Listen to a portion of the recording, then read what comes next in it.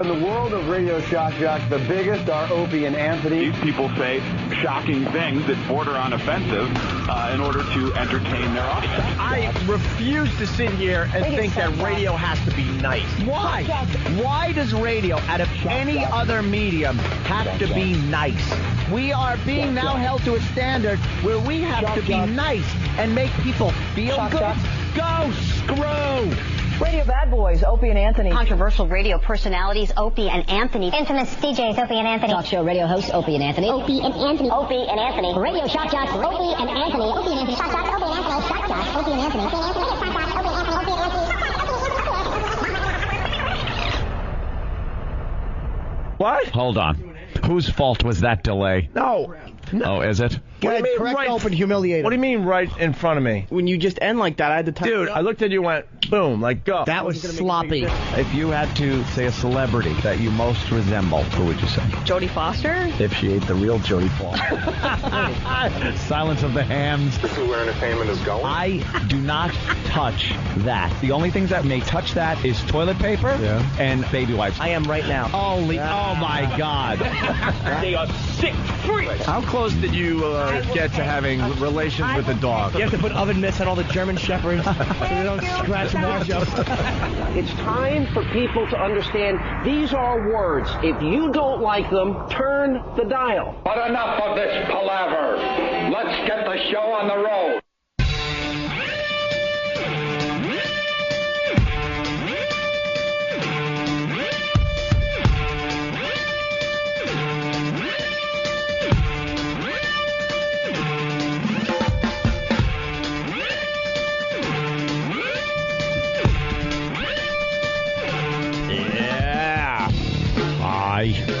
Back. Morning.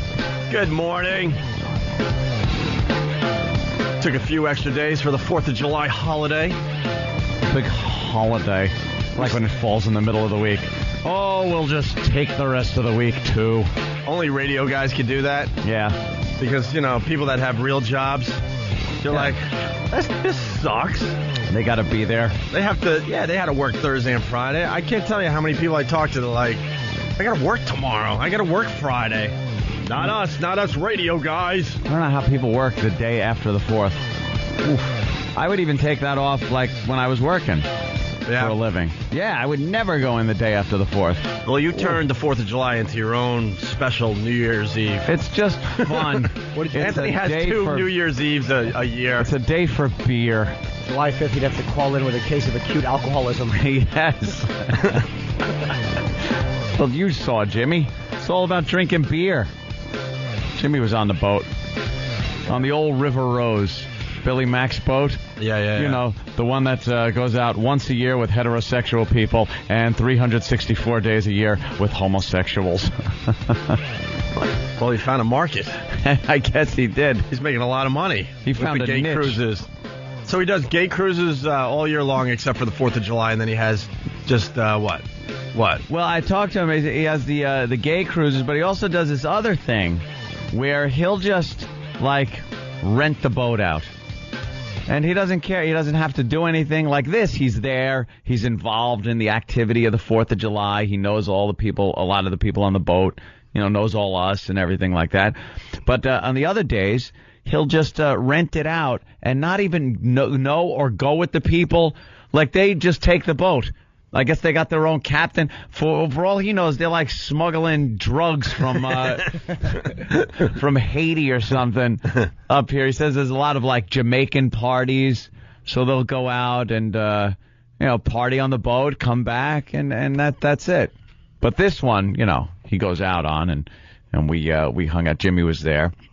Yeah, fun, Jimmy. Fine gal. Yeah, actually, me and my girlfriend had a good time. We didn't argue and had fun among the alcoholics. It was what a bunch of drugs. That's all I was thinking was like, does that really suck for you to have to be around just drunken people? Nah, she doesn't drink, so it was cool. Like, it doesn't bother me. I'm used to it from comedy. I mean, they're all drinking, so it's like, I don't. Yeah, but that's like the crowd you're in front of. It's not the people you're hanging out with. You don't have to hang with the drunk crowd that you've just performed in front of. Well, but like to hang out with. You can't go anywhere. Yeah. You know what I mean? Trapped on a boat with drunks. Start thinking Natalie Wood didn't have it too bad. Threw herself in. See, I always need an escape route. Yeah, you need a way off. Oh, yeah. Like, I could easily hang out with the alcoholic. It's a short swim. But I need an escape route when it gets too much. It's just the river. We're in the middle of it, so it's a short swim over to the FDR. Yeah. Whatever you want to do. And if you have any doubt that we come from apes, like as a species, just look at people on the 4th of July. It's like thousands of people stand there to look at colors and then take their dumb lawn chairs and go home. It's like, what's the matter with us? The sides of the East River are just packed with people on the Manhattan side and on the Retard Island side, Roosevelt Island, just packed. And like Jim said, they just stare. Ooh, ooh, and then they just go away, take their possessions and leave. And the boats turn around and they go back, you know? It is kind of stupid if you really think about it. It really is. Like, that's why I think the drinking comes in handy. There's a lot of... Then you're able to just There's a lot of... drink. Ooh, Ooh. I think the most entertaining part, though, is riding the boat back. There's a lot of boats that come back to the marina right there behind Shea Stadium, and it makes a lot of waves. It makes the water's a little choppy. How many people were puking? And not puking, but drunk people, old people trying to dance is hysterical. Because I'm standing there looking, holding on, going, oh, here comes a good one. Here comes a good one. And the boat will just rock over sideways, and you'll see a whole bunch of old people just shift over and hit the tables, fall on their ass. It's just hysterical. There was an old lady who was dancing all night, and she was having a ball. And at one point, as we're coming back, those boats were going by, and she's standing by this awful metal stairs. Yeah. And I said to my girlfriend, that lady is in position to give me the greatest moment of my life. if just one wrong wave hits, if she would have went backwards with that little thing tied around her neck, I would have retired from living. A little American flag thing tied around her neck. And just, to see her fall back on the stairs and see those, like, old people stockings sticking up with their old people high-heeled shoes. Just, and here, what a blast. And then the fish, go take a peek, take a little nibble. Nibble. No, she wouldn't have fallen into the water. No, this would have been a great fall down metal stairs onto the floor. To the other deck, to the deck below. That would be better than going in the water, though? Well, in the water would have been good, but we couldn't have seen the aftermath. And you couldn't have heard the clanking. Yeah. I wanted to hear the old lady clanking. Down the gangway. Yes, we had fun on the 4th. Everybody was there from the show. Our own E-Rock was there. Was present. Nathaniel. Our drunken staff was there. Yeah. By that I just mean Danny. It was fantastic. And then we go out afterwards because now there was a mistake made last year.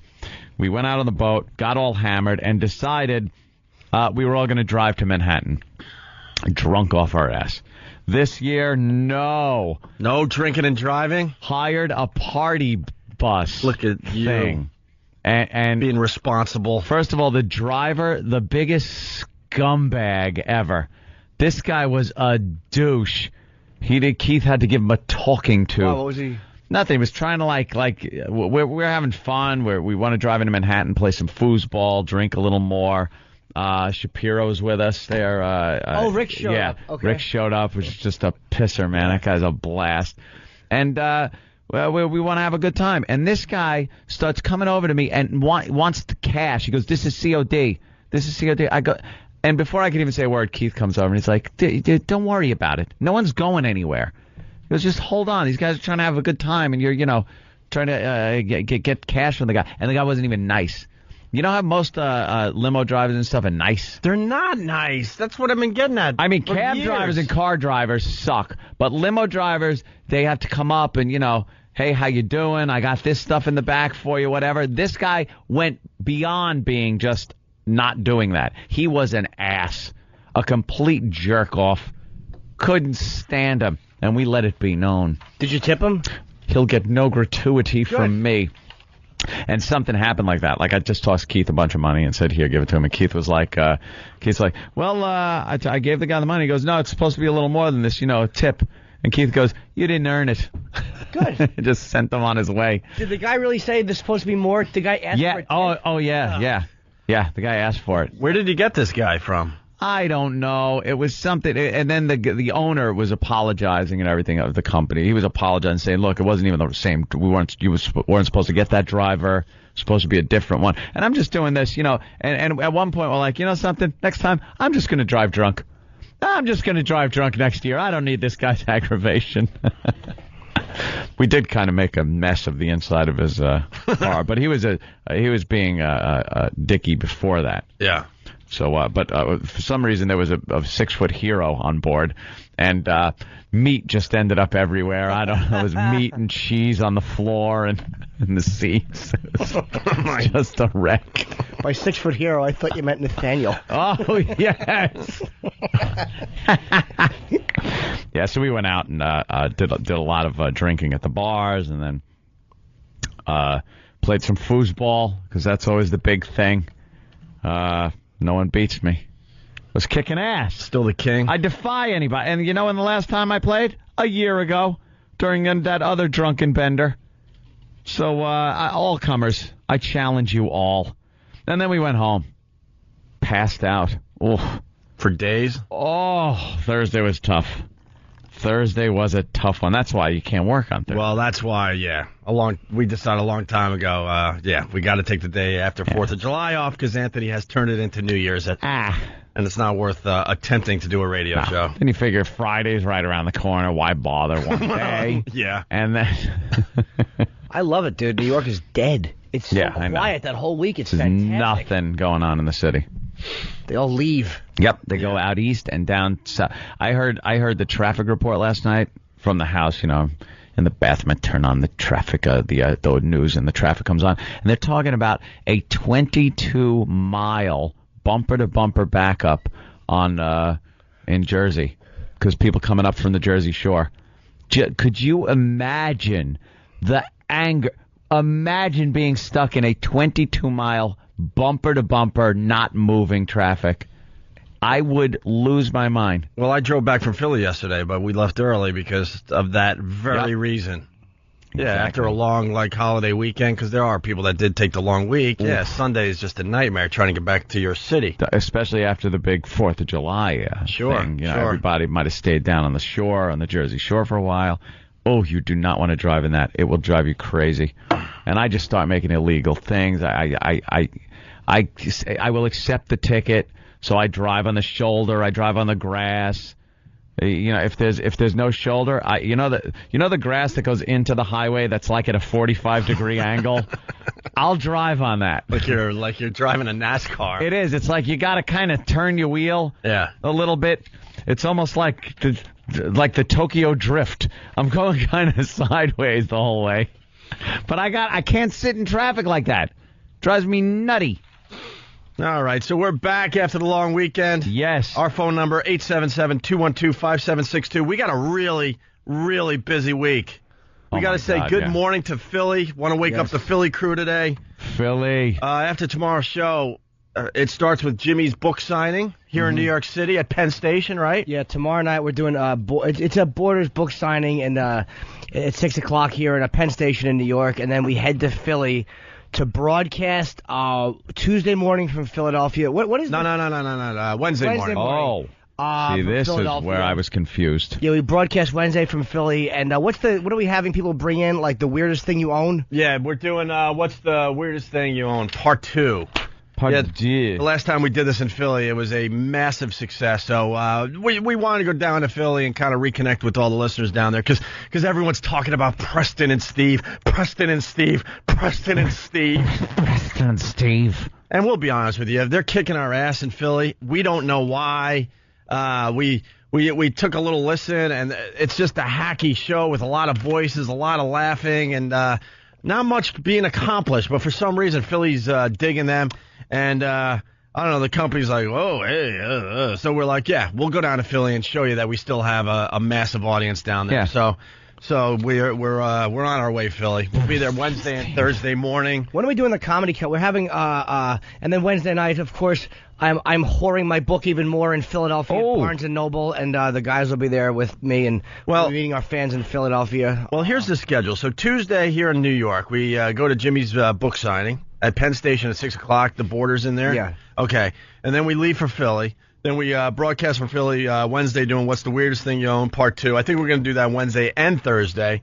And then after our show Wednesday morning, then we go see how the Wow Motorcycle Run's doing, because Keith is doing that from, New York to Philly this year? Yep. All right, so we'll be down there in Philly. So then we go to that venue to check out all the creeps and freaks and pests of this fine radio show. So we'll do a little partying with that, and then we're off to your book signing Wednesday night. Where is it in Philly Wednesday night? It's at the Barnes and Noble on Walnut Street. Walnut Street, nice. It's 6 o'clock. Yeah. So and then I know Thursday morning we broadcast from Philly again. We're having this contest. Do we have the comedy contest too? It seemed like the young comedian in Philly. Are we doing that? Yeah, YSP came up with something pretty cool. It's the O&A Amateur Stand-Up Comedian Contest. So if you got any comedic chops, you come by the station on Thursday morning, you do a little act for us, and whoever wins that, I think, gets an opening spot at the Virus Tour when we hit the Tweeter Center in Camden. The coveted opening spot for an amateur. Yeah. Well, that is quite the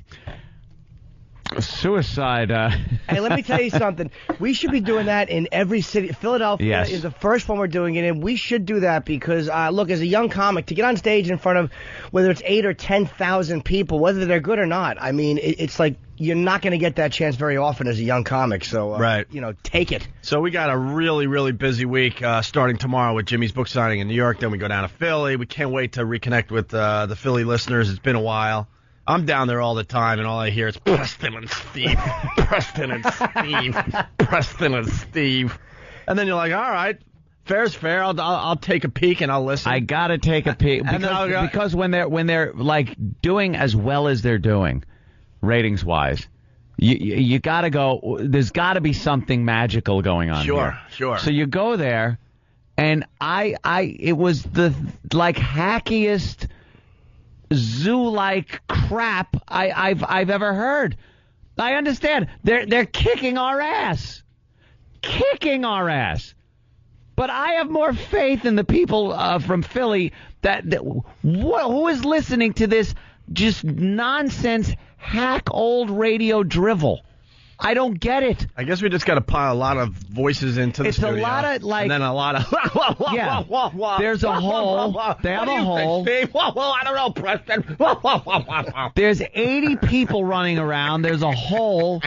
They're constantly giving crap away, so I guess that gets people. Let's play a song parody. A lot of song parodies with, here's our live dirty song parody. Dirty words. What do you think, Preston? Well, I don't know, Steve. I just didn't get it. I was like, the scariest thing you can imagine is to tune into a show like that you've never, because I hadn't heard it. Yeah. And go, oh my God, they got it. They hit it on the head. This is why. But then you're hearing this morning zoo garbage, and they're kicking our ass. Maybe Morning Zoo is in. And Shock Jockery is out. If that's, I don't care if Shock Jockery's out, but how about just talking like human beings and not having to yuck it up and throw on song parodies with the, believe me, song parodies got me into the business. They're to be used very, very sparingly. Every day. Let's play our 4th of July song parody. What do you think, Preston? Well, I don't know, Steve. All right, Steve. Let's check with the 80 other people that are running around. I don't know. Hey, where's Gearbox? I don't even know. Oh, but there's always there's people with wacky names. Do they have a tank? Maybe we need to give everybody a wacky name. Well, Opie's pretty wacky. That's just you've been your name for years, though. Oh, all right. When you were a kid and stuff. I say we do something special, like in honor of Philly. Every day at 7:10, we all put oil on our hands and slap Eric right in his face. Nice. All right. That'll be our 7:10 feature every morning. I think we need more phony phone calls. Phony phone calls. We need phony phone calls. That, by the way, you can't what do you think, anymore. All right, Steve. And can I explain the phony phone call to people? They are indeed just that, phony. You're not allowed to do them anymore. So what you hear is like it's fake. It is a staged thing. The FCC does not allow you to do phony phone calls. You cannot record people. It's under the wiretap rule. Only the government apparently can do phony phone calls now. That's it. All right, well, so, Philly, we're coming your way to prove that we still have a massive audience down there. Hey, I'm down there all the time. I know there are people listening to the show. I haven't been to Philly since New Year's Eve, man. Like, I am even in Philly long before that, I think. We have a controversy down there, which we're trying to get. We can't stay at the hotel we stayed at last time because we had the nerve to come on the air and tell the truth about the room service and how badly it sucked. So we're trying to get audio from that, too. We had a controversy going on in Philadelphia. Little controversy. I read the emails. Poor Karen Buck down there at WISP. She's a true soldier of the Opie and Anthony show. All of a sudden, an email goes out, I don't know, like Thursday or Friday last week. Oh, my God, we have no hotel for you guys. No hotel. Because you guys trashed the hotel you were in last time. No one wants you. No one wants you. We're in a panic here. Room service was we literally waited 2.5 hours. They got it wrong. We called back. They said, well, we're closed. It was a nightmare. Yeah. It was really bad, and then by pointing it out, they tell us we can't stay in there anymore instead of fixing your goddamn problem. So that's the beauty of a radio show. Like if you do good, we're gonna tell everybody, and it's gonna help your business. But if you do bad, we're gonna tell the story as well. There are consequences. Yeah, if they had really good room service and everything was done properly, they would have got praise from us and maybe a little business out of it. So all of us are trying to. It works. All of us were trying to figure out what we each said individually. Well, someone said that we all said something like, I didn't say crap. You don't think you trashed them? Because you two are the room service guys. I'm the room service guy. I don't really too. Jimmy's room service. You guys are late night room service guys. I'll get a bite to eat, maybe a little dessert in my room, but maybe that wasn't good and you trashed them. Well, E-Rock is saying that I trashed him too. I'm really surprised. I want to know my participation in the trashing of the Philly hotel. Not only did I trash them, but I said to the woman on the phone, because I knew I was going to trash them the next day, I said, remember this phone call. Oh. I want you to remember this phone call, how horribly you guys have been. They sent security after you? No. It was never. Did the hotel dick come up? The hotel dick. Yes, Daddy. No, I was not threatening, but I always tell them, like, look, I always put it in context. I'm going to say, look, I'm going to tell the truth on the air. I'm not going to slander you. I'm going to tell the truth. Right. Remember we had this discussion. And then they're like, all right. Click. Yeah, and then they remember the next day. They remember when they hear it. Ramon wants room service. Ramon.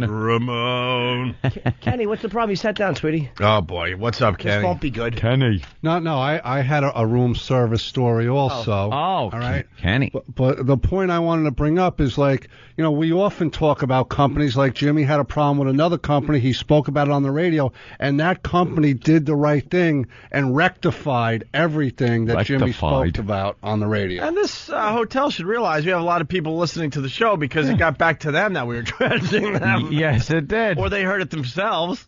I think maybe a few listeners probably called. Well, I don't want to say the name of the hotel. I just want to know, like, if anybody knows a place other than the Sofitel that we can stay at, we would like to stay there. Yes. I'm not saying that that's the place. And I'll be honest, it's too bad because I like that hotel. It's in a nice area of Philly. Yeah, and, right. You like to eat early, but if you want to eat late. Yeah. If you come home and want a little snack, a little tidbit while you watch a movie. Yeah. You're done. Poor Karen Buck. Now she's sitting there in Philly going, no, please, no. She doesn't need the Sofitel. She lives in Philly. Oh. Yeah, good point. All right, we're getting started, but it's a very busy week, so I hope you guys follow us throughout the week because we got. Stay tuned. A lot of action. We got lots of things to accomplish this week. And can I point out what sissies we are as like a radio show? Like rock stars get thrown out because they throw a couch through the window, and they're banging strippers. We said some snippy things about our grilled cheeses coming late. Yeah, I know. All of a sudden we think we're badasses. What a bunch of fruit. Keith Moon lobbed a TV set 40 stories down into the pool. Led Zeppelin was fishing out of their hotel window or something, weren't they? And oh, I don't like my onion rings. Yeah, there wasn't enough granola in my yogurt treat, madam. You're supposed to send up assorted jams. In my parfait. My parfait was a little warm. I'm angry. We are fruit. They really fast. Just an observation. I was at a house warming party over the weekend in Philly. And it got to about 2:30 in the morning. I just remember this. And all the dips that were left outside, like the party started at 2 in the afternoon when the sun was beating down 95 degrees. Yep. On all the dips. The mayonnaise dips and the taco dips and all the nice onion dip, all that stuff with the milk products. 2:30 in the morning, everyone's getting the munchies, and I really wanted to maybe get some calls from the people that were at this housewarming party because they had to be just deathly sick yesterday. Because at 2:30 in the morning, they decided to go for the onion dip and all these dips that were out in that horrible. I don't know. It tastes a little tangy. Tastes a little tangy. I actually heard someone say this dip tastes like fish. Oh, you don't want it to taste like fish. I overheard someone who was just hammering, going. They were just like potato chips. It might have been like an onion dip type thing. Going, wow, this dip tastes a little fishy. It was out in the sun for like 12 hours. And nothing worse than having a nice humid day when you have a party and eating the chips that turn into mini sponges. There's no crisp left to them. Everybody's dirty hands reaching into the I know. All right. Let's take a break, get into some things. Live Earth, what can I tell you? Global warming that problem is now solved because a few bands got together and performed. Thank God the problem is now solved. We don't have to worry about our cities flooding because of the melting glaciers. Yeah, we'll get into that and some other things. But we want to say good morning to Philly. Philly, we're coming your way Wednesday and Thursday morning. We'll be at WISP. And they're trying to control it for some dumb reason. The stupid corporate lawyers are getting involved again. Remember the last time we broadcasted from Philly, there were hundreds and hundreds of people outside the studio. They set up tents and closed-circuit TVs. It was just insane. Yep. Actually, that was last summer when we went down for the virus tour. Yeah. This year, they're trying to get a controlled atmosphere with a listening room and... Oh, God. We don't like control. We don't like control. Control stinks. They're in a different building. Oh, well, whatever. How about that? Whatever. Why'd you have to say that? I'm just saying. Why don't you put a tie on and go down to Washington and work for them? You'd fit in perfectly. I object. No, see, I see it their way because they're in a different building. No, they're going to make it fun. I hope so. The contest thing they wanted to get involved with. Well, we could get into that as the day goes on as well. All right, it's Opie and Anthony. Good morning. Welcome to the Opie and Anthony show. We're heading down to Philly. There's a little controversy because the hotel we usually stay at doesn't want us anymore. We're not welcome. And I was shocked that I was talking to Karen Buck and some of the people down there at WISP. And I guess we gave them a talking to on the radio after the last time we were in Philly. Yes. And I'm like, no way did we. And then E-Rock is saying that we all trashed this hotel. So E-Rock is getting the audio together. Yeah. He's got a rant from Jimmy, a rant from Anthony, a rant from Club Soda Kenny. Mm-hmm. And then I piped in, I guess. See, I knew it. You were saying you were innocent in this whole thing. Yeah, I mean, I create a lot of crap, but when it comes to hotels, I'm easy. I knew you were in on it. I'm easy. We all piped in because it was just a bad experience for everybody, and I knew you would have piped in about it. All right, E-Rock is working on that. We should have that soon. Hey, what kind of prize do we have for these people tomorrow or for Wednesday and Thursday? Do we know? I don't know, Jimmy. Do we have a gift? I don't know. They're working on that down there. That's their thing. That's YSP's thing to figure out. But that's what they do. Yeah, but we're pretty good with prizes. Why don't they tell us what it is so we can announce it? I'm sure that Karen Buck will find something nice. All right, sure. Karen, give us a call and tell us what the prize is. Let Karen call and tell us. Tanya naked. That's what I want as a prize. Tanya from YSP just naked. Oh. Does she still work there? Stairs. Yeah, I think so. All right, good. I hope so. If not, rehire her. Just so she can kick me down the stairs nude and then fire her. Hey, the Redneck Games. Now, you might think, the Redneck Games, whatever. But here in New York, they did a little news report on the Redneck Games. The news report. And the boys, they plopped this down in front of me. I'm like, who gives a crap, you know? Stereotypical, redneck things to do for the Redneck Games. And I'm thinking, whatever. But then I think it was Stan goes, no, listen to the news reporter. The news anchors. The news anchors. Where is this from? Channel 11. Oh, so is it these anchors right here? Yes. Oh. Yes, it's those two on the left. So we have an African-American gentleman. Yes. And a woman of questionable ethnicity. And some thing. I don't know what she is. I'll tell you the truth. Well, we're all going to look like her in another 100 years. Yeah, the that whole old planet. gag. Anyway, because we get along so well now. They did their report on the Redneck Games and listened very closely to the news anchors' voices. Okay. It's a black guy, and I don't know what she is. She's a mix of a bunch of things. Yeah. I do believe. And nothing says summer like fun in the sun. Hey, boy, I tell you, in Dublin, Georgia, they kicked off the Redneck Games. Gotta love them. Yep, you heard right. It's called the Redneck Games. Thousands celebrated with activities such as bobbing for pig's feet, mud pit belly flop contest, seed spitting, and, of course, an armpit serenade. That's where people are married to their sister. Price of admission was $5 for adults, and enjoying an armpit serenade, priceless. Can you give me an armpit serenade? I don't care who you are. That's funny right there. Get her done. You gonna give me an armpit serenade? No, not today. Maybe later. Okay, terrific. Interesting. And can I tell you one thing? If a black guy is hearing that type of accent talking to him, it's never pleasant. It's never like, I sure am glad you moved in next door, neighbor. Can I help you with your possessions? This country is just insane. We have lost our minds. Yeah. Someone out there, one lousy person, explain to me why that's okay, but dumb Imus and his stupid little comment isn't. I'll explain. You can really explain this. I absolutely can. Okay. Go ahead. Because I'm appearing on CW11 tomorrow morning at 6:45, so I think whatever they do is fine. You are? What do you mean? You have a radio show to do. I'm going to promote the radio show. It's all about the radio show. Oh. So you're not here tomorrow? Of course I am. They're like right on the street. You got to just run down the street. You're going to run? You're going to be on, and then you're going to talk about Jill Nicolini? Yeah, I'm going to tell her that we have a guy named Iraq who's just stalking her and who's really creepy and uncomfortable. All right, that'll be very funny. Yes, believe me, it's going to be all about you tomorrow. Horrible things we could tell Jill Nicolini. Wait, so you're leaving the radio show to do TV, and then you're going to come back to the radio show? That's what I do. See, I told you we have a busy week. Yeah. I told you. Very busy. But yeah, it's amazing what you can get away with. How come Black Guy could do that redneck voice? Now, it wasn't Southern. It was redneck, right? Yes. Yeah. Okay. Talking about marrying your sister. All the stereotypes that go along with white trash. Well, that's what Reverend Al gets outraged by, the stereotypes and all that. But this is okay. It's because you know what it is? White people just don't have the time or interest to just fight these things.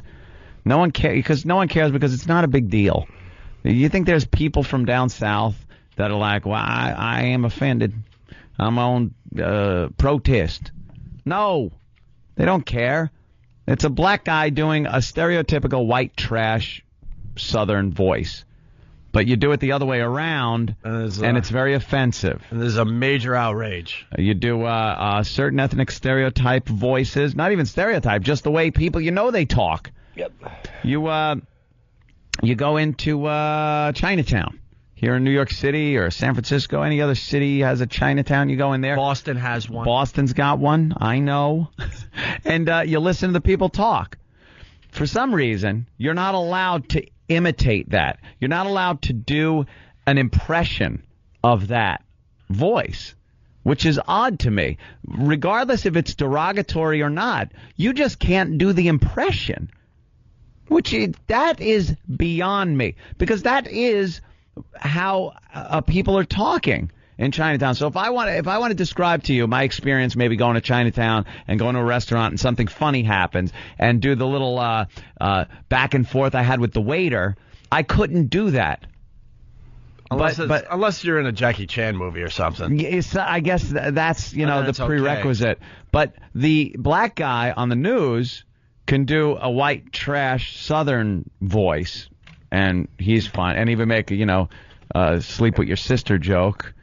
That was the woman that said that, but I mean, Do you know a very wise man, a white gentleman, told me recently that there is indeed a double standard, and that until other white people complain, because white people don't care if black people make fun of us, we don't care. If Asians make fun of us, good, go ahead. But well, honey, how many times have you seen that one? Of course, it doesn't bother me. Well, honey, white people. I don't know. The Buick doesn't seem to be starting today. That's like the black comic doing the white guy voice. Interesting.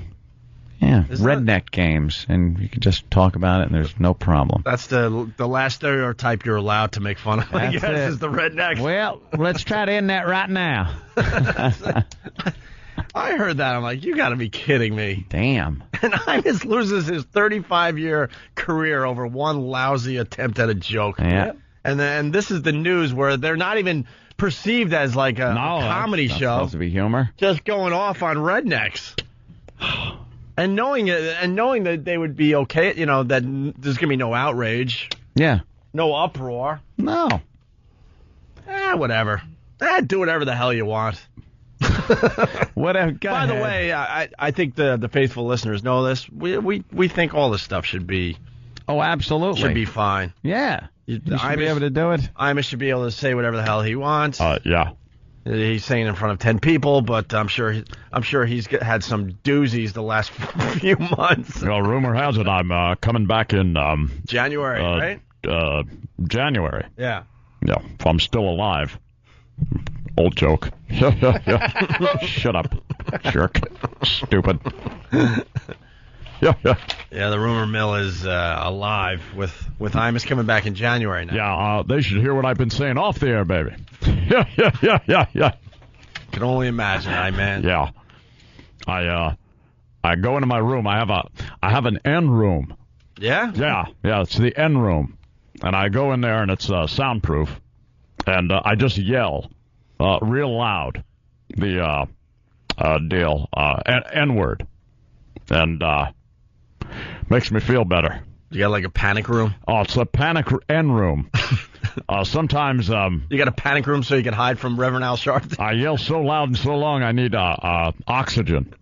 They have to put the oxygen mask on me from when I collapse my lung, and I keep yelling. I can't stop, baby. Do you think he screamed that so loud that he actually partially blacked out on his hands and knees? It was, all of a sudden I started getting tunnel vision and sparkles in front of my eyes. It was like sparkles, and I woke up still screaming the word. Very angry. Yeah. Well, the only reason I'm coming back in January is because I want to scream that word for a few more months. Yeah, baby. You just see him in this big soundproof room. You know those rooms that they have at like NASA? Yeah. With those big cones on the ceiling? I had one built for like $18 billion, and that's just so no sound can escape.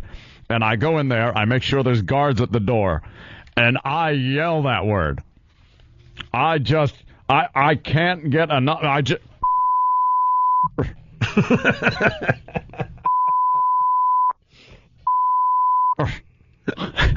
Baby. You're not even brave enough to say Reverend Al. Happened to you? Reverend Al, baby, you're up. See, he doesn't want to say though. Grr. You say like you're going instead of Now, do it right. Do it right, Mr. Imus. Imus doesn't know how much he can get away with, baby. It's kind of I'm not back yet, okay? Yeah, jerk. Stupid. Well. See, you paused, though.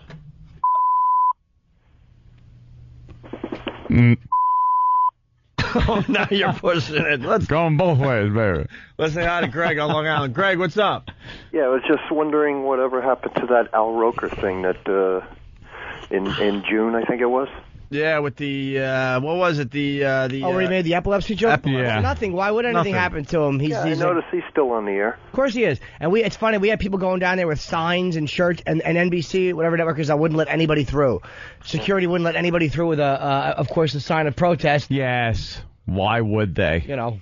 All right, well. No, nothing became of that. No, it's we pick and choose whose careers we're going to destroy. Right. Yeah. We will go after the black news guy doing the redneck voice today. No one will even care. Won't even be a mention in the paper tomorrow. As was pointed out to me by a very bright white gentleman, since white people were the oppressors, we kind of have to like take the brunt of the jokes and not be able to give them out, and that was actually said to me. Mm-hmm. And that's the way corporate people think. Yeah. You know, there's a funeral set for the N-word. We got it right here. Do you have information on that? Well, Good. members of the NAACP are... Oh, by the way, same guy.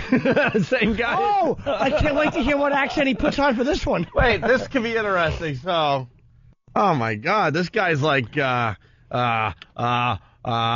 was gonna go with like an old impressionist. Rich Little. I didn't want to go with Rich Little though. Guys, Yeah. I just locked myself in my room with this story coming up. I think I'm gonna have to be in the room when I hear this. A funeral for the N-word? Yeah, funeral for the N-word, Mr. Imus. Isn't something supposed to be dead before you bury it? Instead of alive, well, and kicking like a healthy horse?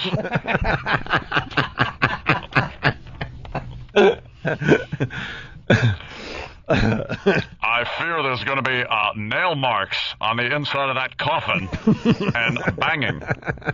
I hope the N-word knows that little kung fu punch from Kill Bill. Yeah. Because it's going to have to get out of there. Yeah, we're burying. Yeah, baby. We're burying the word alive. That's for sure. Very alive, baby. Here's That's like Uma Thurman. What? That's like Uma. Yeah. And Kill Bill. Sure. Yeah, she was buried alive, and she had to punch her way out. Yeah. I think the N-word's going to have to make that short fist punch. Get out of there, baby. Come on, N-word. Where are you? Get out of that. Come on. Come on, baby. You can make it. Come visit me in the soundproof room. How could they bury the N-word if it's here in this room with me? All the time. It is. Yeah. Oh, shut up, stupid jerk. Well, here's the news guy that did the redneck voice. Listen to the redneck voice again. Well, members of the NAACP are laying the... Sorry about that. This one. And nothing says summer like fun in the sun. Hey, boy, I tell you, in Dublin, Georgia, they kicked off the Redneck Games. Gotta love them. Yep, you heard right.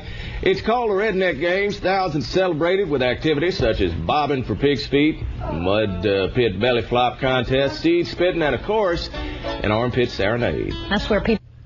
That's the same guy that's doing this story. And they're playing the Deliverance music in the background. That's nice. It's all some fun production guy over there goes, dude, I got the Deliverance thing. Oh yeah, play that over it. It's fine. I do a great impression. Whitey's not outraged. You go make fun of us all you want. Yeah, we don't care. Oh, you silly goose.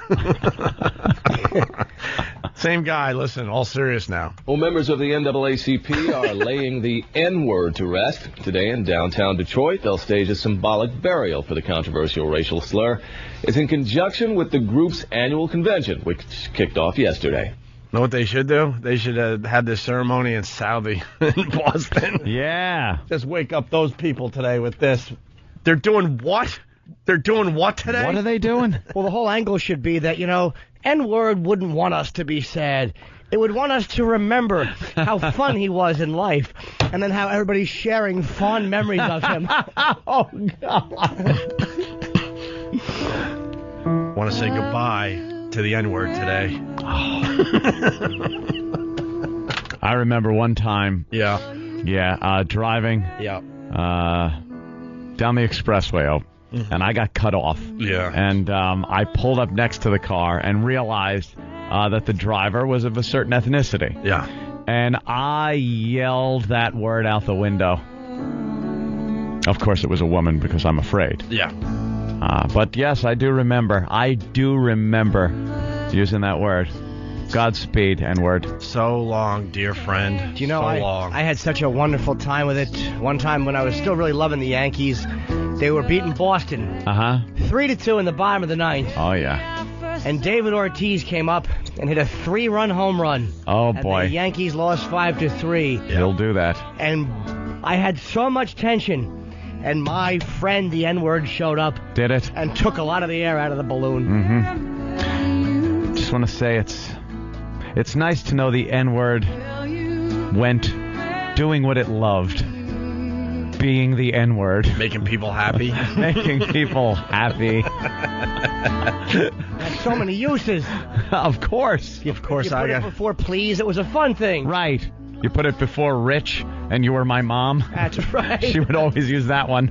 Or if you put it before rig, something was getting fixed clumsily. And we've all passed a joint around, haven't we? Hey, don't lip it.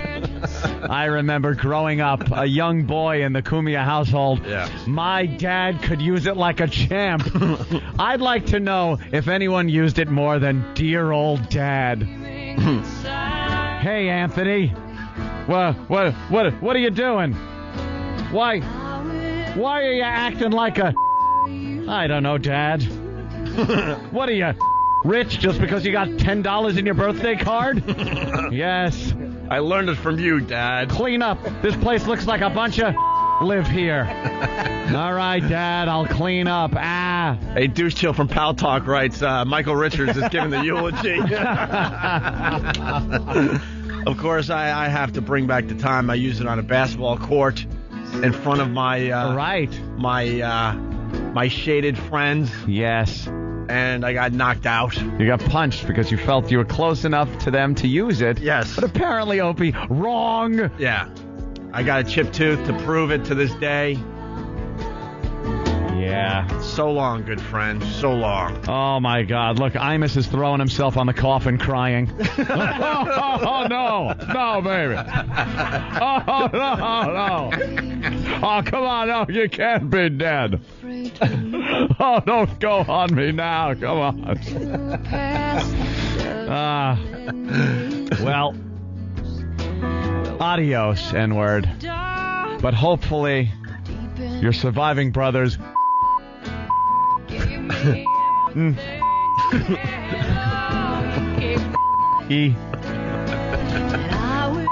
Abu.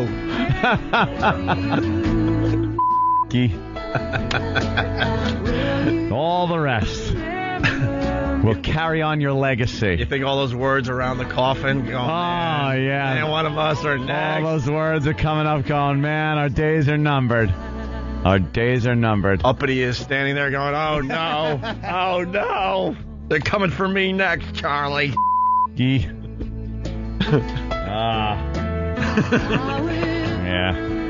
Well, survived by at least 8 other epithets, yes. It's a shame. They'll all be looking at him in the coffin. God, he looks so good, so happy. Look at her. So young, so full of life. Yeah, still so full of life. So many more reasons to still be here. But, alas, we are burying the N-word. Steve from Bayshore, the N-word is somehow going to prove there's life after death. He's a funny bastard, man. Damn you, Steve. There you go. Yes. Goodbye, funny man. Well, people have their own remembrances of the N-word. What is Preston and Steve doing today, E-Rock? I know they gave away Rush tickets. Ugh. Stupid Preston and Steve. Oh. We're coming your way, Philly. Wednesday and Thursday. Show up at the station. What kind of chasers are we going to set off on 4th of July? I mean, it ruins the entire holiday. Who is there to chase? Just doesn't sound the same without it. But we're laying it in the ground. It's being buried. Damn. See, they have giveaways, that's why. That's why Preston and Steve are kicking our ass in Philly. We're going to figure this out. They got giveaways. We don't give away stuff. It's alive. It's alive. It's alive. Life. Yeah. Or there'd be like all these zombie movies. Franken. That's I brought it back to life, and Franken is he's back alive again, and the bride of Franken, and And now he's pissed. Yeah, jerk.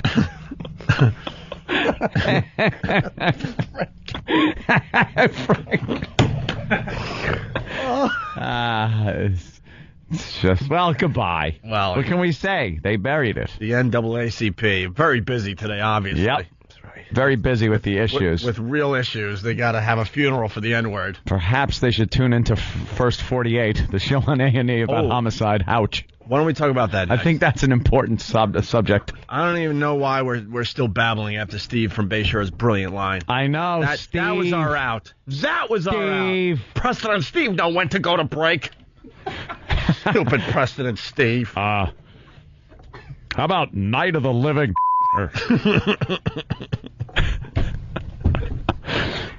Zombie come up and try to eat you. Yeah. Yeah. They walk the earth. Yeah. I ain't giving up so easy. Adrienne Barbeau is doing that new movie. She's redoing it. It's about the creature in the lake. It's called Swamp.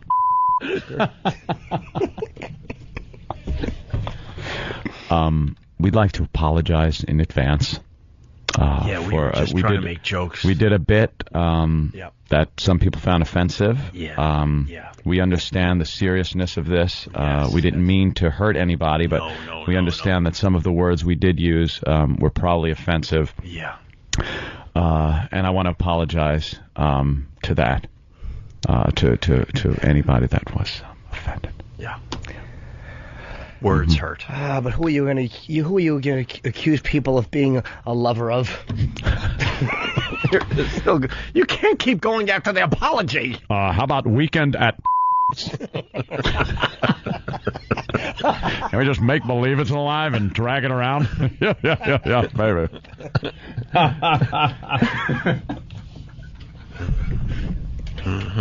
When there's no more room in hell, the will walk the earth.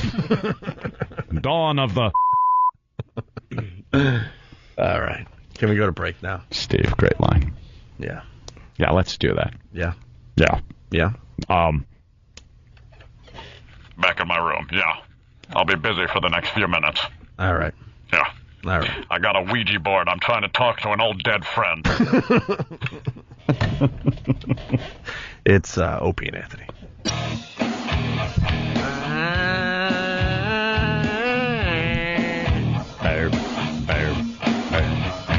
Preston and Steve don't sing along to songs. Maybe that's it.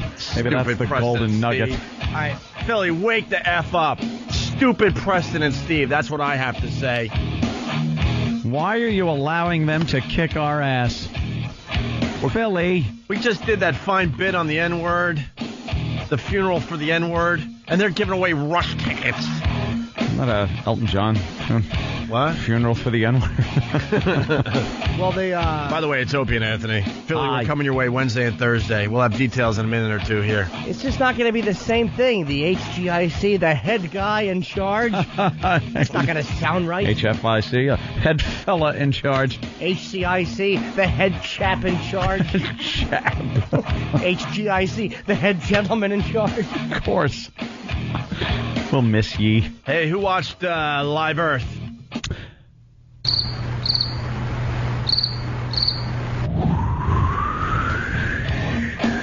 That's our Live Earth break. Thank you. Yeah. Thank you. God, I could have cared less about it. Stupid Al Gore. Bore with a boring festival. Oh, it was going to be a big success. Come on, big success. A lot of people are interested. It's really going to help. It's going to help. And stop. Oh, no. I stopped on stupid Madonna. With her old lady legs. What he should have called it was Live, I'm bored because I lost the election a few years ago. Because that's the only reason he's involved in this crap. Is because he has nothing else to do. How about Live, I should pay more attention to my son. Oh, Jesus. First of all, Steve, I never knew a Prius could do 100. Yeah, no Apparently kidding. Al Gore's son got up to 100 in a Prius. Got pulled over. Yeah, he was in a Prius. And he gets pulled over. Yeah. And the cops were going through some of his stuff, as they will do. Find out he had some dope on him. A little bit of the dope. Was it prescription or was it? He had like some prescription drugs, which are always fun, recreational. Did he have pot too? I think he had a little of the weed. He had a little of everything. Some reefers. Yeah. But Al Gore, well, he's trying to get something done as we just sit here and make fun of it. Absolutely. That's the way it should be. But it's just... Hey, you. Yeah. Don't you give up. It's not so bad. There's still a chance for us. Hey, you. Is there? Just be yourself.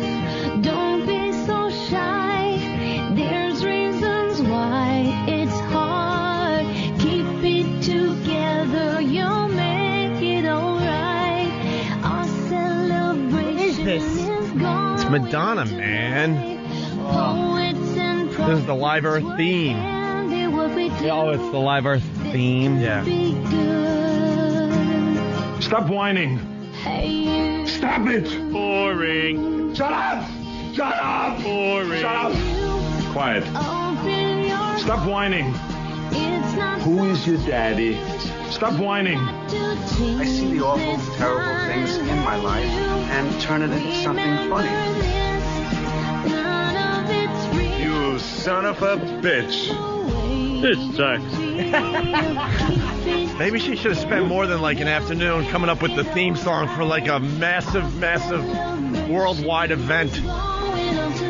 This sounds like she came up with this like in an afternoon. Boring. It's a dirge. Does Homer have an opinion on it again? This sucks. Hello? Hello? This sucks. What the hell were you thinking? Save your soul, little sister. Ugh. Save your soul, little sister. No. What does that mean? Just stop with your friggin' overblown sense of worth. I kind of took a peek at this Live Earth over the weekend. I'm thinking, just like pretty much everyone else out there, how much fuel they wasted. Yeah. And, oh, my God. I mean, everyone knows the big story was the 250,000 air miles that they all flew to get there to the various locations, these celebrities. Yeah. Were they on commercial airliners already going there? I have no idea. No, they had private jets out the you know what. The wazoo. Out the wazoo. It's just one of these things that, like, we just run out of causes that... No, it's not even that. We're just pompous. Like, if you're going to put on a Live Earth concert, then, like, go old school and, like, don't plug in, do it in a field you know what I mean? Yeah. Instead of this over-the-top production that is just polluting everything. It's also this whole thing. I mean, it's still, and people will argue this, but it's still like speculation. What the impact? It's not. What the impact will be on the planet, on humanity, as far as this alleged global warming goes. Things like Farm Aid. There was some farm family, eating dirt, and they decided to do something about that.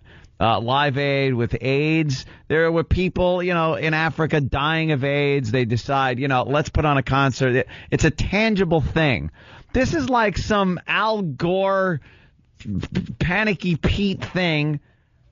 What are they putting on a concert? So in 50 years we could say, you really don't. Wow, you really don't think we're having an effect on the environment? Of course we are. I've always said, but that's what we do. That's part of everything has an effect on the environment. The friggin' ants do. Do you think the ants are holding a concert because they take too many cricket legs? We could go into... This is what we do as people. We burn things. We need fuel. We pull things out of the ground and build things that fly with them. We're amazing. We could move into Pot Talk, because this is Pot Talk Monday. It is I bet you Preston and Steve aren't doing Pot Talk. They're doing a song parody. The whole wouldn't allow Here's it. our Live Earth song parody. Oh, God. Enjoy. We don't want to advocate drug use. If we really want to, well, I'm just going to go with your thing. Uh-huh. I just, took a little toke. do a little pot talk here. If we really want to solve like global warming and stuff, we have to make some real sacrifices. You know what that is, right? What? We got to off 10% of the population. I'm for it. I am so all for that. But that's a real solution. You know what else? Because no matter what we do, we're continuing to multiply, taking over the forest, eating all the animals. We're just destroying this earth. We're the problem. Humans are the problem. We don't destroy the earth. We change it until it kills us. Right. And then the earth is fine. It will still wing around the sun, and everything will grow, and all this crap that we built will go disappear, and something else might pop up, something might not. Maybe it'll be like Mars, and it'll be like, hey, did something ever live there? Right. I don't know. But for the most part, we're trying to save ourselves, not the planet. We're not saving the earth. This isn't, man, save the planet, man. The planet's great. It's a very strong planet. It'll do whatever it wants. You see that tsunami? You see what it did? Yeah. That was a little whoosh. That was a little whoosh. That was nothing on a planetary scale. That was a little shake of the tail. That was it. Nothing. 250,000 people dead.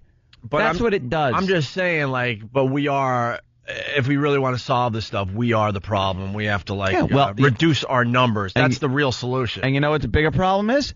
Your countries like China, India, countries that are just starting to get the hang of this getting into the 20th, never mind the 21st century, and setting up these huge power plants that are powered by coal, and they don't put filters in any of their factories. We're sitting here on gas that's like $70 a barrel because we can't build new refineries because of our environmental laws. Meanwhile, China and India and other developing countries are they don't care. They're burning their own people. They take their dead and shovel them in and power the rest of the country with them. You think China gives a crap about their emissions? They're just trying to make a factory that could build a rocket. They don't care. They want rockets that are a little better than things that say place on ground, light fuse, get away. They're trying to get into modern times. We're not the problem. The United States really isn't the problem. We love beating ourselves up as a country. The developed nations that sit here and do implement things like putting filtration devices on factory emissions and things like that. We love kicking our own asses that we're not doing enough when the developing world is destroying. They're just destroying. But we can't place the blame on them because they're the poor people that need to, bring themselves into this century. And the second we try to help and go, look, we got a power plant that's a lot better than yours. Look at the imperialists coming in to build the factories so that they can man it and they can get the contracts, the fat oil contract. Matt, there's no winning. No winning. I would love if there was a cataclysmic event. I would hope to live through it so I could be part of this post-apocalyptic world that I think would be fantastic. Oh, nothing but guns and women. Few women. Say broads. but Say broads. We'd have to fight for them. Broads. And cool cars that you shoot from. Things like that, yeah. No! This is not a post-apocalyptic music. Save your soul, little brother. Save your money and don't buy this album. Yeah.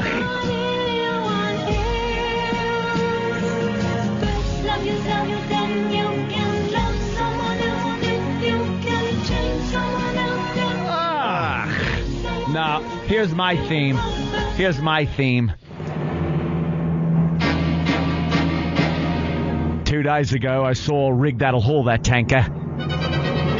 You want to get out of here? Talk to me. That's what I want. Mad Anthony. No! This stinks.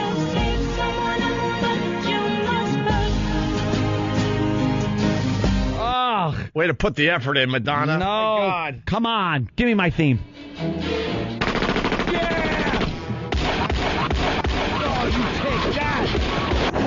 bitch is mine. That's what I like. Oh, yeah? Whoa! Oh, I'm kicking ass. I'm taking broads. This is wonderful. Oh.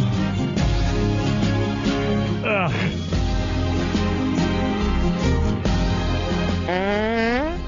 That's what she gets. From all that tofu. Stink. Hey, you. Hey, you. On the fence. Oh, You got a choice. on the fence. One day. How about On she the turns fence. off half the lights in her mansion? And you know what? You know what? That would help. Oh, She has to. She's on the fence. She just has to be straddling something. Right. How about you take Black a horse and fence post. buggy back to your mansion? I liked her better when she was a whore. Exactly. Bustier with large Yeah. metal bosoms. With her stupid naked book, her coffee table book. It will. Go hitchhike topless in your book again. Hey, you. First love yourself. First love yourself. Or if you can. I kind of got excited because when I heard it was "Hey You," I'm thinking, oh, she redid some Floyd for everybody. No. Oh. Because you hear "Hey You" and you're like, all right, cool, and then it's that drivel.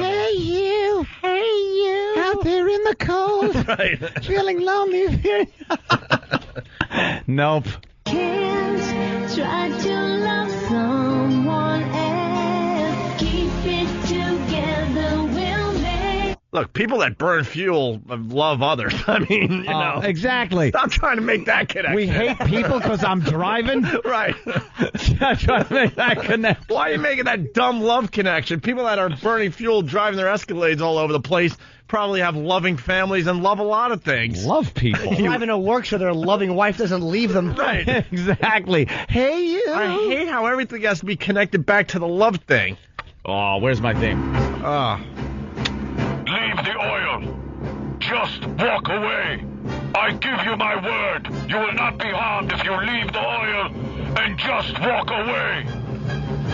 Who is this humongous? He seems like a reasonable man. And then, of course, you know, humongous. He's not reasonable. He'll tie you to the front of a vehicle and then rear end something, and your bloody face print will be on there. There you go. That's the Earth I want. It all right. No. Our celebration is going on tonight. Hey, you. Rise and profits will. You know, maybe we shouldn't crossbow women. This could be good. Yeah, I'm on the fence. Hey, you.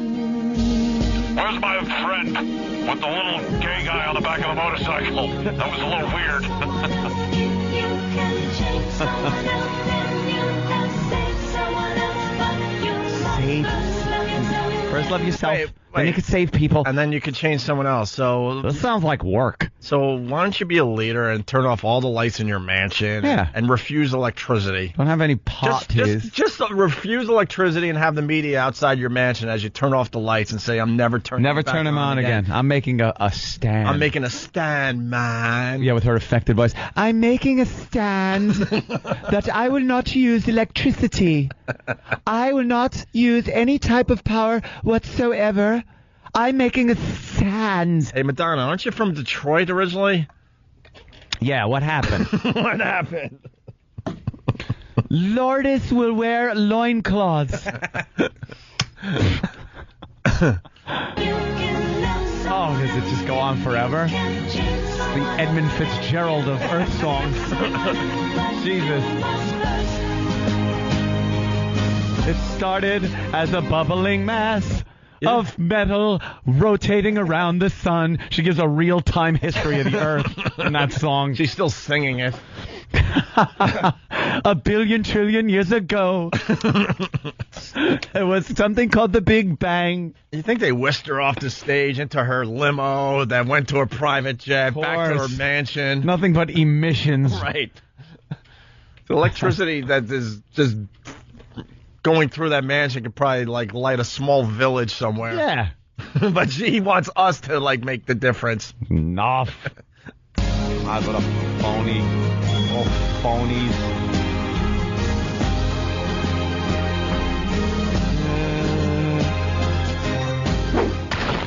Shut up. Oh, God, this dirge. Is it over? She waving her arms in the air, probably left it. Everyone's lighting their lighters and burning up more fuel. They're hoping that she uses like a non-electric razor to shave her pits. Nice photo shoot, stupid. You know what? Now, maybe someone can help me out here, but I bet you while that song was being played, there was some kind of video. She loves video montages to make her point. And there's probably like a video montage of like just smokestacks and pollution, right?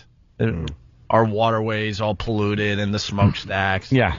I guarantee that she had that playing. Something dirty from like the 30s. It was like the United States industrial age from the 20s and 30s. They're showing old pictures. She flies a private plane. Yeah. Yeah. So shut up. Yeah. She flies a private plane. And Hollywood's just full of hypocrites. Wait, she flew a crew of 100 plus to this event on private jets? I have a very big crew. See, because they're all on the fence. Because I'm more important than you. I love them. She stood there with a I ukulele. sing for your enjoyment. Because you couldn't possibly think of this crap yourself. Ugh. Oh, there's an official Live Earth video. Ew. Oh, great. There's still what? Still a chance for us. For us, U.S., and the S is spelled with a dollar sign. And then they show a montage of us, which is every type of person you can imagine. We're a melting pot. We are. We're a melting pot smoke Monday. What is it? We're a global nation, man. Yeah, that's what we are, man. Oh, all the colors of all the flags of all the nations. John Lennon. This Gandhi, Martin Luther King. Mother Teresa, who was an ingrate, a troublemaker. No one used more fuel than Mother Teresa. She zipped around in that little scooter. I don't know what happened. Here it is. I told Showing you. the nuclear power, and then they showed the man. I knew this would be part of it. Just showing us destroying the earth, man. A hurricane. Did we make those? Oh, well. The space shuttle. Jesus, we're trying to get off this rock. Yeah. Leave us alone. We got to find another planet to destroy. Leave us alone. All right, well. How do they expect the shuttle to get up there with a rope and pulley? It's outer space, you dope. It's going to make a lot of smoke leaving. Happens. It's a lot of weight to get up there. What do flies on kids have to do with this thing? They always got to end in starving African children. What does this have to do? I don't know. Flies are a good source of alternative energy. Of course they are. They don't even know what wings, electricity if they could harness is all those yet. wings.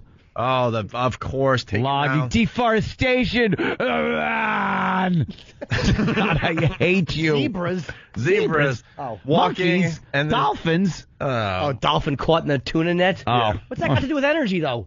Tuna fish don't use electricity. No. Neither do dolphins. Dolphins don't either. And that net, I don't think it uses any electricity. None. All the stuff they're showing will not stop unless we make a major and it's been happening forever. Major commitment and decide that 10 to 20% of us have to go. Dude, they're showing catastrophic events here of hurricanes, tornadoes, floods, fires, things that have been happening forever on this planet, and almost trying to make us believe that we're responsible and we have some say in the matter if there's going to be hurricanes or Are you idiots that pompous to think you have the strength to stop things like that? No, it's great. God, they are morons. No, it's great. Kevin from Jersey. Isn't Madonna a material girl? And she's living in a material world? A material world. And I am a material gal. Well, it's all our fault. They actually showed footage of a dinosaur tisking an electrical outlet. Yeah, we'd have still...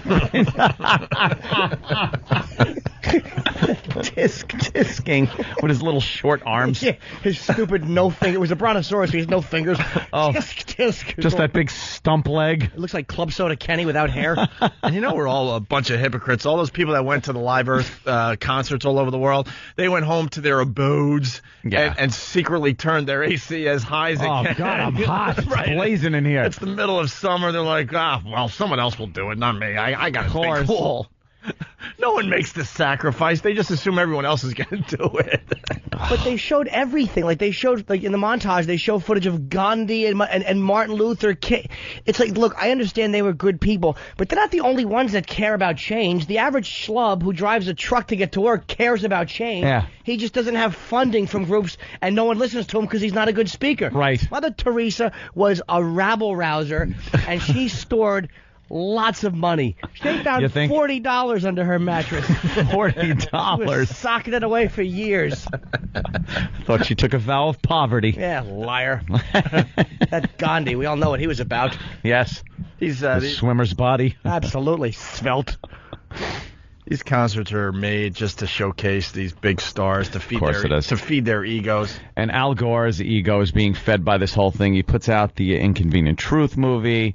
Now he's up on stage at this Live Earth concert. He's relevant to the irrelevant, is what he is. Eric put up a good stat. The day of Live Earth, Al Gore appeared in D.C., then in New York, and then back to D.C. again. Hell of a bicycle ride. Could we call Al Gore's? Let's see if we get to maybe someone from his office to at least answer. Yeah. Did he fly commercial? Mm-hmm. Maybe he did. I don't want to say he didn't. Maybe he flew commercially. Are you crazy? He didn't fly commercial. He might have to. Let's Isn't find out. that still bad? Don't they consider even commercial flights, like our excess in commercial flying is ridiculous? Well, maybe we should vacation close to home, like your backyard. I don't know what they want from. I don't know what these people really want us to do. They want us to cut down our carbon profile. Do you know what your carbon profile is? It's this stat they put out. How much carbon you're putting out, and they want us to cut it down. How? What the hell do you want me to do? And what effect is it going to have, really? I want fact. Corporate America, man. Yeah. They have to do this. China is the worst environmental offender on the face of this globe. And everyone is scared crap of China, of insulting China, of really criticizing China. Their human rights are atrocious. Yet Amnesty International and all this goes after other places. They go after like us in Guantanamo. China is the worst when it comes to. Hey, we're busy in Iraq, man, because that's where the real problem is. Well, no one will ever screw with China. We'll get to China They're next. too much of an economic We'll get to China power. next. China owns more of our money than any other country. Nope. China owns our money. Nope. Why? The Middle East. No, China owns it. No. They are the holders of more dollars right now than any other country. No. So we can't piss them off. If Saudi Arabia took their money out of their bank accounts in America, America would go bankrupt. In America. What? It's in our banks here. Go screw yourself. We're not letting you take it out. That's what I say. If they decide to take their money and go home, we're in deep trouble. How much rubber dog duty are people buying that China's got all this money? What are they making that we're buying? They're the biggest producers of black hair dye and of food that makes you go to the bathroom immediately. Yeah. All right, let's take a break. A little late. We're going to Philly. We'll have details next. Yes. And we found the problem with the hotel thing. Oh no. We found the rants that got us in trouble. We'll explain next. It's Opie and Anthony. Hey, thanks for checking us out today. It's Opie and Anthony. Lowell, Jimmy Norton. We got a very, very busy week. It starts tomorrow after the show. Well, tomorrow night. Jim Norton's book officially being released, and you're doing a book signing, at Penn Station here in New York City? Yeah, it's 6 o'clock. It comes out tomorrow. There are people that bought it online. If you can, just wait till midnight. I want to get on the bestseller list because that will really annoy people. Oh, that would. But, it comes out tomorrow. And 6 o'clock tomorrow, we're at the Borders of Penn Station here in New York City. So if you're going home to Long Island or whatever, back to Jersey. I heard from friends that said they saw it in the bookstore. Yeah.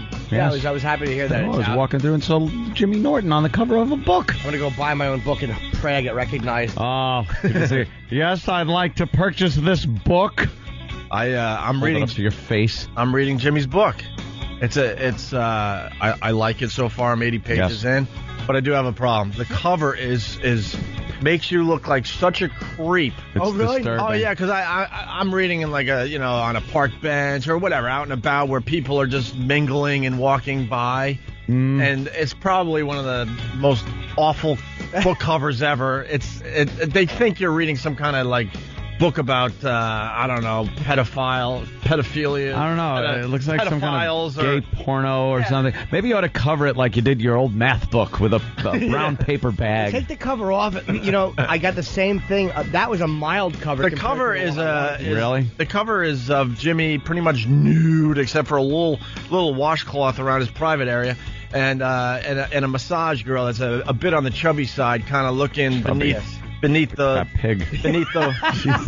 washcloth. She's a bit on the chubby side for a continent. But it's funny. The president of Simon & Schuster was reading the book, and my editor, I think, or her boss said, like, yeah, he's really embarrassed by the cover. He had to take the cover off because he's reading it in his country club. See, that's all right, good. So I'm not alone. No, just take the cover off. Because I've seen the looks people give me. They're like looking at the cover, and I'm like, oh, all right.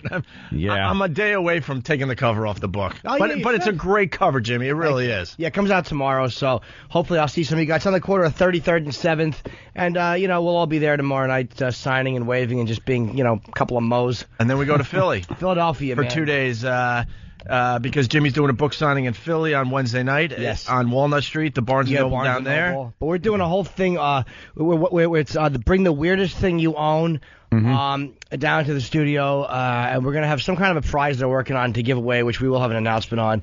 And then we're also doing a contest for Philly comedians to get a young amateur comic to come on stage when we do the Virus show in September. And, the winner gets to go on stage and open the Virus show in front of probably 10,000 people. Yeah. Yeah, it's the Jimmy Schubert contest. This is a chance of a lifetime for a comic. Imagine being a guy with the aspirations to be a stand-up comic, and your really first gig is in front of 10,000 people at a Virus show. Wow. Ooh, I hope you know how to work a crowd. They might be okay to him. Yeah. Philly is known for being they're very patient. Yes. As a city. Right. Genteel. Forgiving. Yeah. Mm-hmm. YSP is doing a great job promoting our visit, so keep listening to YSP for all the details. Yes. But we got the Wild Motorcycle Run, from New York to Philly. Where does that start? We should promote where that starts. And we're promoting a lot of stuff at once. I'm sure Keith will call in. Keith, call in, but make it quick because we're really, really busy today. One of the problems with our Philly trip is Karen Buck sent out an email late last week in a panic because the hotel we usually stay at doesn't want us. Yeah. And, Oh, I'm sorry, you can't come. So she had to find a hotel last minute to accommodate this crew. And we're thinking, what the hell did we even say about this hotel? But they, I guess, either heard it themselves or our listeners called or something happened. I was reminded that I had a problem with room service. Yeah. That was it. And so did Jimmy, and me and him, I guess, commiserated on it. And then, surprisingly, Opie was told that he said something also, and you're a little shocked by that. I'm very shocked. Because you're not like a big room service guy. It really doesn't matter to you. Me and Jimmy, two guys, like late night room service when we're in bed together watching a movie. Absolutely. We want a snack just to get that taste out of our mouth. What's your mouth taste from? Like bleach. Mine tastes like mushroom. Let's order some food. God. My God, man. My God. So we found the rants. Okay, good. I don't think they were that bad either. We just kind of said, hey, look, this kind of needs something. I haven't heard this, but I think we said something along the lines of this needs a little, the room service was good, but needs something to be desired. Like they probably could have improved it a bit. It was like a very mild Let's just put it this way, Jimmy. No. At this point, we need a Live Earth concert to heal all the hurt we have done over the years. Oh. Because we just brutalize people and then move on to the next thing, and we don't even think about what kind of damage that did. It's just scorched earth policy. Oh, That's yeah. what this show is. Whatever's behind us is left in ruin. We just beat up this hotel, and then we move on with our radio show, and then we forgot that we even beat them up until we need them again, and then realize, oh, boy, we need to find a new hotel. So this is Anthony's rant. There was nothing, no place open really to go to, like a diner or something. So we all just said, screw it, go back to our respective rooms and get room service, which was still open till what? It was supposed to be open till 3 o'clock on Saturday night. Saturday night. So we get back at, do you remember? What time 1 was it? About something. 1:30. I know I ordered it around there 1:30. sometimes. Yeah, that's about when I ordered. Me and my girlfriend order, and we're waiting. Fall asleep. We fall asleep, which isn't hard to do after a day like that. But didn't wake up from a knock on the door, from a telephone ringing, or anything else. They just never brought the room service. All right, so why are they mad if we're just telling the truth? Yeah.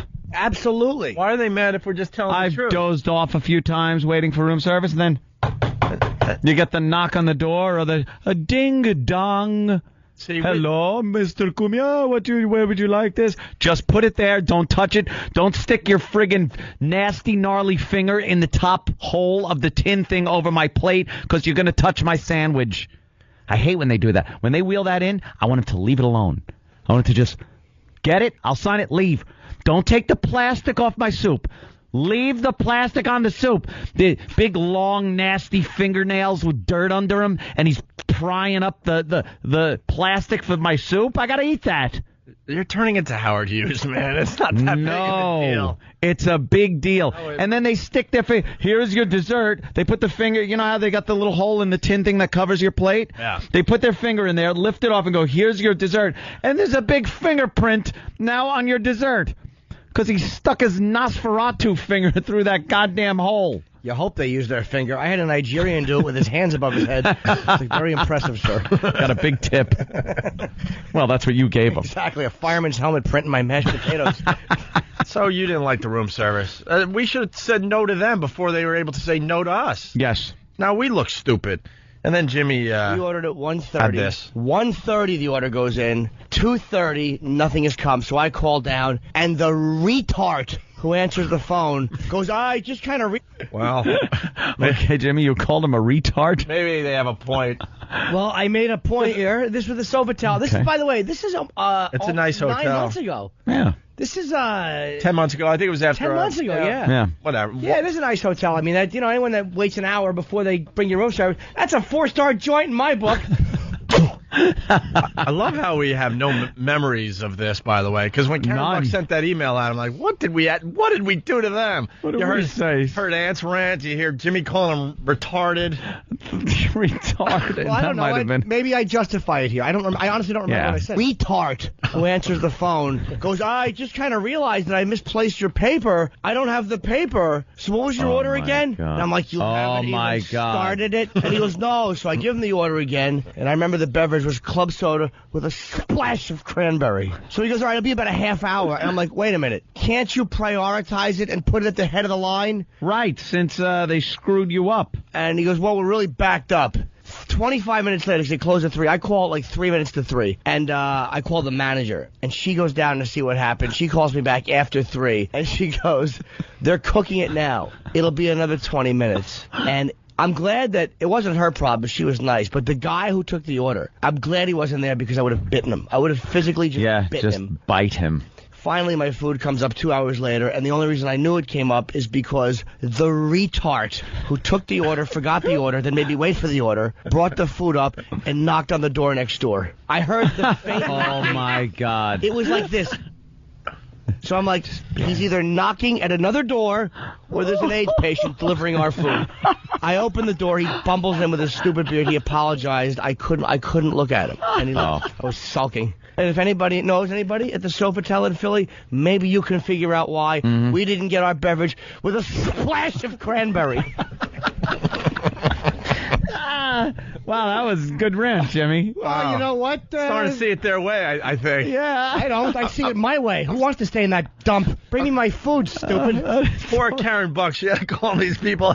She had no idea that this went on. The retard. We need 4 rooms. Absolutely not. Good. The more I think of that, the more I am so happy with what I'm saying. It makes me angry again. It was the worst room service situation. All you want to do is eat and go to bed and get up. All right, well. That's it. That's all you want to do. And then I'm sure I think you did chime in with something. Yeah. You're saying you didn't, but I think you did. It's right here. I love the Sofitel. That bed was really comfortable. Yeah, the bed was fantastic when you're laying there at 5 a.m. with a fat stomach full of food that you should have eaten 2 hours ago. Sure beats sleeping on the sidewalk like I have been. Oh. Being a homeless shock jock. That bed was very, very comfortable. Pillow top. That was a pillow top. Yeah, it was very good. I'm going to get one of those. Yes, it was a when lovely I hotel. Eventually get my pad. 2 nights in a row I had to call security because of the spoiled rich kids in the room next to me making noise. So if you like not getting your food for 2 hours, and then spoiled rich kids making noise in the room next door, feel free. The Sofitel is for you. Oh, my God. We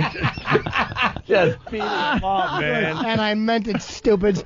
And if they would have just let us stay there this time, we would have forgotten about it. Right. Never would have thought. We'd have been in there going, oh, this place is nice. Yeah. Dopes. Yeah, we're idiots. We don't remember. We're like goldfish. We can't remember. The memories of goldfish. Yeah. And Ope is like one of the Jews on the Holocaust that they got to help the Nazis. Like, oh, I kind of like them. Yeah. Molotov was lovely. Yeah, but I remember this is. Opie's a trustee.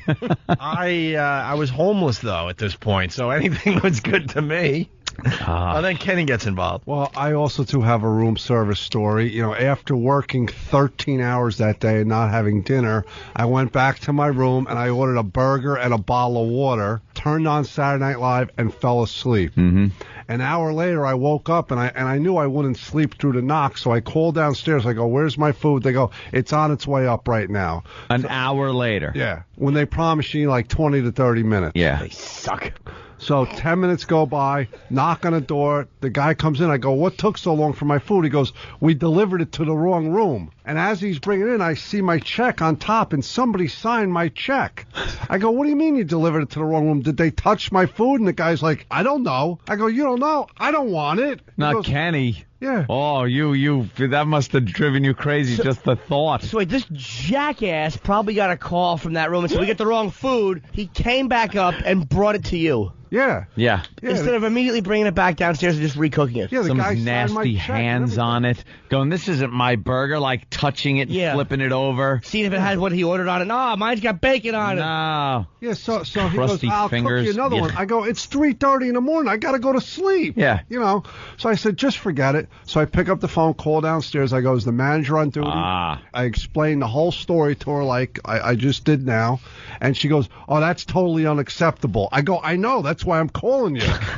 So she goes, "What would you like me to do?" I go, "What can you do? It's 3:30 in the morning." She goes, "What would you like me to do?" I go, "I shouldn't pay for my hotel room tonight." She goes, "Okay." I go, "Oh, all right, thanks. Goodbye." Click. So Free hotel room for the night. And because- believe. Wow. Well, they gave you a free room there, Kenny. Yeah. Can I say I got the same offer from her? What can I do to make it? And I said, nothing. I was like Malcolm X walking into that college when the little white girl ran up and said, "Mr. X, what can I do to help your cause?" Nothing. That's Nothing. exactly what I told the woman you can do to fix this.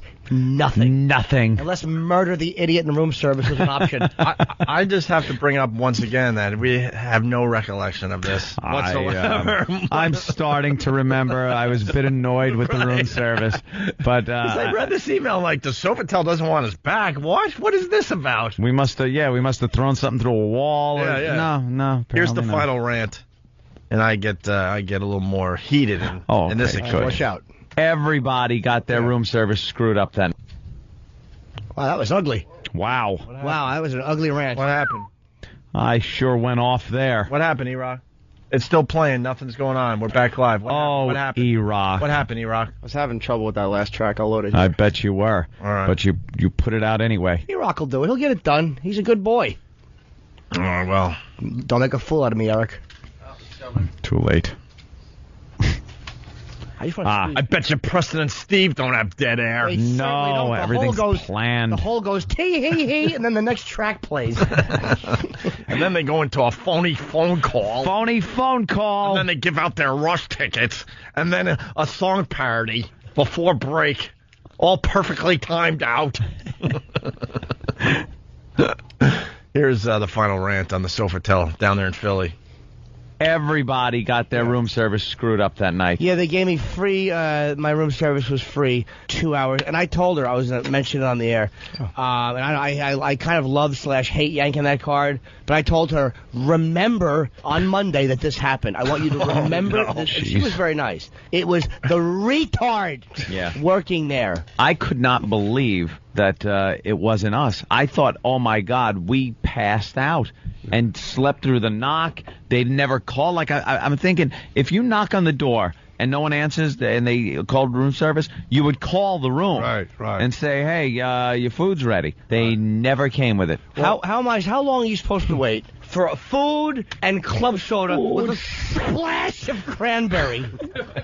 Well, normally the Sofitel is a good hotel. That's why I put people there. I've been there many times. I like the place. It I had gotta to be be honest like with a you. new retarded room service guy. Yeah. All right. Well, there you go. Good evening. Good evening, too, sir. And there you go. That's the reason right there why we're not invited back to the Sofitel in Philly. Good. We should have remembered it and not went. They have no sense of humor. Keep listening to WISP for all the details on our visit to Philly. It's a 2-day visit. Keith, the cop on the line. Keith, make it fast. We got to go to break. Keith. Good morning, yeah. Hi, sweetie. Hey, good morning. Things are going real well with the Wild Motorcycle Run. A lot of people signing up. We're expecting probably about 100 bikes to head down. Nice. Where are you guys meeting? Wednesday morning, everybody is meeting, I'm guessing, where? Here in New York? Yeah, 6 o'clock in the morning. We're going to meet in front of the XM studios. We're going to hit the road about 6:30. 57th Street between 5th and 6th Avenue here in New York. That's 40 West 57th Street is where we broadcast? No, It's 6th and 7th. Yeah. Between 6th and 7th. 57th. Oh, really? Yeah. 57th between 6th and 7th. Just be there. What time, Keith? Make it real it's easy. in front of XM. 6 o'clock in the morning. You're going to be there. All right, and then as we're broadcasting live in Philly, they're going to make the trip from New York to Philly. And then where's the big party down there in Philly? Big party is at the... Uh-oh. Keith. The Lagoon. The Lagoon. The Lagoon? Is that what it's called? Just keep listening to YSP. Oh, that's what he is in France. Lagoon. Is that what's going on, Kenny? Yeah. What time at Lagoon? I don't know how long it takes to ride there. Ride there. To ride there. They got to stop at a Harley place, too, on the way. Okay. So Make it'll a be- pit stop. It'll probably be 3 to 4 hours. They'll probably Lagoon by 10 or 11, I'm assuming. What kind of place is Lagoon? What is it? It's a saloon. The Lagoon is a saloon. Oh, nice. Okay. Yeah. All right. Thank you. Thank you, Kenny. Just keep listening Well to said. WYSP, and we're going to take a break here. It's Opie and Anthony. Rock! We're back. Can I point out how unobservant people are? Yeah, it's Opie and Anthony. Apparently, young Eric was just lightly scolded by our new program director, Tracy, because he was poking his head out. No one ever was, I don't know what he was doing. He was perusing the hallway. Yeah, he says he was just asking the question. He was reading the hallway? Perusing. Just lightly browsing with his eyes. Right. The way he'll peruse the front of his sailor's pants when he walks in. And Tracy probably, I think, told him to stick his fat head back in there and do something. So I'm like, well, did she look good? What is she wearing? That's all I care about. Yeah. And he's like, she's wearing like an orange top and like brown skirt. And Kenny goes, it's green shorts. Green shorts. I'm like, dude, how off are you? She's wearing a brown How skirt. can it be that off? I wasn't really looking at her. I got it out the side of my eye. All I saw was orange. I thought it was a brown skirt. Turns out it was a spacesuit. So what are you saying? She's not a looker? What are you trying to say? Yeah, you weren't looking at her? What's wrong with you? I was doing something else. I did not look directly at her. All right, well. All right, well, you got her way off. Hey, can you say sperm on the radio these days? I would hope All so. depends. Eric will be thirsty if you can't. Now, in that context, no. No, you wrecked it on Why? me, I just- Jimmy. You wrecked it on me. Oh. Just an observation, because it is Pot Talk Monday. It's Pot Talk Monday. It's also sometimes Monday, and we got your feel-good story of the day, which, because, it's Feel-Good Story Monday. Mm-hmm. We're going to play that in a few minutes here, but can you say the old sperm word on the radio? Yeah. Yeah, Anthony had a great observation. They were showing... Well, they're showing sperm cells. Sperm cells? Yeah, they were doing some kind of a news story on, I guess, fertility. I don't even know what the story was about. Don't even care. But we look at the screen, and Than pointed out, now we're all just trying to push it on other people who first noticed it. Than goes, ooh, sperm. And we had to turn and look. And you know what? But when you see that on TV, it just makes you kind of giggle. You gotta giggle. Little tadpoles. Yeah. Waka, waka, waka. But that's what it was. It was sperm cells. Just bumping into each other, trying to figure out what they're supposed to be doing. Swimming around, you know. They really don't know what they're doing. Nah. Just one of those little... What? They might look like they don't know what they're doing. They have no... But they know exactly what they're doing. They have no clue. One little fellow lucks out. Getting That's what it you comes down in to. trouble. One lucky fella. You know what it's like to collide with an egg, though? The two things of such small size like that? My goodness. There's a lot of luck involved. There's no brain power being used. You would like there to be. You know, you want that one sperm cell that just is very smart, very athletic, working his way up, but he's duking it out with the rest, and then right down the middle. Sometimes two smart ones are fighting out, and the Mo Howard wig sperm makes it through. What's this? Slow and steady wins the race. Congratulations, it's a disappointment. Yeah, that'll happen. A family photo wrecker. Yeah, that's it. But the observation was that they were showing it on television. Yeah. Now, we've seen this a lot. Fertility stories or documentaries, Discovery Channel, whatever. You see sperm cells swimming. Now, and I'm starting to think, what's the rule as far as television goes with, like, the FCC or something? It's still what it is. It's sperm cells. But it all depends on how close you look at it, which is odd to me. Like, I also have an observation quickly that they can show dead people as long as they're dead people from far away. Not far away camera-wise, but a far away land. Like halfway around the globe, show us dead people. But we don't like showing dead people here. No. You know, like a car crash or an explosion. They won't show that, but they'll show dead, like, brown people halfway around the world. That's cool. They don't care.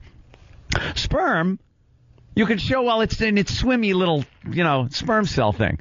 But pull that camera back. How far back does that camera have to go before for it's the magnification before you cannot show it on TV anymore? It's the same stuff as what you can't possibly show on television. I think it's a fertility story. Can you imagine they zoom out and it's let's just put it this way: all of a sudden there's a porn star on your TV, right? And you're like, what happened here? It's like, how far do you have to zoom out and pull that camera back before the outrage before starts? they go, hey, whoa, hey, wait you a minute, sicko, what are you doing? Yeah, Jim? I'll tell you how far back you have to pull the camera. You pull the camera back far enough where you hear, and the woman goes, that's better.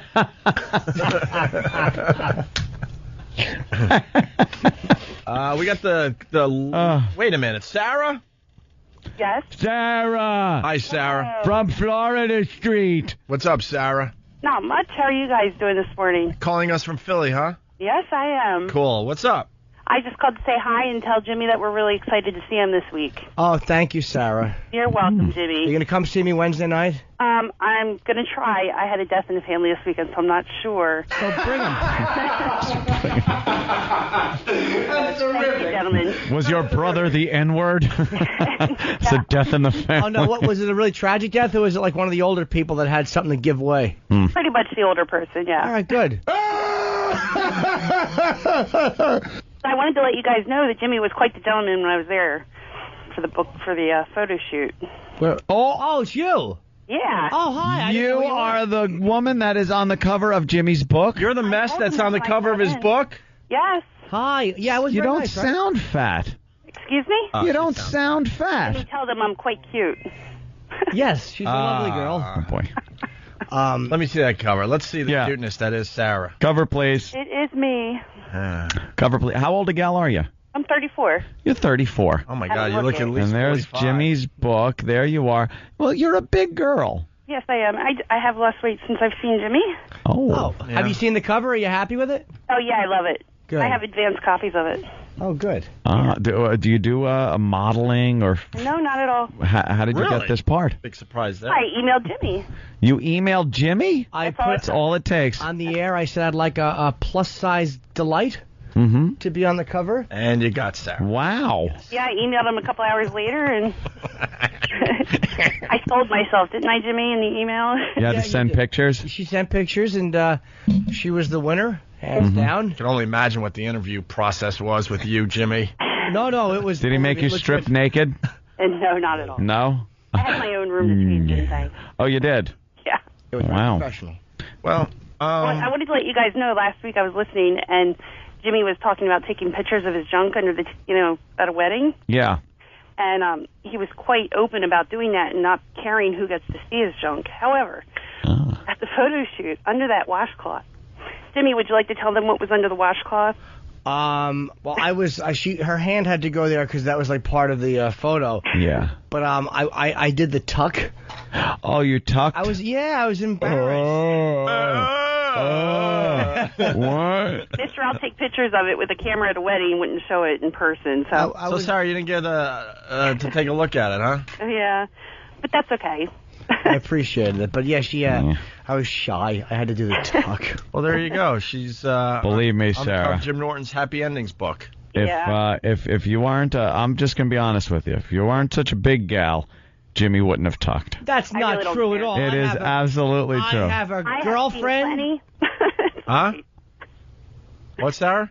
I said I've seen plenty. I didn't need to see Jimmy. Oh, no, I have a girlfriend. I wouldn't have done that no matter how much less she What, weighed. in a bun with mustard on him? How do they make you look like such a mess on the cover? Jimmy wanted it that way. But what do they do, like makeup-wise, to make you look like? They use that grease makeup. Oh. Made you all greasy and stuff? Yeah. Yeah. Yeah. Yep.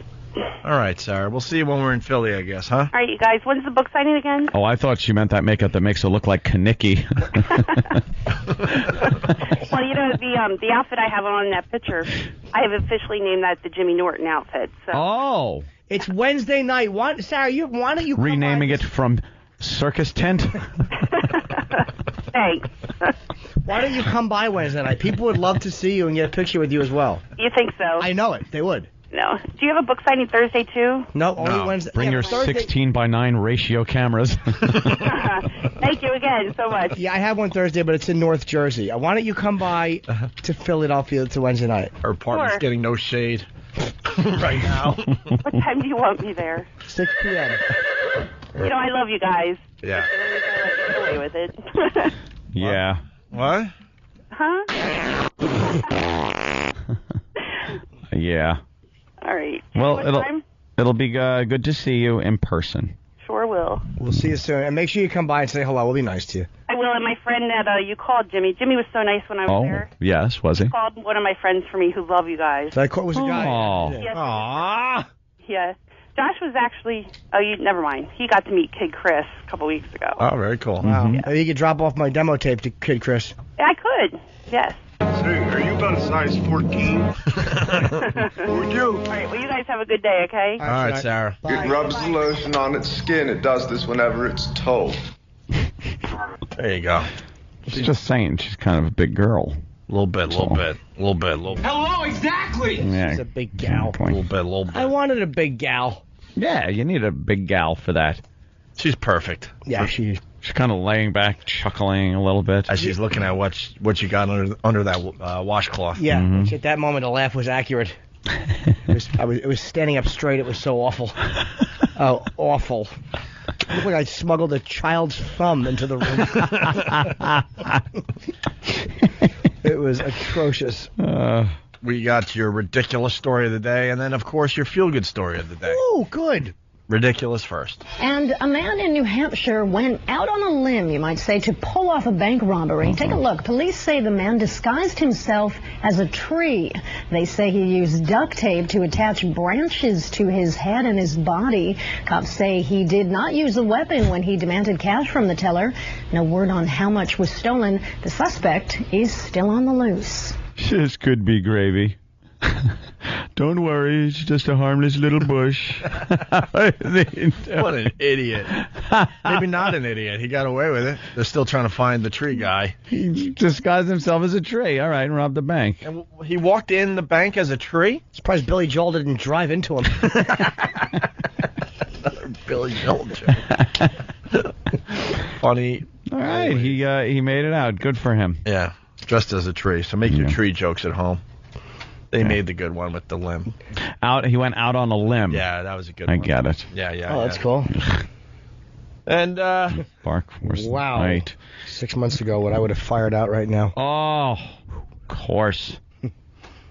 Believe me, I'm right with you. Here's your feel-good story of the day. It's Feel Good Story Monday. Feel Good Monday. Yeah, we only Feel do Good this, Story Monday. We only do this once a week. No, then we make people feel like crap. Your mother wakes up to find her cat's head just outside her window. Wait.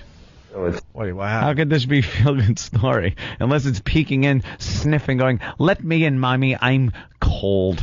Well, the cat's head out the window. This could be a feel-good story. Hey, give it time, man. All right. Maybe the cat would sneak into the baby crib at night and chew its face. Steal its breath. Don't be such a negative Nancy. Oh, I was going to go with Ned. Yeah, I know. Your mother wakes up to find her cat's head just outside her window. To take a cat's head off, I mean, that's pretty sick. Not to mention throw it back at the family's yard. Soon Yi, an 11-year-old calico, was found beheaded 2 weeks ago. A day later, another family cat disappeared. As Heather Brown tells us, the family is speaking up because they don't want this to happen to anyone else. They can tell there's an absence, definitely. They've been very needy, kind of. They've wanted a lot of attention, and you can just tell that they know something's wrong. One in their family of 5 is missing. Another is dead. I just think it's kind of sick. Found by her owner in their backyard. We get a morning sun from the east side. She just pulled up the blind. The remainder of the cat was off to the right of the boat. No other hair, evidence, limbs, nothing. Just a perfect, straight, severed head. Sounds like Al-Qaeda. Must be those Muslims. How's our caddy? There you go. There's just awful people in this world. Oh, it's just... Oh, how do you do that to a little cat? Can't do that to a the whole cat. time. Oh. Little cat. Don't hurt cats. You pet them. You scratch them under their chin, and they shut their eyes, and their chin goes out, and they go...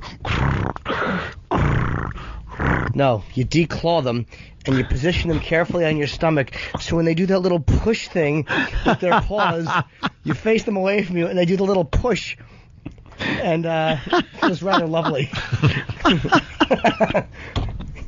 Push. Oh. Poor cats. Terrible. All right, we'll Al-Qaeda. we'll take a break and continue in just a minute. Right. It's Opie and Anthony. You're checking out the Opie and Anthony Show. What's up, Philly? We'll see you guys Wednesday and Thursday morning, live from WISP. We're coming back. And then Boston, we're going to be doing the O&A Traveling Virus Comedy Show up there in, what, less than 2 weeks now, huh? Yep, a week from this coming Saturday. Yes. Damn. And I think we're going to have a special announcement that has something to do with, like, the military. Good. I think we're taking care of the military at the next O&A Traveling Virus Comedy Show. What? I don't have the details in front of me. I think we're supposed to going announce to that Iraq? today. No. I'd love to do that. I think we're fun. I think we're giving the military a very, very cheap ticket so they can see some comedy. Pete will give us all the info. We'll have details tomorrow, okay? Let's go to Iraq and broadcast. I want to do the show from Iraq. Would love to. Let's do it from one of the fire bases. How about Baghdad? Main zone. No, I want to fly out. I want to do it from a checkpoint. We'll just set up our mics and everything at a roadside checkpoint and just wave everyone through. Everyone gets through on O&A day. I went to this thing at UCB last night, the Upright Citizens Brigade. They do brilliant improv, man. Yep. I really laughed watching them. And Horatio Sands from SNL goes down there and does a lot of stuff on Sunday nights, and he's going to Iraq with somebody else. And I was like, yeah, I was there. And I'm like, I think it was a lot safer when I was there, because he's obviously nervous, which was the wrong thing to say. But Yeah. I think you're right, though. where do they fly? Like, how do they fly you in? Like, what if you go down? I mean, they're beheading people. It's just very scary to have your plane possibly go down there. That would suck if you had to make an emergency landing in the country, Yes. but not near the green zone. Yes. Because then you're like, okay, well, I'm sure the auto club should be coming by soon with their machetes. Oh, that would be horrible. They fly you on. You'd be like, please die in the crash. Please die in the crash. They fly you on C-130s, and it's very frightening, man. Like, they think you can get shot down as a civilian. Yeah. You won't be traveling in a convoy like all these contractor crazy people. There's no guarantees. There's no guarantees that you can make an in or out of there when you go in to entertain. You know, a lot of entertainers over the years. Was that Benny Goodman, I think. I think Benny Goodman died. His plane was shot down. Is that how he died? I'm pretty sure. Benny Goodman. I think the Nazis got Benny Goodman. I think they shot his plane down, yeah. Over the channel. Yeah. I didn't know that. Yeah, I'm pretty sure it was Benny Goodman. Oh, has it not happened I'm sure since Steve then? from Bayshore, that closet Nazi, he'll be able to, he'll tell me. Yeah, I got to say good luck to Sean, speaking of Iraq. I know a guy, I was down in Philly. They're sending him back to Iraq.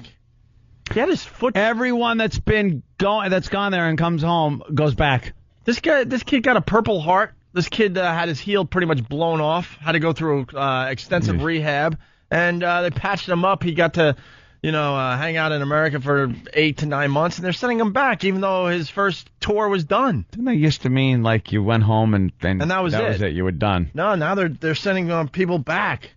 So all these families that they're not sleeping for the 12 to 18 months, and they get through it, and they welcome their sons or daughters home. Yeah. And there's a huge sigh of relief, like, wow, my child made it. Yeah. Well, sorry, got to go back. And you're thinking that's it. You don't have to send your child back. They're still in the military, but they're going to be doing something else. Oh no, they're sending them back, and now these families have to worry all over again. Just amazing. That really is. Just amazing that you go. Oh, Glenn Miller, they're saying. Oh, is it Glenn Miller? Okay, Glenn Miller. Yeah, get I knew the it was story. one of them. Get the story. So, there are a couple things. That's why I wasn't sure of the name. I was like, well, one of those oldie time musicians. Yeah.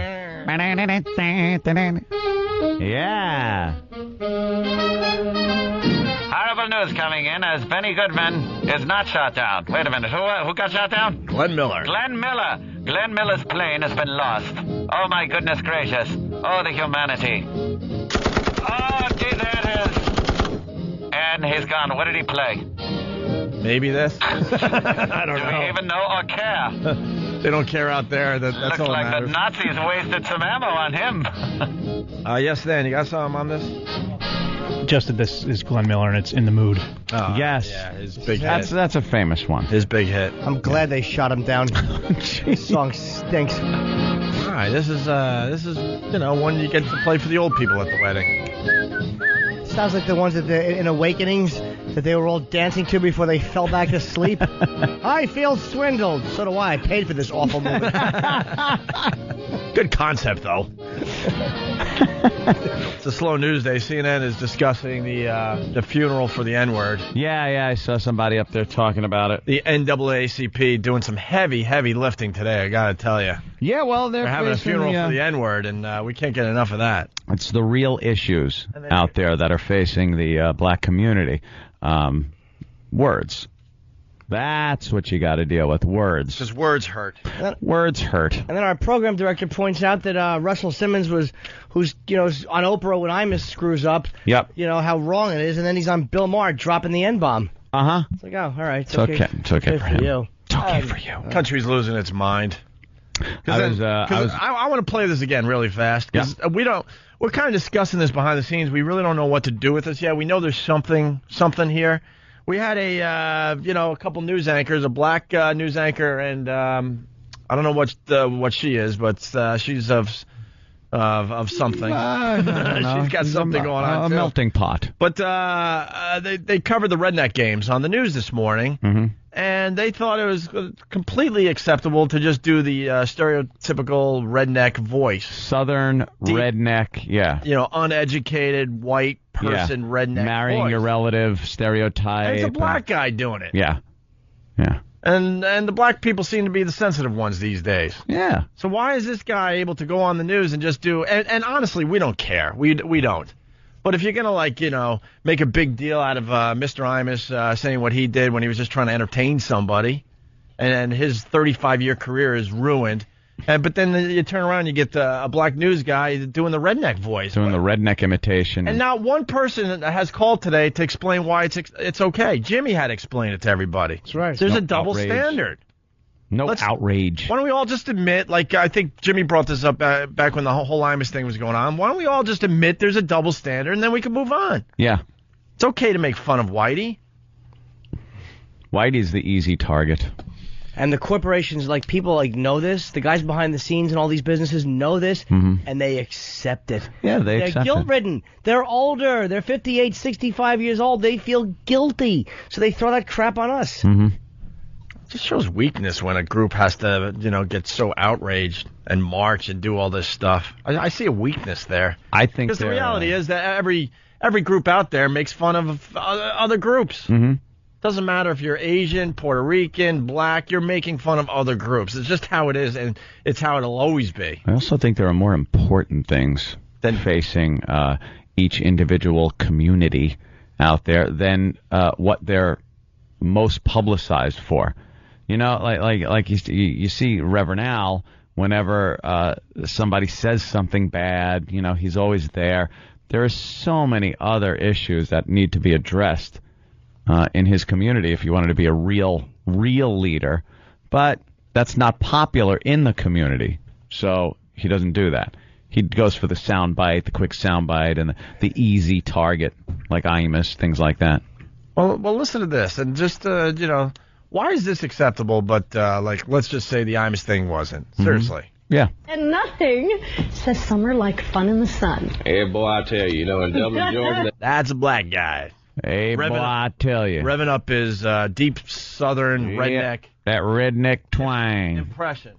And he's on a show that's not even perceived as comedy. No. Like when Imus did what he did, it was in the name of comedy. So let's say that now their excuse would be, well, the Redneck Festival was kind of a parody of that, so we were just playing off the parody. But if black people did some kind of, they have things that play off of black stereotypes. Oh, yeah.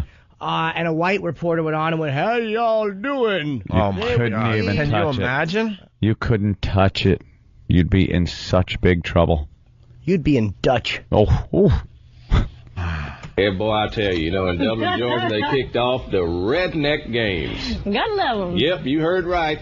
It's called the Redneck Games. Thousands celebrated with... Don't be confused, because we're broadcasting to a big part of this country. Yeah. This isn't a southern news guy. No. He's here in New York. We actually played him doing another story earlier where he was doing the story on the funeral for the N-word, using his just normal voice. He's a young urbanite. Right. But, don't be confused. He put on this southern redneck twang for the story. Heard right. It's called the Redneck Games. Thousands celebrated with activities such as bobbing for pig's feet, mud pit belly flop contest, seed spitting, and, of course, an armpit serenade. That's where people are married to their sister. Price of admission was $5 for adults, and enjoying an armpit serenade, priceless. Can you give me an armpit I don't serenade? care who you thing? are. That's funny right there. Get her done. You gonna give me an armpit serenade? No, not today. Maybe later. They're doing stereotype humor. That's all. Absolutely. But if a white guy does stereotype humor that has something to do with a black person, then there's an outrage, and you should be fired, and your life should be ruined. Yeah. As a white guy in a suit will tell you, white people have been the oppressors. Until white people complain, it's okay. Don't you understand that you're part of the problem? Yes. Don't you understand that? They never will. But there will be no outrage for this because it was making fun of Whitey. No. It just amazes me. Whitey stinks. White people, yeah, they really do. I hate Whitey. Just amazes me. Anthony, this first 48. You got me hooked on a show because now I caught up with Rescue Me. Yep. I had the first 3 seasons box set thing there, and now I'm up to the new season, so I need a new show. Because now I have to wait in between episodes. That's insane in this day and age. I know. You don't do it. You just stock up and then when are we going to get to the festival? When are we going to get to the day where the new season of your favorite show comes out? Like, let's say Rescue Me. And all of a sudden they just throw it all on the TV. They should. They should just do it that way, and then you watch at your leisure. At your leisure. Because now, as soon as you get hooked on doing marathons, your own marathons of a TV show, now I'm sitting there like, wait, I have to wait a week to find out what happens on Rescue Me now? No, it's stupid. I can't just, get up, take a leak, come back down, come back into the living room and play the next episode? That's how it should be. But anyway, I need a new show because I'm done seeing... Well... I spent the weekend with a little marathon of my own because I guess the new season is starting this week of the first 48. This is the first 48 hours in the investigation of a homicide. Hold on. I really apologize Oh, yes, because now we're getting someone that's going to attempt to explain this IMIS and redneck thing. All right. Sorry, Anthony. Tim in Jersey. Tim. Hey, what's up, guys? Hey. It's wrong to make fun of people, like the way they talk or something, and this guy was wrong for making a generalization like that. The difference between him and Imus is Imus went after a specific group of young women who, instead of being celebrated for their accomplishments, were being called a bunch of nappy-headed hoes and being called tough-looking chicks. When they got to, like, they were the second best women's basketball team in the country. So wait, hold on, sir. So you're saying that? Hold on. So you're saying that? Wait a minute. That the difference is like that woman said, sleeping with, like, marrying your sister. So because these women were good at a sport, because they were good at throwing a ball through a hole, the rules are a little different for them. I didn't say the rules are different. I said that Imus and his producer, whatever the moron's name was, they made a specific. Bernard Gherkin, he's McGurkin. He's brilliant. Yeah, he's not a moron. He's a brilliant He's guy. actually very brilliant and does a very good job producing a radio show. So you do see a difference between the two cases. You don't just look at one attempting to be humorous with a stereotype and another attempting to be humorous with a stereotype. They're not the same. Really? Do you understand that most people don't care about women's college basketball to begin with, and most people didn't even realize that Rutgers was in the finals until Imus made his little attempt at humor? And then all of a sudden we're like, oh, wow, I didn't even know they were in the finals, and look at all their accomplishments. Let me ask you something, sir. Was it really the fact that he was making fun? Why is he hanging up? Don't hang up. What, is he there? No. He hung up. Because my point was, I don't think that I think the fact that he was targeting that group of women is just the excuse everybody used to pile on. Yeah. Well, they were a group. So what? Meh. Group of ugly broads. Big deal. What do you think? I've never seen a hot female athlete who didn't play tennis. Yeah. Oh, yeah, well. I'd bang all the tennis players, except for that Billie Jean King. She wouldn't have it. She looks like McCartney. God almighty, can you stop with the dyed hair? Dude, I cannot look anywhere. I go into, like, Starbucks, and that goddamn McCartney poster is up there, and all I do is start laughing, not because of him doing that stupid pose that McCartney's doing on the cover of his new album, but I think of you imitating him doing that pose, and I laugh. Because he's holding his lapels, and his lips are pursy and fistable. And they're all wrinkled. Of course they're wrinkled. It looks like an anus. He's 78. Yeah. And his hands are holding his lapels, and he's peeking, and he's got like a look on his face like Heather's pants just came off. She's only got one leg. And he's just, it's like, you're not a younger man. Yeah. You have Kajagoogoo hair. And the trite... Oh, listen to this drivel. Oh, look at the video. Look, he's all cartoony. You think Lennon would have been making songs like this if he survived? Everybody gonna dance tonight. Playing a ukulele. Everybody gonna feel alright. Everybody gonna dance. Who wrote this? His retarded nephew? All right and tonight. That was like great in 1981. It's catchy. It's not catchy. So's AIDS. I wouldn't want to sing about it. Everybody gonna dance around tonight. Snapman from Whackbag, using that logic, we can't make fun of the president because he won the presidency. Speaking of that guy's, argument. Just a bunch of dopey, guilty white people in right. suits. Well, white people are always the oppressors. I know, stupid. Stop feeling guilty for it. You weren't the oppressor. Let's go to Craig in Philly. Craig, what's up? Hey guys, how you doing? Hey, sweetie pie. I don't understand why people don't get it. That line that female reporter, if you hear what she said that's where they're married to their sister. I mean, that's no different than the line that Imus said. Of course it's Well, not. that's how I see it. You're right. I'll tell you the difference. But people will attempt to explain why it's different. Black people, Asian people, they don't feel guilty. They're not guilt-ridden, superiority complex idiots like white people are. That's the problem. Yeah. And that's the difference. No, But back to McCartney's song. It's dinks. Oh, and in the video, he's dancing and there's like colors. Yeah, it's supposed to look like it's a very yellow submarine-ish colors, so he's trying to, like, get some of that retro Beatles look to it, and it just doesn't work. But he's saying, like, everything is going to be all right. We're going to dance around tonight. Like there's a room full of people just dancing around in a circle, and everything. Everybody Wang Chung tonight.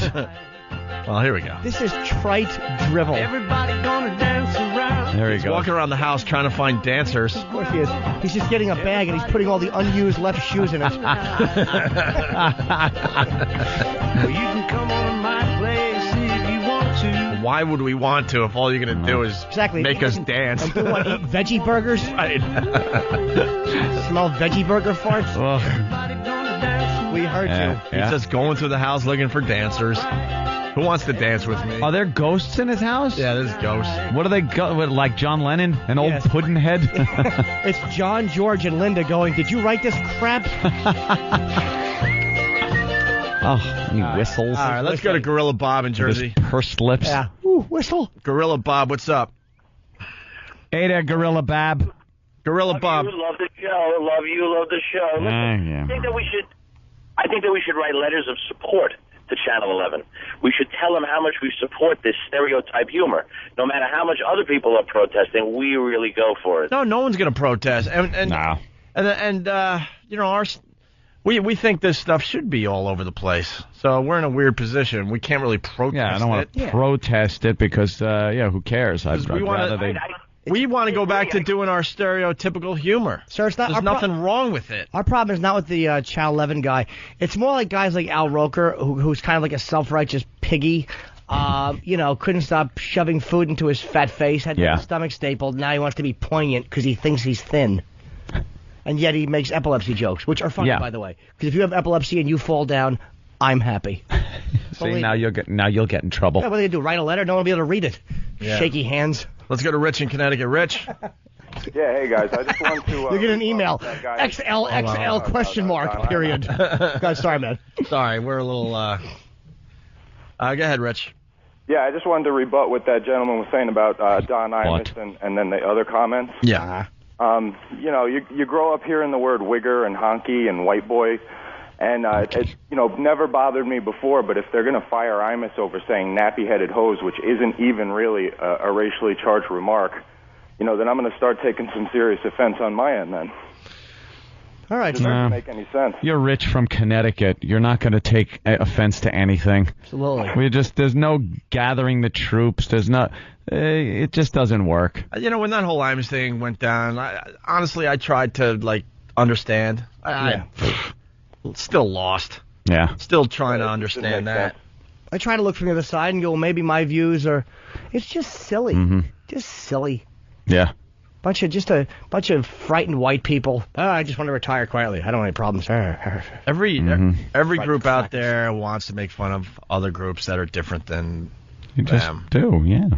I had the misfortune, really fast because we were running out of show here. I was out on Long Island, had to take a train back to the city. I got in the first car because I just wanted to be left alone. It was like a Sunday. I just wanted to be by myself with my dumb Tiger Woods PSP game there. And all of a sudden, a stereotypical, put the image in your head, stereotypical gay guy comes into the car, and all of a sudden comes into the car? Into the train. Oh, train. Yeah, it stopped. Into your car. I swear I missed the first part of that. Oh, okay. And, there was a stop, and he comes on the train with, this couple, just a regular, straight couple. And the stereotypical gay guy goes, no, I'm saving all these seats in this particular car. And I'm like, oh, my God, what the heck is this about? And I learned later that it was the gay pride parade. So the whole car was filled with gay guys going into the city for the parade. And I have two options. Do I get up and leave because I'm uncomfortable, or do I sit there and maybe, take this in and observe a little, which I like to do, right? Did you take it in? Oh, boy, did I, Jimmy. Boy, did I. I was proud. You trained with a bunch of gay guys, right? Is that what you're trying to say? Yeah, you on a train. On a train? Thank God I brought this up with 2 minutes left in the show. Have fun for 2 minutes, and then I'm going to forget I even said this. And for the next 40 minutes, these gay guys were making fun of blacks, Asian, stereotypical Italian straight guys that might work in a machine shop, banging broads, doing the voices. And I'm sitting there like, look. What line was it? The chocolate choo-choo train? Did you press the button, pull the chain? I had something to say. You're making a mockery of it. You sure did. It was.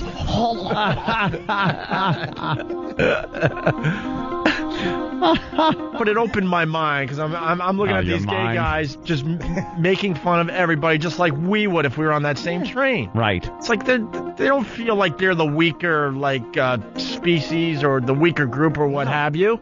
They're sitting there, trying to do the straight guy voice, banging broads, working down at the what?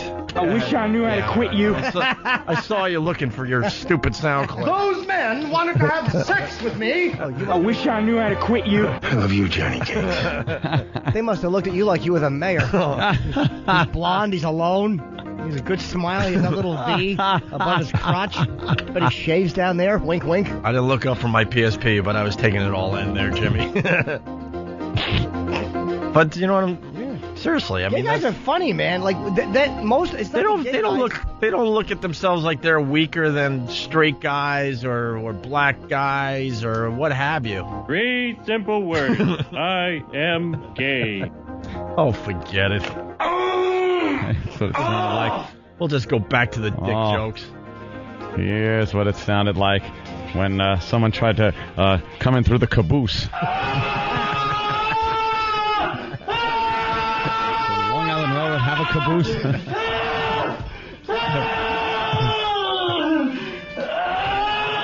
It was a real eye-opener. Oh, well. Or an eye closer. It was a real eye gluer shutter. It was an eye-opener. You had gay guys making fun of straight guys because they weren't gay. Yeah. It's just how it is. And they were the majority in that train. Right. Some of them had nice legs, too. Huh? I bet you some of them had some nice Oh, legs. boy, do they, Jimmy. All in shape. Yeah. Little leather vests, assless chap. The village people on the train. Exactly. Construction worker. Cop who Cowboy. says he's not gay. They were even their own Kenny. They were even making fun of another. They were even making fun of another gay guy that had really, really, really short jean shorts on, no hair on his legs, long hair, and a tiny little tank top. They just beat the hell out of the guy as soon as he left the train. And I'm sitting Sure there wasn't a girl. Like, look at that, no hair. They're all yelling, yucky. God didn't finish making her.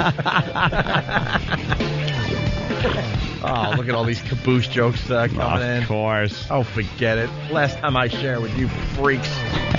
All right, we're out of here.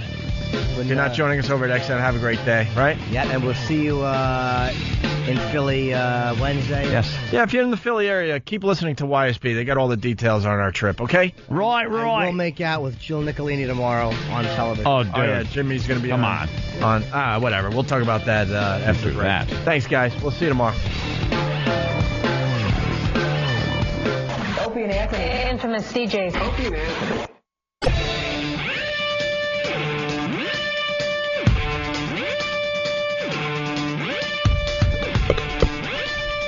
Was it the F line for faggot?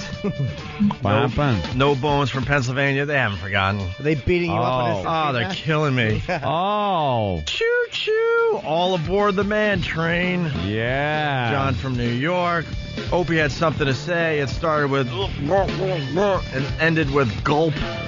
Don from Connecticut. Oh, Don, that's not polite. Kevin from Marblehead. Opie might have been in the first car, but he was taking it in the caboose. Yeah. Redding from Whackbag. Opie, you were taking it all in. I guess you really had fun with that gay guy. Oh, it just goes on and on and on and on and on. Chris from Monroe, New York. Guys, I'm a longtime Rutgers fan, and the Imus comment I could care less about. But as a young Caucasian male, I find the redneck stereotype very offensive. I don't eat mayo in excess or am sexually attracted to my relatives. Ridiculous. Nothing will happen to that news guy, though. Doesn't matter. Hey, did you give up your seat for one of those passengers? It's a play on words. I'm trying to move on. Seat. Please help me.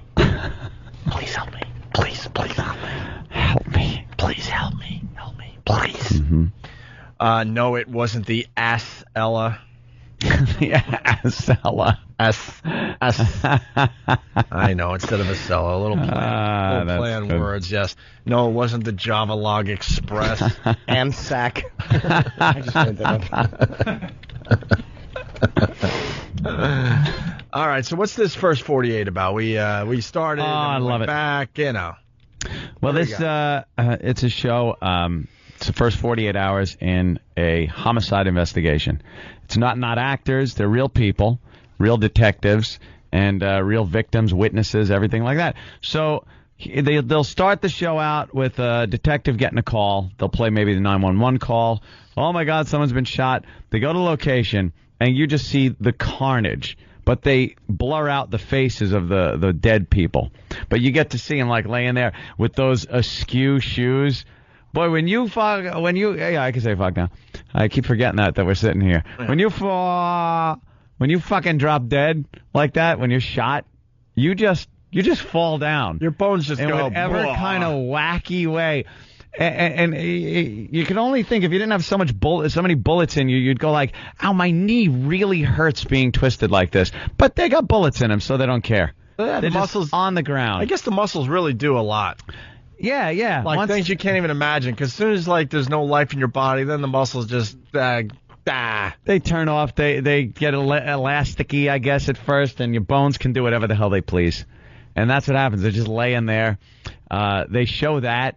They give a little synopsis of what happened, and then the clock starts ticking. 48, click, tick, tock. And then they have 48 hours to get a lead. Why? Get some kind of a lead, because they say that if homicide detectives don't get some kind of a lead within 48 hours, that the chances of them solving the crime are very small. This is a known thing with detectives and all that. I guess the evidence is freshest the first. Yeah, it's got to be fresh. Your leads have got to be close. You need to take that evidence that you get and process it into witnesses and suspects, and that's all has to happen within 48 hours, or else the case goes cold. So they do the first 48, and it's amazing. But one thing I did notice, I watched a marathon of this, and I all day yesterday. I must have watched probably close to 20 episodes. Wow. And you got to get outside and get some of this nice summer air. I was out during the weekend. Yeah. I was out. Yeah, it's Sunday. Sunday I just want to do nothing because I know, we got to come in early today. So I'm watching, and out of all the episodes I watch, and they offer 2 cases per episode. They kind of intertwine them. Like they get you all dramatically hooked on one case, and then they go, and then 500 miles away in Memphis, Tennessee. When they start that other story line. Here's the other story. No, but then you get hooked on that storyline, and then you're like, don't go back to the other one. Now I'm interested in this one. Yeah, then they go back and they're like, oh, good. Yeah. I want to see how this one finishes up. I watched so many episodes, dude. One white guy was the murderer in 20 episodes. It was one white guy stabbed a crack dealer in the chest in an apartment complex. Every single other case was black-on-black crime, murder, with an occasional Hispanic thrown in, just for good measure.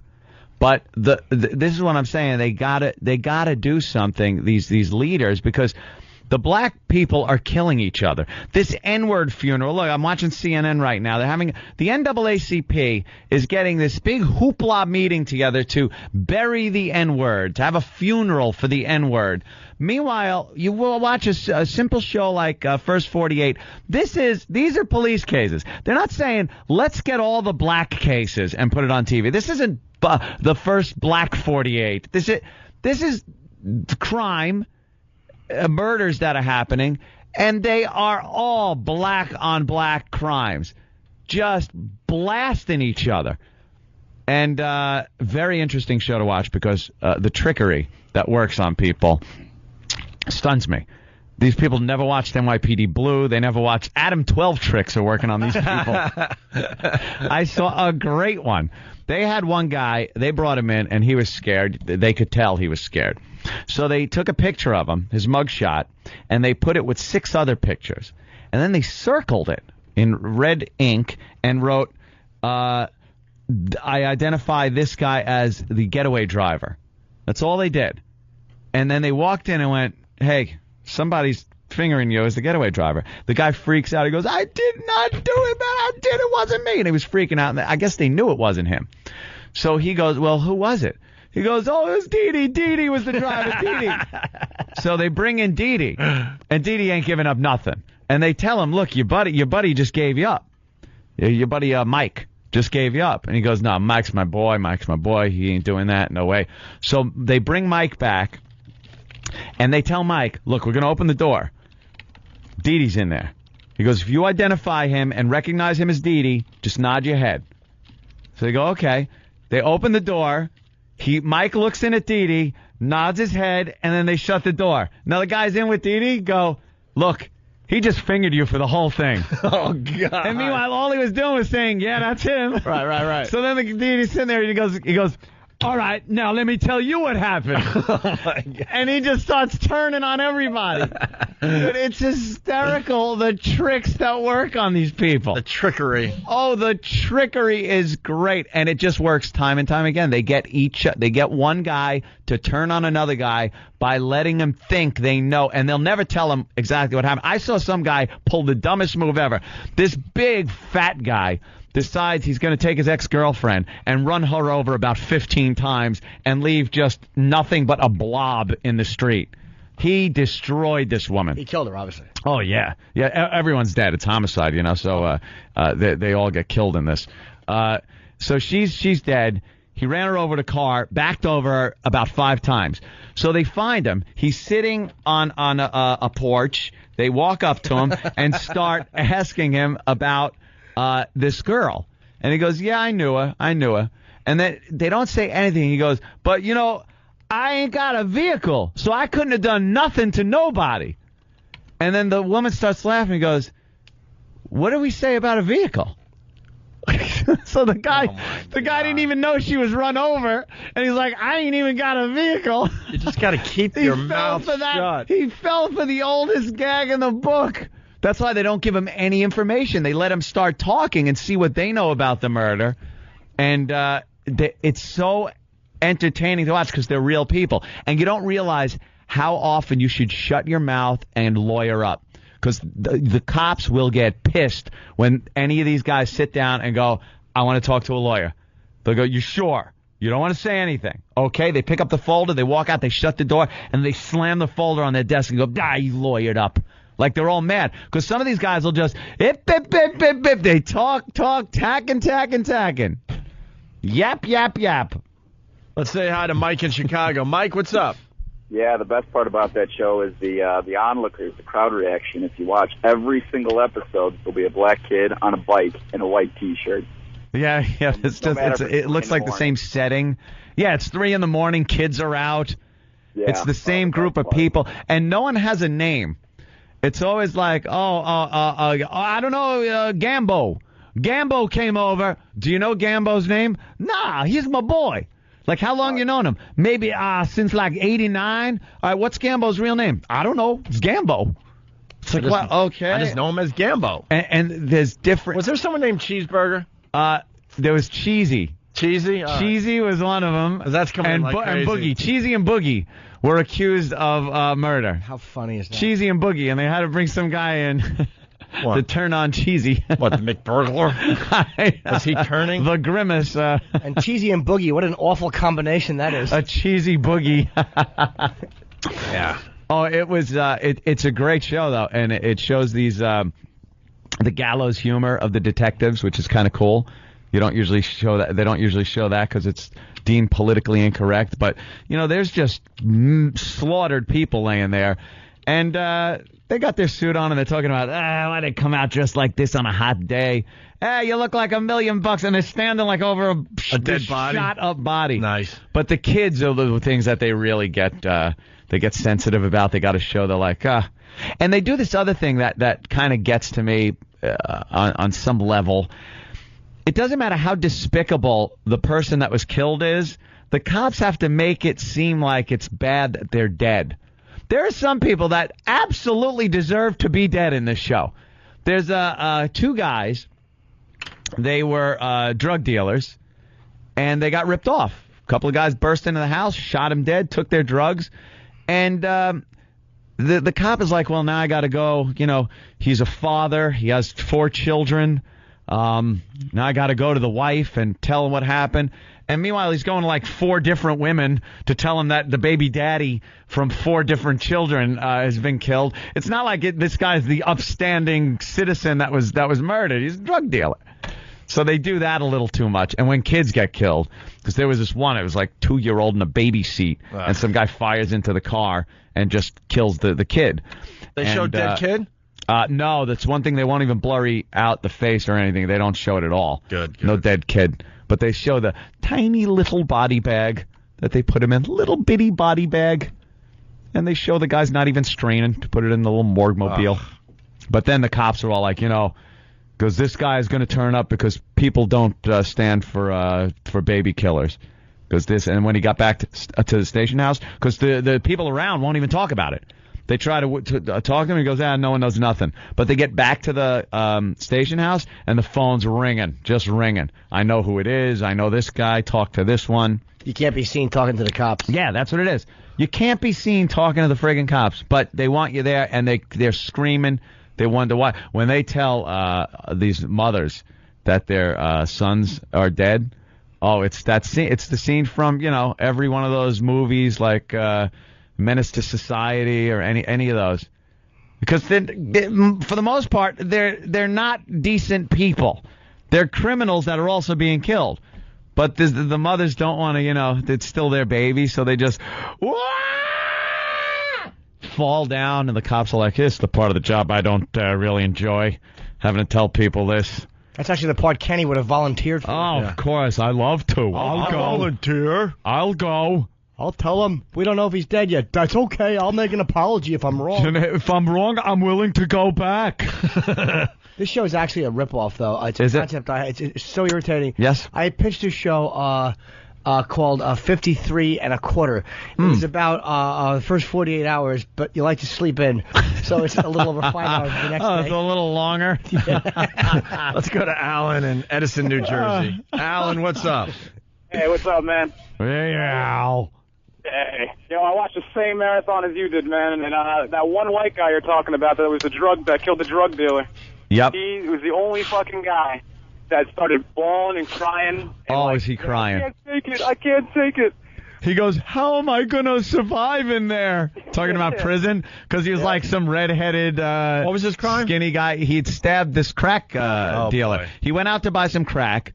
And it's amazing how they put this stuff together. The detectives are really amazing at this stuff. They found a cell phone. They get cell phone records. They find the guy, is living in the same apartment complex. So they bring him down to question him. And instantly, everyone's a friggin' liar. Everyone on this show is a liar. They sit down in that interrogation room and just start lying. And then the guy's going, what are you doing? He goes, you think you're brought down here because we don't know anything yet? He goes, we know already. I'm waiting for you to tell me. And then the person starts going like, oh, my God, they know. They know. And they sent people out to check his apartment. So they found a knife under his mattress. Why would you talk even if you thought they knew? Exactly. You think you're going to get a break? You think you're going to get a break? That's what they tell you. They go, you have a choice right now. You have a choice. You can make things a lot better for yourself, or you can go to jail right now. You tell me what you want to do. That's what they do to these guys. And a lot of them will just start talking. This one guy had a knife under his bed. While they were interrogating him, they were searching his place. They found blood on the knife. So instantly they call the guy that's interrogating him. And he goes, look, we know. Because we know about the knife. We know where it was in your apartment. We found it. He goes, why are you still lying to me? And then he's like, look, I went to get some crack from the guy. He started, he turned on me, and it was self-defense. It was self-defense. He starts crying. Wouldn't you clean the knife off or get rid of it? And the guy didn't have a weapon, the other guy. He still had crack clinched in his dead hand. Jeez. And a huge stab wound to his chest. They said they thought he was shot at first, but they turned him over and went, wow, it's a lot of blood. Serial killer guys like John Douglas, when they go after you, it's a psychological thing.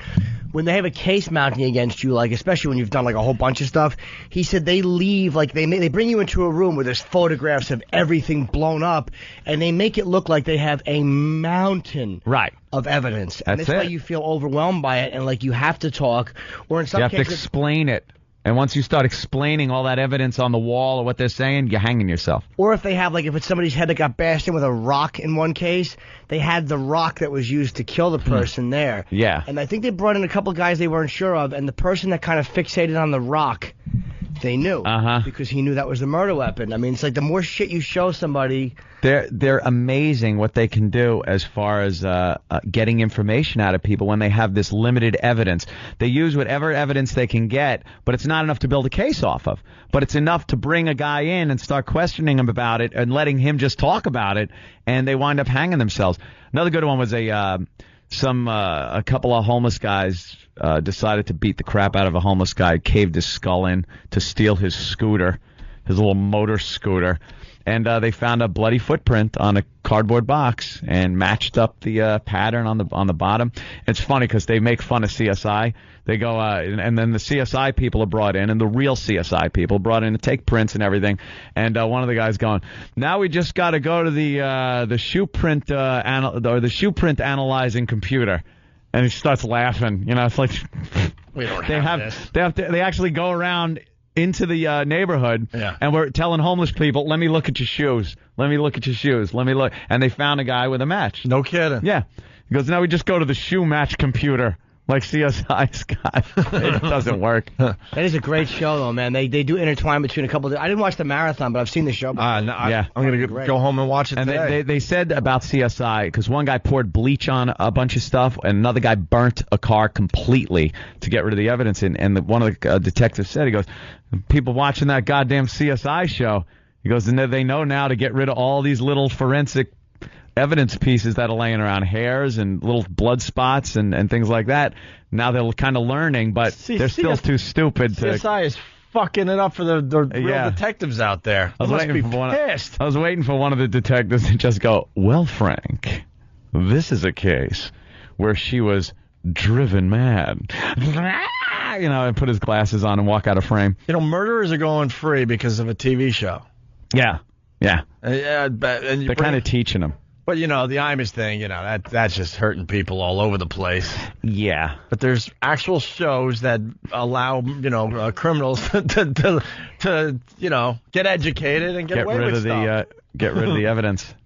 But this was, I mean, I could not believe the amount of just black-on-black crime that is going on. It's just ridiculous the way they are shooting each other to death. Yeah, Brian has something on that. Brian on Long Island, what's up? Hey, how you doing? I watched good. a marathon of First 48 last weekend. What a great show, man.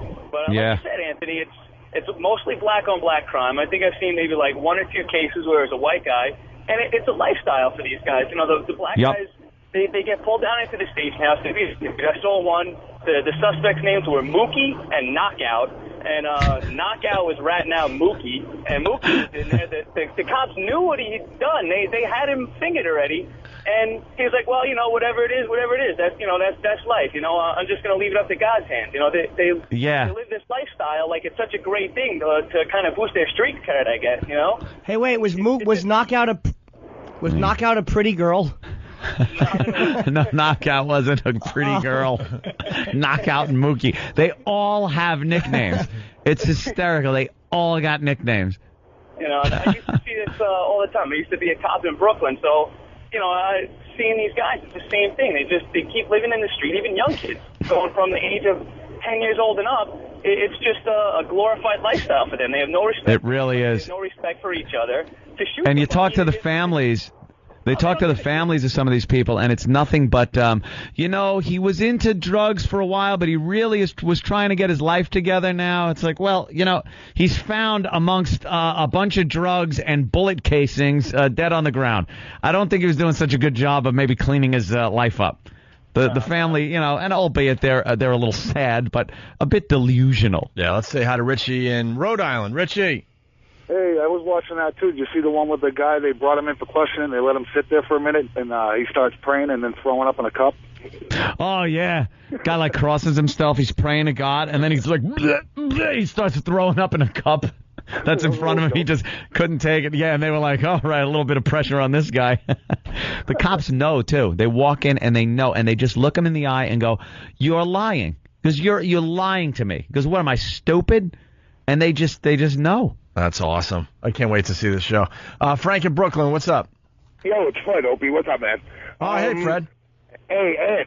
That one where the 61-year-old black guy gunned down the two guys in the pickup truck. In the pickup, went into his house and pulled out that arsenal. The first thing I thought of was, what would happen if they emptied your house? It was like 40 shotguns.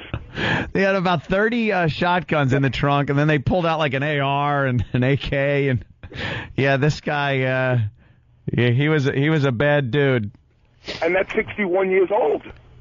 I mean, he was no kid. No kidding. That's what they're looking up to. Huh. All right, thank you, Fred. All right, man. Yeah. All right, let's go to Alan in Massachusetts. Alan. Hey, guys, how you doing? Hey, good, man. This is the only show that I DVR is this show in South Park, so this is a great show on TV, though. But I want to talk about the burn victims. The only way they could identify them is by the 5 gold teeth. That's kind of original there. They burnt some car so badly with a body in it that they're looking in, and they're looking for a while, and then someone goes, is that a bra strap? And it's like, oh, man, we might have a woman here. Couldn't even tell, just burnt to a crisp. Why not just feel around in it? That's how I usually tell.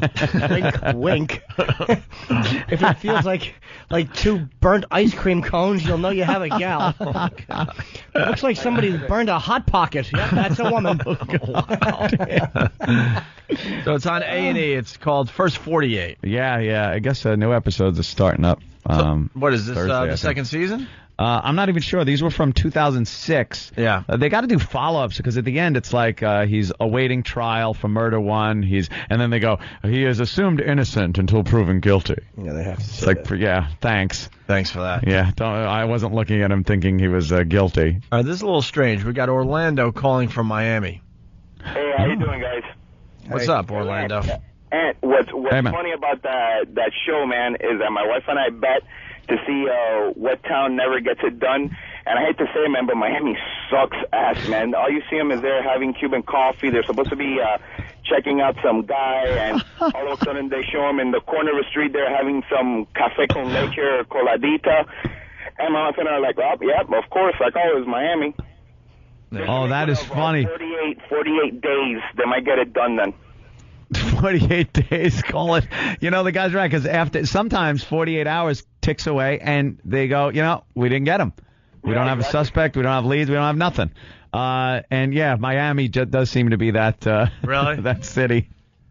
Remember we used to play Guess the Color? Yeah. Can you do that with this game? No. It's the all, show, I mean. You know why? See, Guess the Color, when Cops was huge and everybody was watching Cops, Ant and I back in the day, we would sit around and the call would come in, and we would guess if it was a white crime or a black crime. Yeah. We were right probably 90% of the time. Because it's a lot of shootings going on. A lot of shootings. It's a lot of that spur of the moment, crime of passion shootings that go on, drug related. So a majority of these people that they're pulling in are black guys, a lot of young black men that are being pulled in on this show. I'm just waiting for someone to say, read a review about it that says it's, sensationalizing it and it's a racist show or something like that. But I haven't seen that yet. Nah, that'll happen. It's a lot of the detectives are black, and I'm sure they don't like seeing it. They're just shaking their heads all the time, just going, "Geez, what a waste." But a lot of these guys, it's amazing. Been on the job, homicide, like 20 years. Could you imagine just 20 years of marching around dead bodies? Just butchered bodies and stuff, kids. Yeah, right. Then you just, go home to your wife and kids. I figure after 5. You think 5 is the point where you just doesn't even matter? It's like you might as well be painting. Yeah. Yeah. Or something. It doesn't matter. You're just another day at work. All right. So it's First 48. It's on A&E. Yeah, check it out. Great show, man. I haven't seen it in a while, but it really is a fun show to watch. Definitely. I got to check it out. Because the evidence is so fresh. Yeah, When Quincy got stuff, it was always bad. Right. It was always bad. What? Sam would always have like some bad. Is that? It is. Of course it is. He left a footprint, Sam.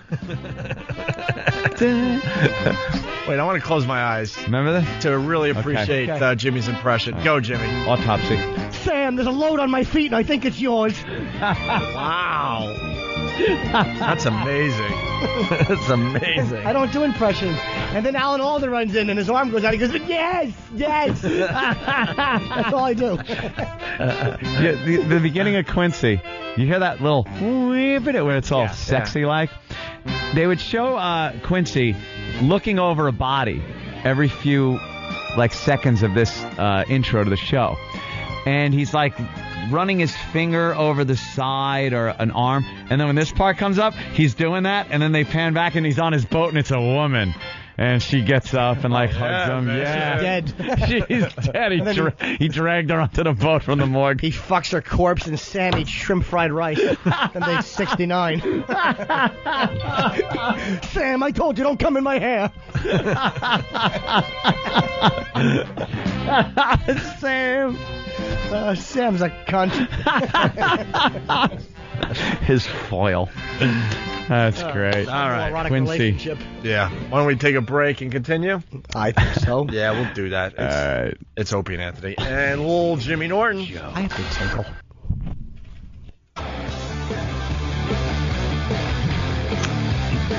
Reading is still going strong. So, Opie, what did you do during the break? Check the train schedule. Oh. It's the Opie and Anthony Show. Oh. Fast Freddy from Jamaica Station. He writes, Quincy banged mad chicks on that yacht.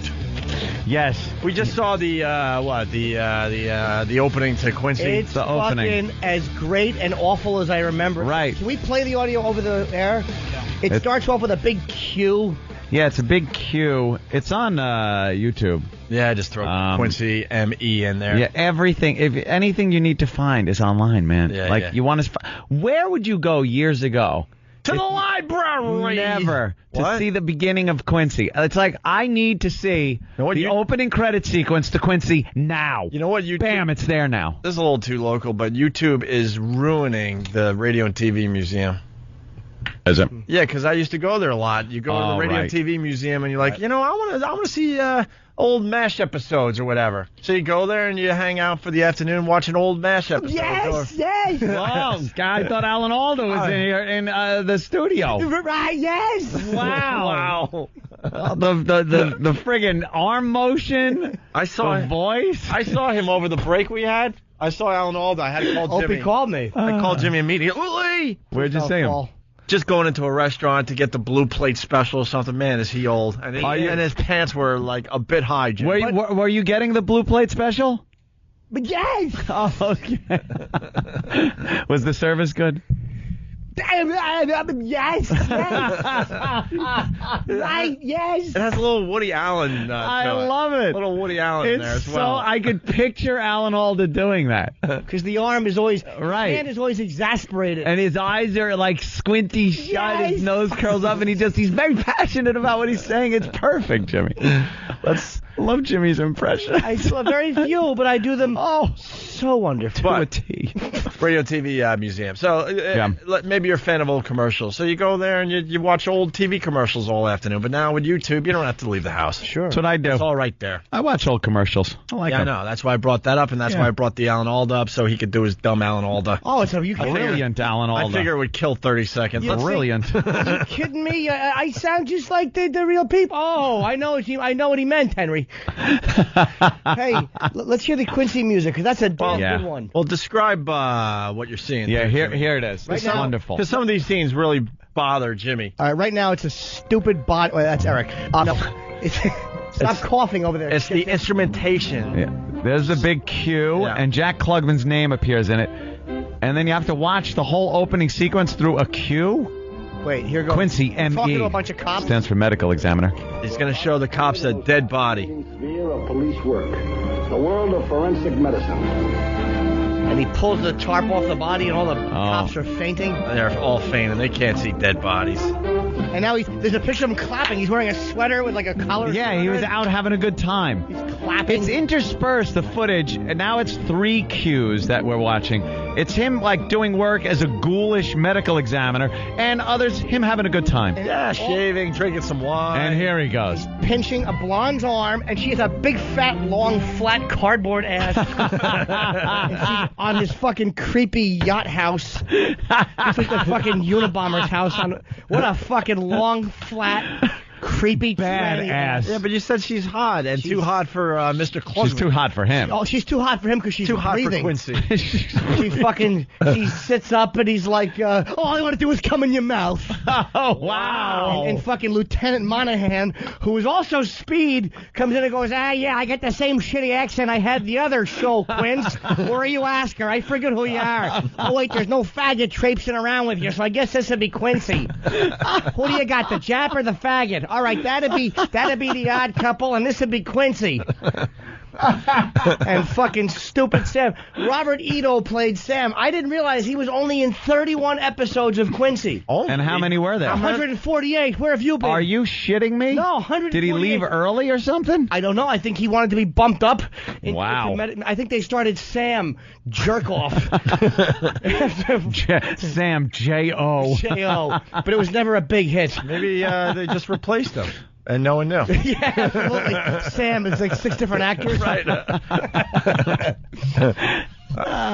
Wow, that's nostalgic. Yeah, listening Jimmy, next to that time again. You got to tell us to close our eyes. So we can really appreciate it. Yeah, but it's funny where he's pinching the girl's arm. Yeah. And she sits up and all Quincy's idea of dressing fancy was a shitty sweater vest with a fucking collar shut under it. And one of them, my favorite, he's clapping, like he's kind of clapping and laughing. It's Yeah, he was having a good time. I'd love to know what was happening. Oh, he was probably out night on the town. Price, I bet you someone just brought in a fresh dead blonde, and she still had like bubbling spittle. And he's like,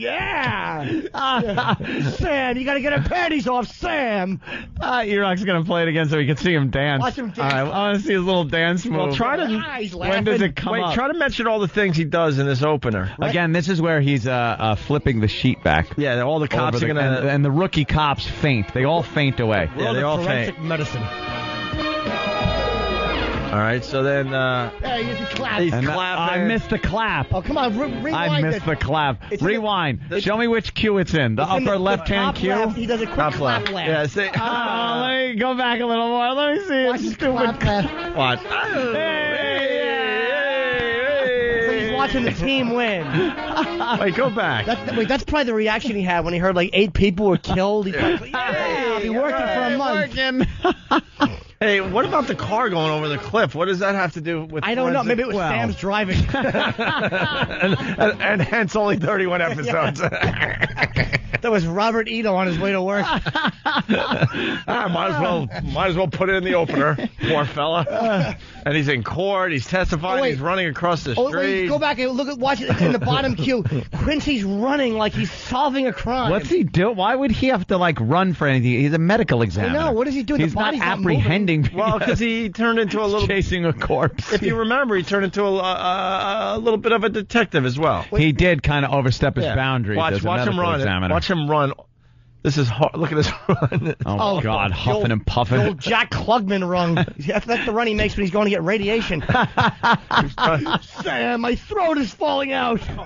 He was trying to run away from cancer, and cancer caught up. Yeah, he was running away from cancer, and he ran right to it accidentally. Whoops.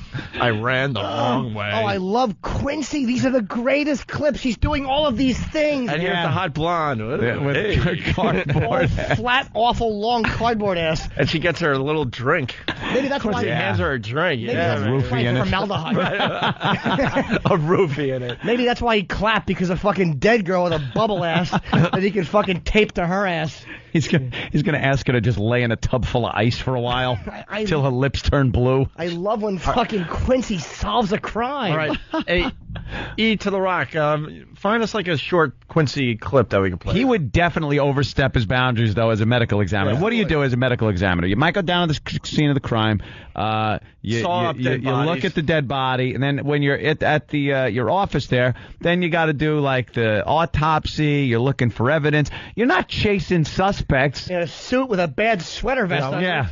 Here's what these guys do. Wait, we're gonna. Oh, good. We got a little clip. Michael Baden, Uh-huh. who does those HBO things. What a ghoul he is. That's the guy. And the maggots had eaten. Yeah. And we knew where she was. That's what they do. We knew the French fries were digested at a slower rate, and we saw the bite marks were actually in the French fries. The contents of her stomach were emptied.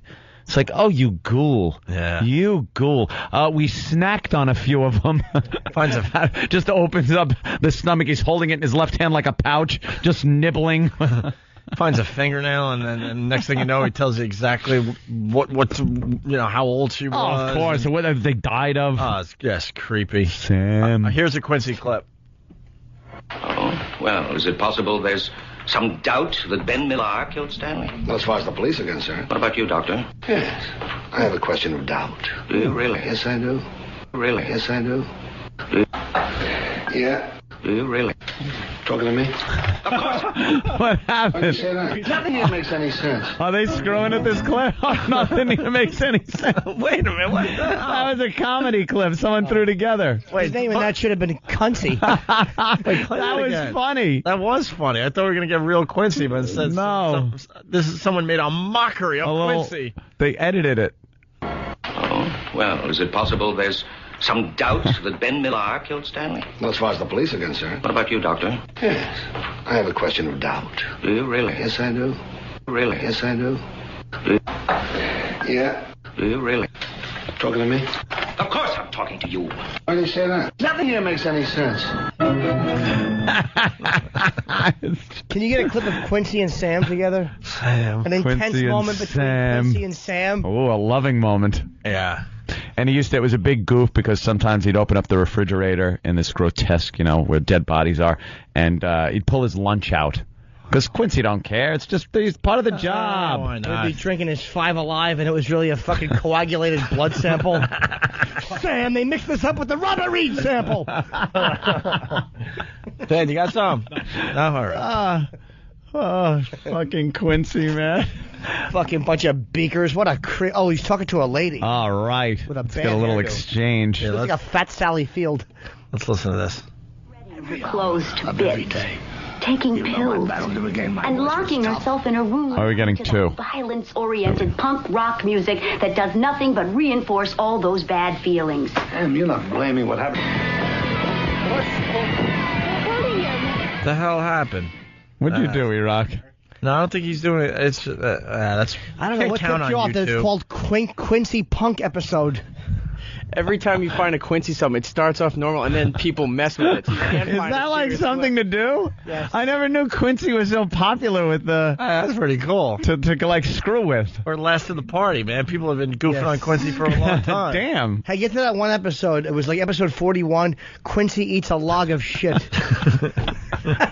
It looks just like a Tootsie Roll, Sam. But then Sam doesn't look Asian. Sam, because yes. Oh, wow. Hey. Oh, my God. It's a star-studded. That's right, Aaron Orda. They can't fuck us on XM for that, can they? Probably. Suckers. Who knows? Oh. Who knows? Oh, you got another Quincy? No. How could you not find Quincy? There's 600 of them. There's just a million we got copies of the intro. We got password. The password is cunt. All right.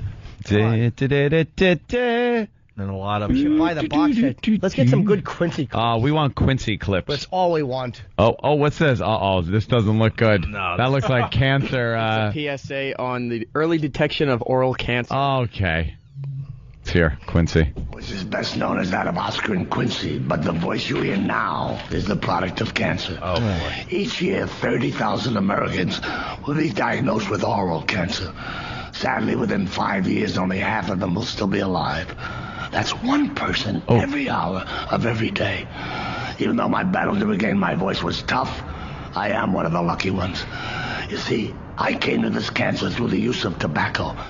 But evidence from major cancer centers indicates that young, non-smoking people are increasingly being diagnosed with this disease. Given its deadly nature, I want you to think in terms of an annual screening, which will take less than 5 minutes. It's hard to breathe. By a knowledgeable dental or medical professional, it can catch cancer in its earliest, highly curable stages.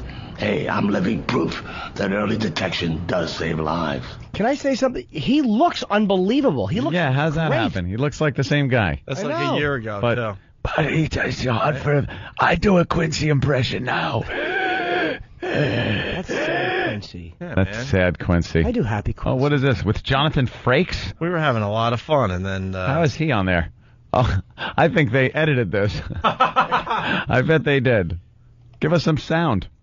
Put some sound on before you get a... Oh, that... All right. Move past the opener.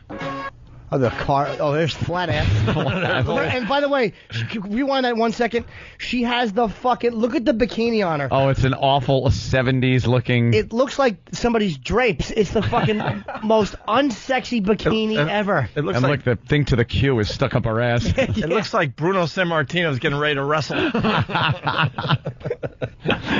All right, continue, and let's see where we go. There he goes. All right. Here we go. The old beach scene. The Face of Fear. The Face of Fear, a Quinn Martin production. Oh, there's Gary Why is- Weinberg, Lieutenant Manahan. Why is Quincy at a nude beach? John S. Regan. Oh, Aston, his boss.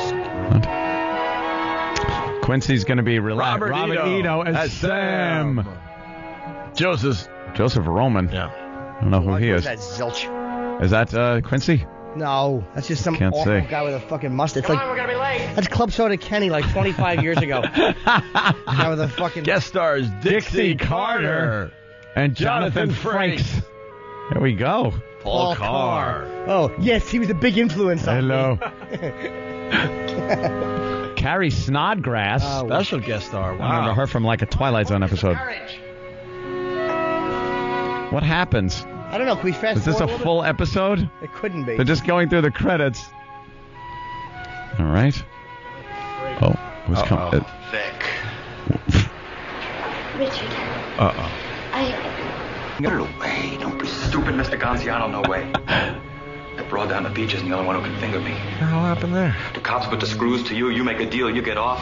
I still buy the big one. No, Leon, it doesn't work that way. I'm an accomplice. I'm in it just as deep as you are. Equal partners, Leon. Equal partners. Oh. Well, Quincy's going to be busy. One down. I guess they're just showing Jonathan Frakes parts. That's nothing. Keep going. See if there's any Quincy. There has to be some Quincy. Come on, fast forward. Casual corner.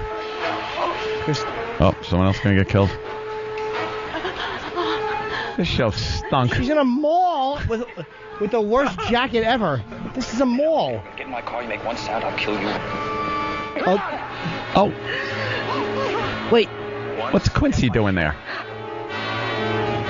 Quincy has a... blow your brains out. Ooh. Hold on, pause this. What's happening is this. There was a fucking girl yeah. who looked like Jason Voorhees' mother with a fucking shitty plaid jacket being chased in a mall. And Quincy comes out with a fucking awful members-only jacket, and he's like involved, and the guy pulls a gun, and then the elevator door opens, and it's Lieutenant Monahan who grabs the guy's arm and pins his arm behind his back. Monahan gets him. Yes. So the guy was basically fucking captured by two old people. It's awful. The old people brigade got him.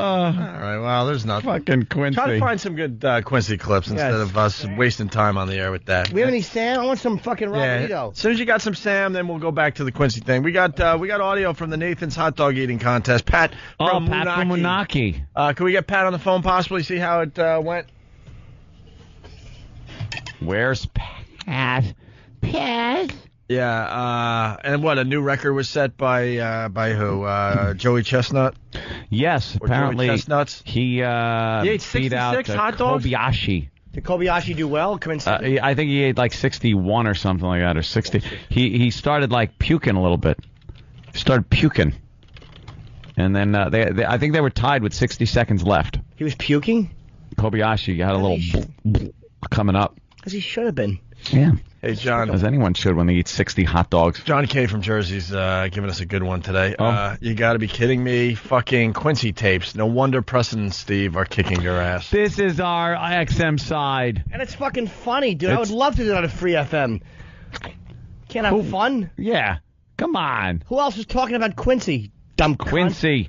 It's relevant always. No show that's in the top 20. That's true. Quincy. It's the beauty of us. What can I tell you got test, though? John, good job. You got test today. And I can't believe I'm listening to you douches watch TV on the radio, and I'm loving it. Yeah, we watch TV on the radio. Who else watches TV on the radio? Nobody's successful. No one. It's like Mystery Science Theater on the radio with Quincy. It's brilliant. Of course it is. Yeah. Everyone knows it is. All right, we got... You don't like it? Lump it, I say. Oh, geez, with that type of talk, we'll never get syndicated. No. Well, Kobayashi had the record. Yes. And Joey Chestnut's destroyed the record. Yep. Destroyed it. He ate 66. What was the record before that? Like in the 50s? 9. Yeah, when they started this dumb contest, that's what it was. It probably was. Some guy did 9. And Here he wow. is. He's eating 9 hot dogs. That's his 9th hot dog. It's wonderful. This 1943 first annual hot dog eating contest. And it was probably even before that. Yeah. How old is that stupid contest? How old is the hot dog? Eating contest at Nathan's. Nathaniel, you should know. It's your namesake. Pat joke for a Pat event. All right, we're trying to get Pat on the phone. But someone's got to explain this, because I was watching, like, they're taking this seriously like it's a real sporting event. Oh, the announcers? And I think at one point they said this is the greatest moment in sports history. Yeah. They get goofy, the announcers. They were kidding, right? Yeah, they were kidding. But are you sure? Positive. We'll have to it's ask Pat so when he calls in. tongue-in-cheek. It's like, really, yeah, when they say it's the greatest moment in sports history, they're definitely kidding, or they should be fired. The announcers believe Chestnut winning would be the greatest moment in the history of American sports. Yeah. I'm telling 92 years they've been doing that contest, and since 1915? Holy shit. I just wish the survivors of the Titanic could be here. Oh, wait, they can. Something 2 years ago or something. Here we go.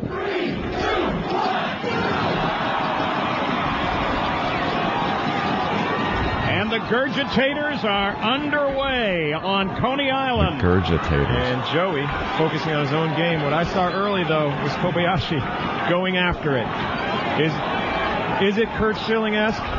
Better than Kurt Schilling? Look at him go. Kobayashi comes in behind with 5. It is so on right now. We just didn't know for about 2 weeks what was going to happen. That is funny. They're just doing it to be Schilling, yeah. Like they're comparing him with Kurt Schilling. It's not blood on his sock, it's ketchup. Oh, boy. We got Diana from California. She wants to talk about something that has nothing to do with anything. Oh, no. Hi, Diana. What's up? Hey, first of all, you guys are allowed to be doing this because it's Pot Talk Monday, right? Yeah, right. Hot Talk Monday. We decided to talk about Quincy. Very good. Okay, and I remember the guy on Jerry that cut off his leg? Yes. Do you remember the tape of him? It's really a disorder. I got a magazine, the Psychology Today magazine, and it's called Body Identity Integrity Disorder. And lots of people apparently have it. Yes, we used to call it douchebag. Well, I know that, but I just thought it was weird. Is there a condition where you call up a radio show with a subject they did a week ago? But I was just telling you. You do have a disease, It's miss. not It's my called fault you silly guys didn't come to gooseitis. work on Thursday. Oh, that's true. I You've was been gonna call meaning you to last tell week, us. but you weren't there. She's But the one that anyway, likes to it's Pot shave Talk her Monday, twat so you and guys talk can to us. talk about whatever you Yeah. What'd you call me? No, Said he you like to shave your twat and talk to us. Yes. I did.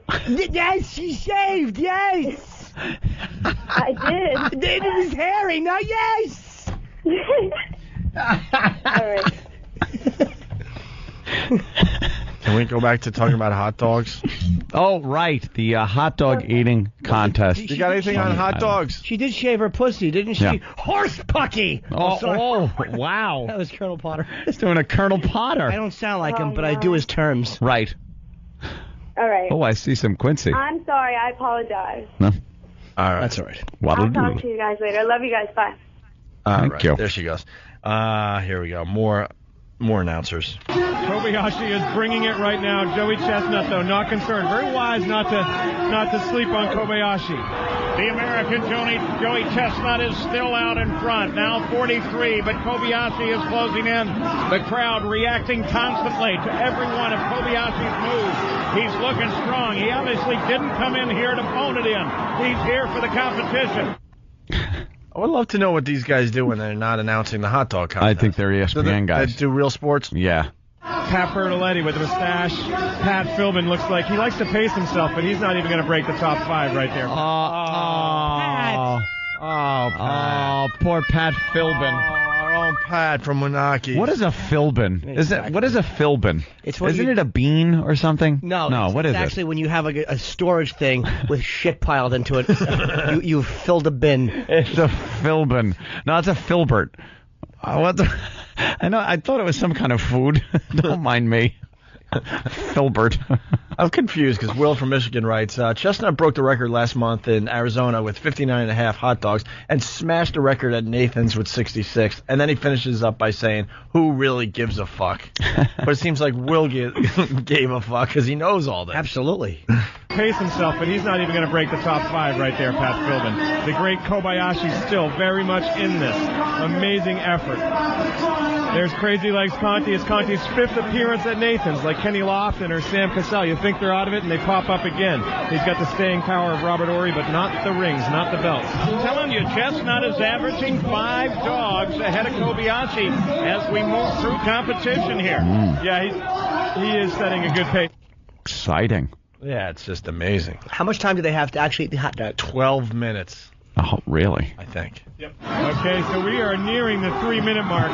Joey just a dog above, and Kobayashi now bringing it in the final quarter. And there we go. Chestnut has a new record for Nathan's. He broke the old one set by Kobayashi, 53 3/4, as he goes through 54. Since 1916, a hot dog contest has occurred on this corner. Never before has this crowd or any crowd seen 54 dogs eaten, and that happened in just 9 minutes. Wow, that's exciting. Chris from Wilkes-Barre. According to legend, on July 4th, 1916, 4 immigrants had a hot dog eating contest at Nathan's famous stand in Coney Island to settle in an argument about who was the most patriotic. After 12 minutes, James Mullen had eaten 13 hot dogs. Hey, James Mullen. Good one, you know. Yeah, big Irish drunk. He's like sucking on beer with a lager. Of course he was.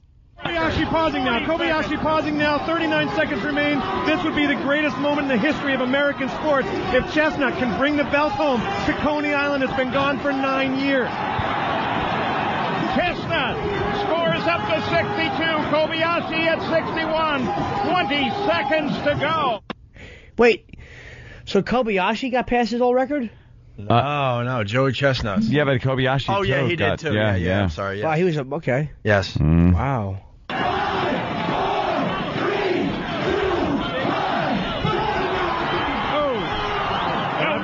Got a photo finish. That could have been a DQ. That's a Kobayashi reversal within the framework of the competition. I'm afraid the judges are going to call that.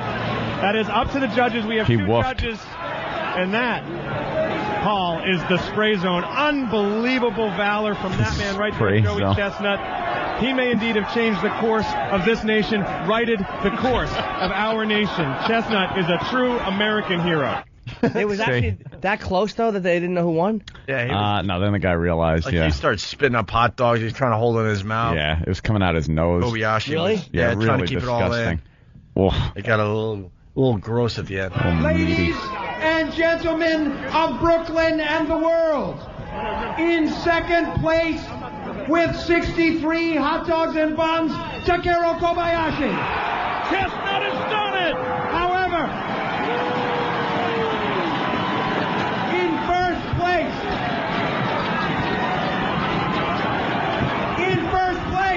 with 66 hot dogs and buns, Joey Chestnut.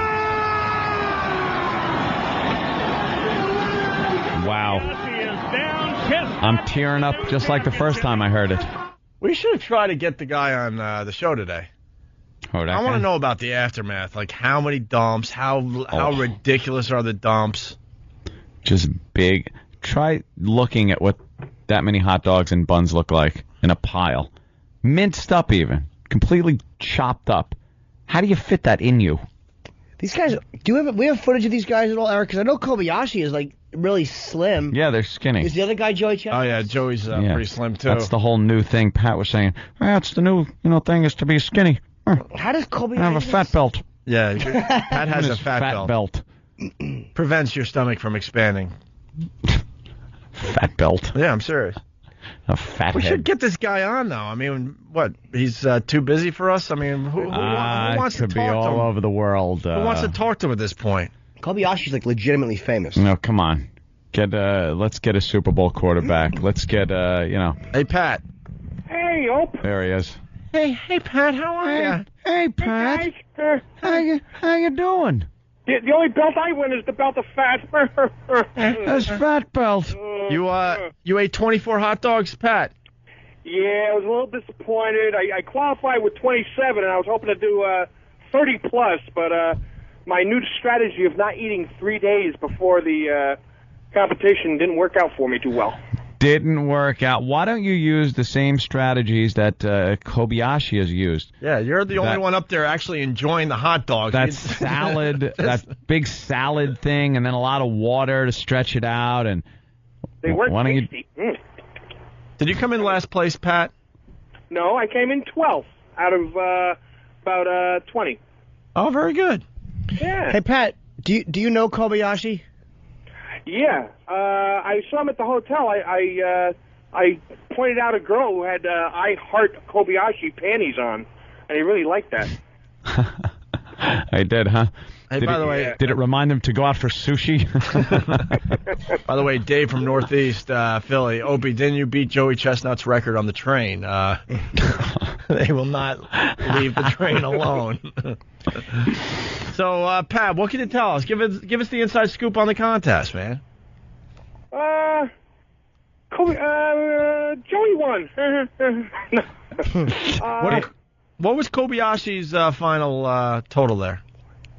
It was 63. I think they deducted some. It was closer, but they deducted some for the stuff that came flying out of his mouth. Yeah, what do they call that stuff that flies out into the cup and it's all moist and stuff? There's a word for it. Delish. It's called a reversal of fortune, or Elvis leaving the building. No, I know, but there's a hacky name for it. Was there? Yeah, I forgot. What they said I did on Pat, a fluvic stuff. I'm not sure exactly what they call it. I don't know. Hey, are the announcers goofing on you guys, or are they really into it? I can't really figure it out. I thought there was a little bit of a diss when they didn't use my moniker. My Pat from Monarchy moniker. They said Pat Philbin. Yeah, Pat They said something about Weebles wobbling but not falling down. Oh, did they? Yeah, I heard that. Yeah. And Pat was looking rock and rollish, man. You had your sunglasses on when they announced you. Like a rock star, huh? Yeah. Now, what happened the next day when you have to take that dump? Well, this year was a little different. Usually it's not that bad, but I think since I was all cleared out from not eating for 3 days, the last thing I had was like breakfast on the way back from Mohegan Sun, and that was Sunday morning. And it all turned to yellow liquid, which I deposited nicely at the W Hotel on their second floor. Oh, my God. I just sprayed their bowl. Hey, Pat, how many days are you supposed to not eat? Well, my qualifier, I didn't eat the day before, and I did 27. So I go, ooh, that's pretty good. So I'll do it a couple more days, and maybe I'll do more. But it didn't work out like that. Everything shut down on me. I don't think you should fast for 3 days because I think you should eat a really big meal to get that stomach. Yep, stretch it out. Yeah, but it's still that first hot dog I had was like a lead balloon. I was like, oh, this is gonna be a struggle. Then I was hearing them say Joey and Kobe, they're like on 30 at the 2-minute mark, and I was like, holy crap. What were you on? I think I was on 4 or 5. Wow. That's I tend to pace myself. I always look like I'm going real slow, but even when I do 27, I just keep pace. I A lot of them do like 30 in the first 2 minutes, and then they slow down, but I pretty much keep the same pace throughout the whole contest. I still don't get it, man. I don't get how they're able to eat 66 hot dogs in 12 minutes. Dude, when do you eat again? Like say you do this, like a guy like Kobayashi or Joey. Next day, man. Will they eat that night or the next day?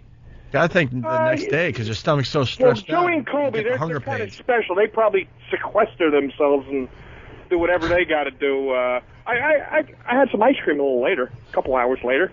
Oh, sweetie. It was like an after party. I was drinking some beers.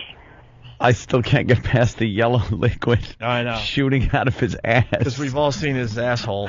Oh, yeah. Now just picture yellow just shooting out. Oh, how many rolls of toilet paper did you need to clean up? Oh, Kelly disgusting. was there. Well, congratulations on just another fine showing. I mean, Oh, you thank qualify every year.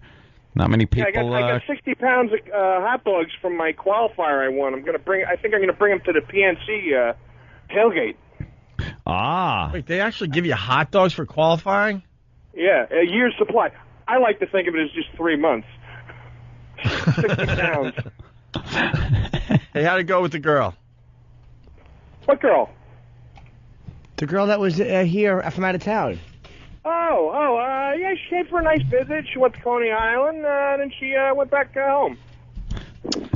But did you have a nice visit? We worry about it you, was nice. Pat. That was nice.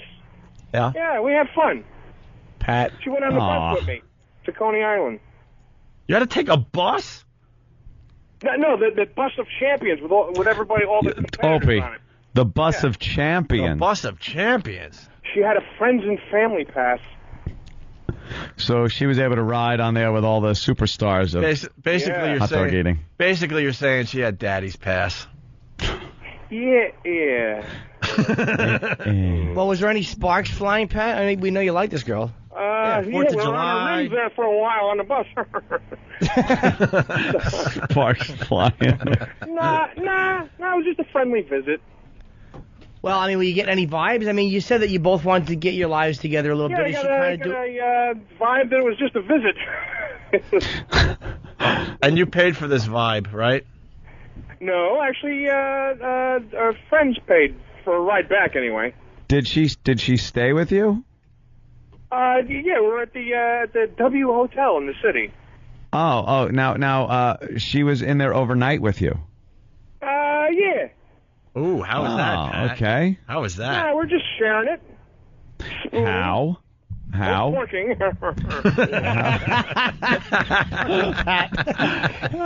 How are the sleeping arrangements?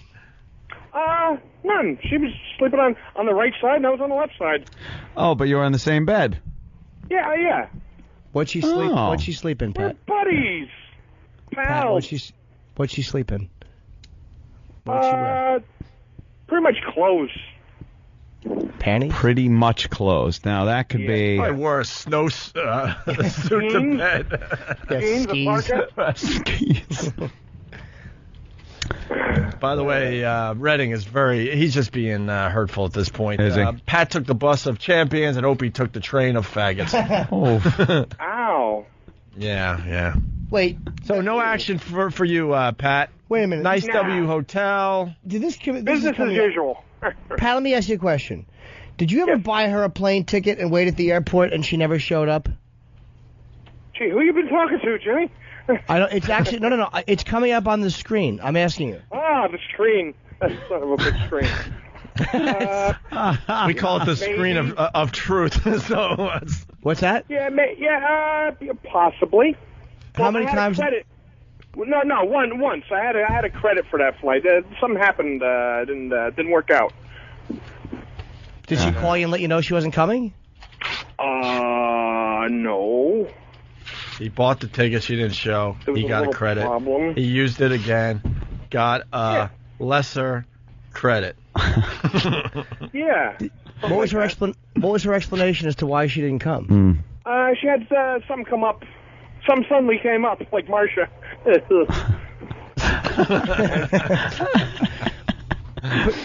And I went still packing home. It can happen. Yeah. Hold on, Pat. It can happen that somebody has something come up. That happens. But why didn't she call you? That's my concern. Well, I had a little issue with that, and Yeah, I we bet. moved on from that. Ah. Yeah. She just left you in the airport? Well, one could look at it that way, yes. One could.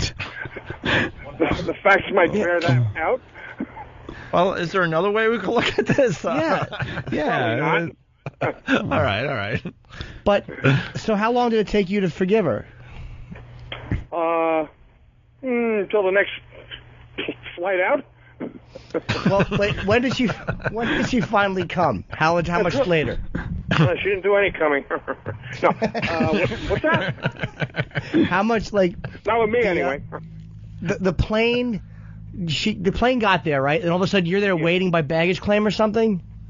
All excited, probably have flowers in your hand. Oh. She had a prepaid phone, and it expired, and we weren't able to get a hold of each other, and evidently she didn't have access to a landline or something. And I just assumed... At an airport. I kind of had a bad feeling because she didn't talk to me that day. So that night it was like a 10 o'clock arrival thing. So I showed up at the airport, and I watched everybody get off the plane, and she wasn't one of those people. Oh, standing there watching everybody getting off, and you're just like, were you craning your neck trying to see? I think that might be. Oh no, this one that was her. Oh, she's not. Oh no. And then like the flight crew gets off, and the cleaning people go on. Separated families coming together, hugging each other. And me just standing there, them wondering who the hell I am. Oh. And then when did she finally come, Pat? How much longer after that episode happened? That was like actually like a month and a half ago, and then she came like just before the contest and left like Thursday. Okay, so a month and a half ago, how much time went by from the time that you're standing there in the airport and you two finally spoke? It was like a couple days. A couple of days you didn't? Yeah. How long were you waiting at the airport? A couple of days. A couple of days? How long were you standing there waiting for her to come out? When I saw the flight number go off the electronic board. Oh, no, Pat. Did you wait for the next flight thinking maybe she missed her flight and she's on the next one? It was safe to leave at that point.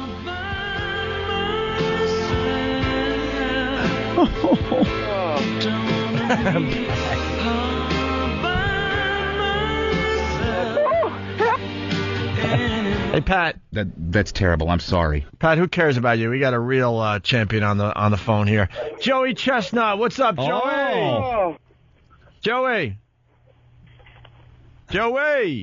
Meow. Joey Chestnut. Hey, Joey, is that you? Joey Chestnut. Can he hear us? Joey. Meow. All right, hold on, Pat. I might have to totally get you off to the phone here. But let me try this way. Pat's gold. Joey. Yes. Joey Chestnut. Yeah, this is me. What's up, Joey? Congratulations. Thank you very much, guys.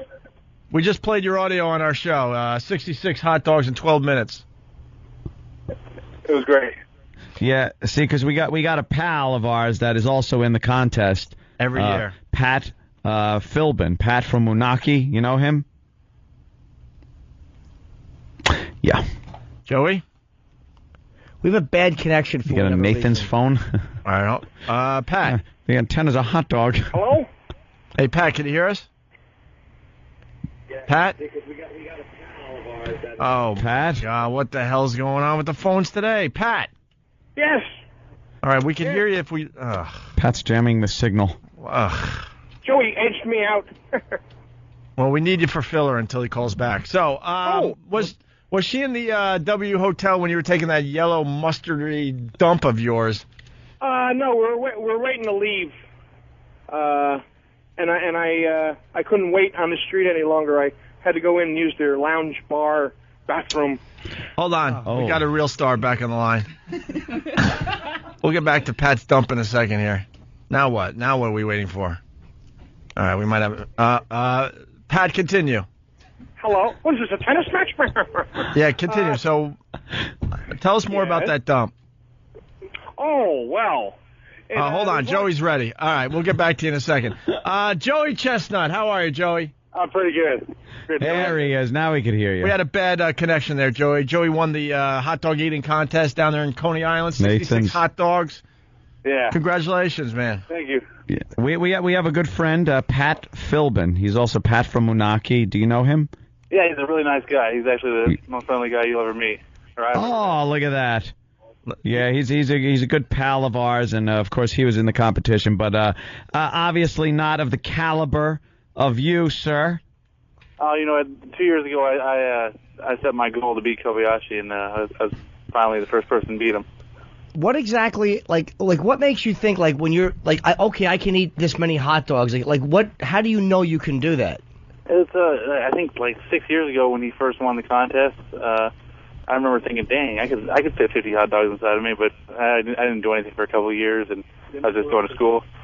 Yeah, but my little brother signed me up to an eating contest, and then I knew my body was made for it, and I started pushing my body, and I love to eat, so it's pretty natural for me. Do you eat that night, or like when do you finally eat again after eating 66 hot dogs? Oh, I didn't eat that night or the next day pretty much at all. I had protein supplements the next day. I really keep track of what's going in my body and the amount of exercising I'm doing afterwards. So I try to stay healthy.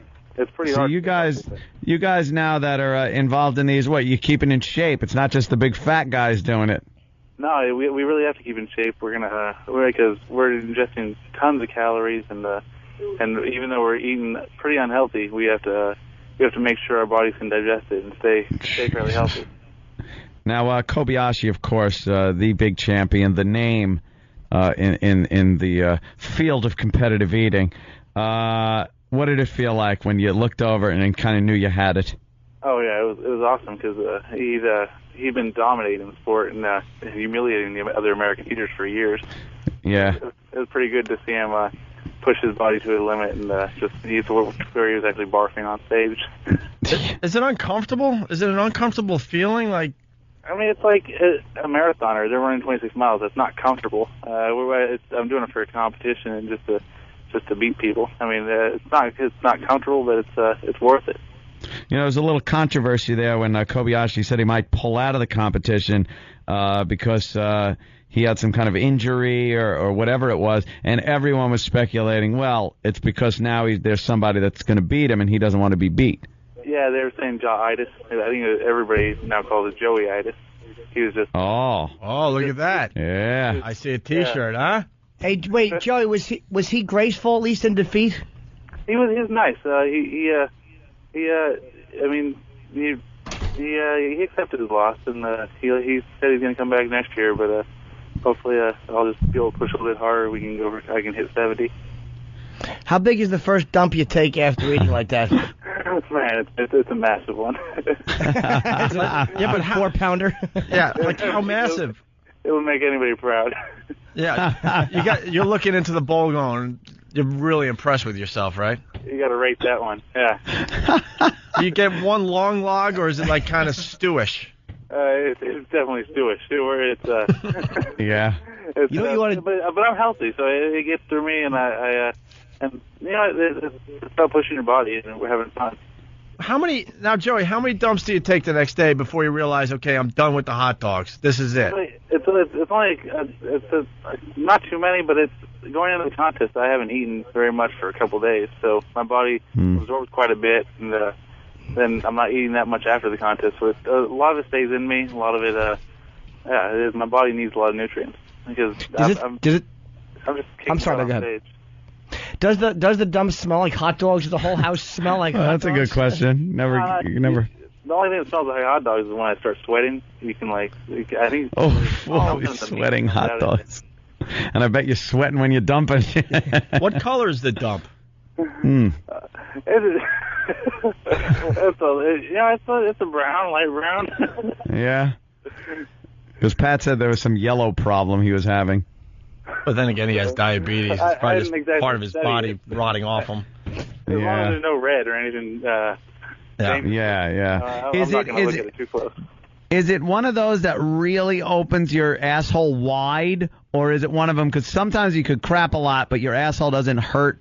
But does this one hurt? Like, does it open wide and leave like a big brick, or is it thin, nicely tapered? It would conform to the shape very easily. Would you say you have to flush more than once during the dump, or is it like a double, triple, or quadruple flusher, or do you like shit once, flush, wipe, and then shit again later? Yeah. I was still in the hotel, so they had like an industrial toilet. So it was, as big as it was still only a single flush. Yeah. When you were dumping, did you just think about doing like an upper decker or anything like that? Leave something for the hotel? It would be like a collector's item. Yeah. I do want to know, though, when you look in, can you distinguish the pieces of hot dog from the pieces of bread? Or is it just all mixed up as one dump? It was a little bit disappointing. I was hoping I could, but it just looked like I was a big slob. I was eating too much or something. Yeah. My body digests pretty naturally, though. Were you ever tempted, though, like when you really have to go and you don't feel like flushing, just to hang your ass in the tub and let it fly and, like, see it all as one unit? I think everybody's tempted to do that. No, but... Yeah, I bet. Now, after you take a dump like that, cleanup, is it really messy? You going through a lot of toilet paper? That's a good one, Does it burn a little bit? Soft, hard, what is it? Part B of that question also, do you use, like, the little naps, to wipe? Yeah, like a wet nap or... Yeah, they used to be called baby wipes. For me. Yeah. But I mean, is cleanup a mess, though? Is it a messy one? No, it's not that bad. I mean, it can only get so messy as long as I do it with my cheeks spread. Right. Yeah, because you don't want that getting all over you. I mean, wow. It's not like I'm a big fat ass. I try to stay pretty healthy. No, you're a skinny guy. Does the dump cause like hemorrhoids or anything like that? I mean, you're releasing a lot of food, a lot of weight coming out. Guy. No, you get hemorrhoids from other things. Yeah. Do you read when you're taking that hot dog dump? Do you read something? No, I'm focusing, making sure I don't push out a kidney.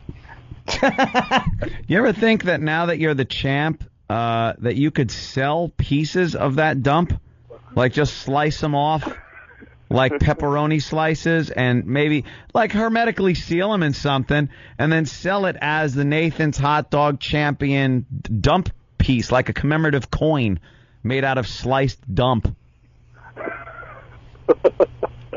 No. I don't even know how to respond. Yeah, I would say respond with cha-ching, my friend. Are you still? Because that sounds like a good money-making opportunity for eBay or something like that. Hey, Joey, I'll be down with it. Yeah. Joey, do you have a girlfriend?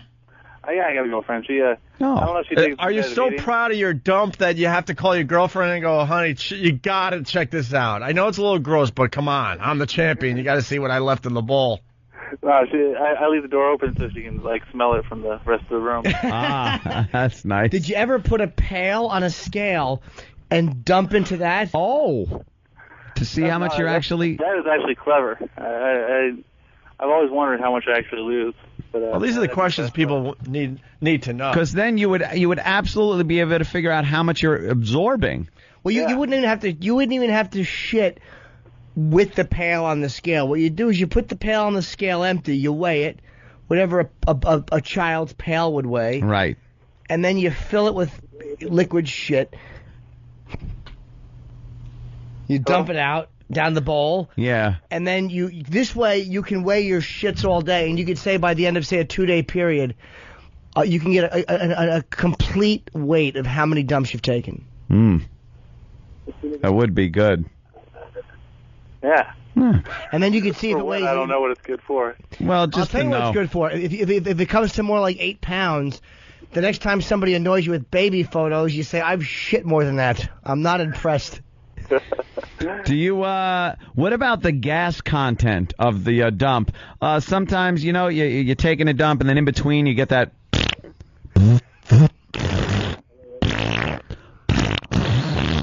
Any of that, or is it just a continuous, like, tube, like a monorail of shit? A monorail. Yeah? No, it's pretty much, the gas comes beforehand. And how long does this dump take you? Do you get up and you got like a butt hickey or something like that? No. When I get on that toilet, I'm taking care of business. I don't waste any time. Get right to it, like the way the hot dogs went in. Come out the same way. Fast. That's a good question, too. When the hot dogs come out, Are they really like distinguishable? Because you're not chewing. You're basically swallowing almost whole hot dogs. That's what I kind of asked before. Acid in my stomach because it digested pretty decently. Oh, okay, you did ask that. But do you take a close look? No. And go, wow, those are the hot dogs that won me the championship. Yeah, I would have got like. Now they're just shit in a toilet. I would have got like a pokey stick and started poking around, seeing what you could find in there. See if any of the skins from the hot dog are floating around. Do your legs go numb from staying on the bowl that long? No, usually I'm not on for that long. Wow, I think you would be on there for a while, but everybody's digestion is different, I guess. Does it feel like you have a python in your ass that's trying to make its way out? I don't know what that feels like. Well, was it more like a lot of times I'll eat certain food? Does it ever burn coming out? Like a spicy food dump will bother me as it exits. Does this bother you at all? One time I ate jalapenos in a contest. And that was, wow. I'll never do that again. Oh, yeah. Is that the worst dump you've ever had? Yeah, that was the most painful contest all around. Yeah, that could blow out your asshole. Yeah, I'll never do that. Here's what I need to know. Consistency. Okay, here we go. Milk Duds, chocolate mousse, or water. What consistency? It's like... What was the middle one again? The second one? Yeah, like chocolate mousse. We could go between chocolate mousse and water. Put something in there like, or between chocolate mousse and milk dud. It held its shape pretty decent. It held its shape. So like chocolate covered banana. Oh yeah. So we got milk duds, which are just annoying when you get milk duds. Bloop, bloop, bloop, bloop, bloop, bloop, bloop. Milk duds, pudding with a fetus in it. Yes. Mousse. A nice mousse consistency is good sometimes, as long as there's not too much acid. Do you get a burn? Is there a burning sensation on your asshole, or does it come out without that burn? Because sometimes you can have a nice shit. It's not too big. It doesn't rip your ass like that, but there's enough acid in the leftover food that it's burning your ass a little bit. Sometimes even I've had to dip the toilet paper in a little bit of water from the sink and shove it in there, just to quell that flame. Yes, it's just often enough where it doesn't hurt. Yeah. Have you ever had such a solid dump that you went into panic mode because you thought you might have to break out the old scissors and cut it loose? Get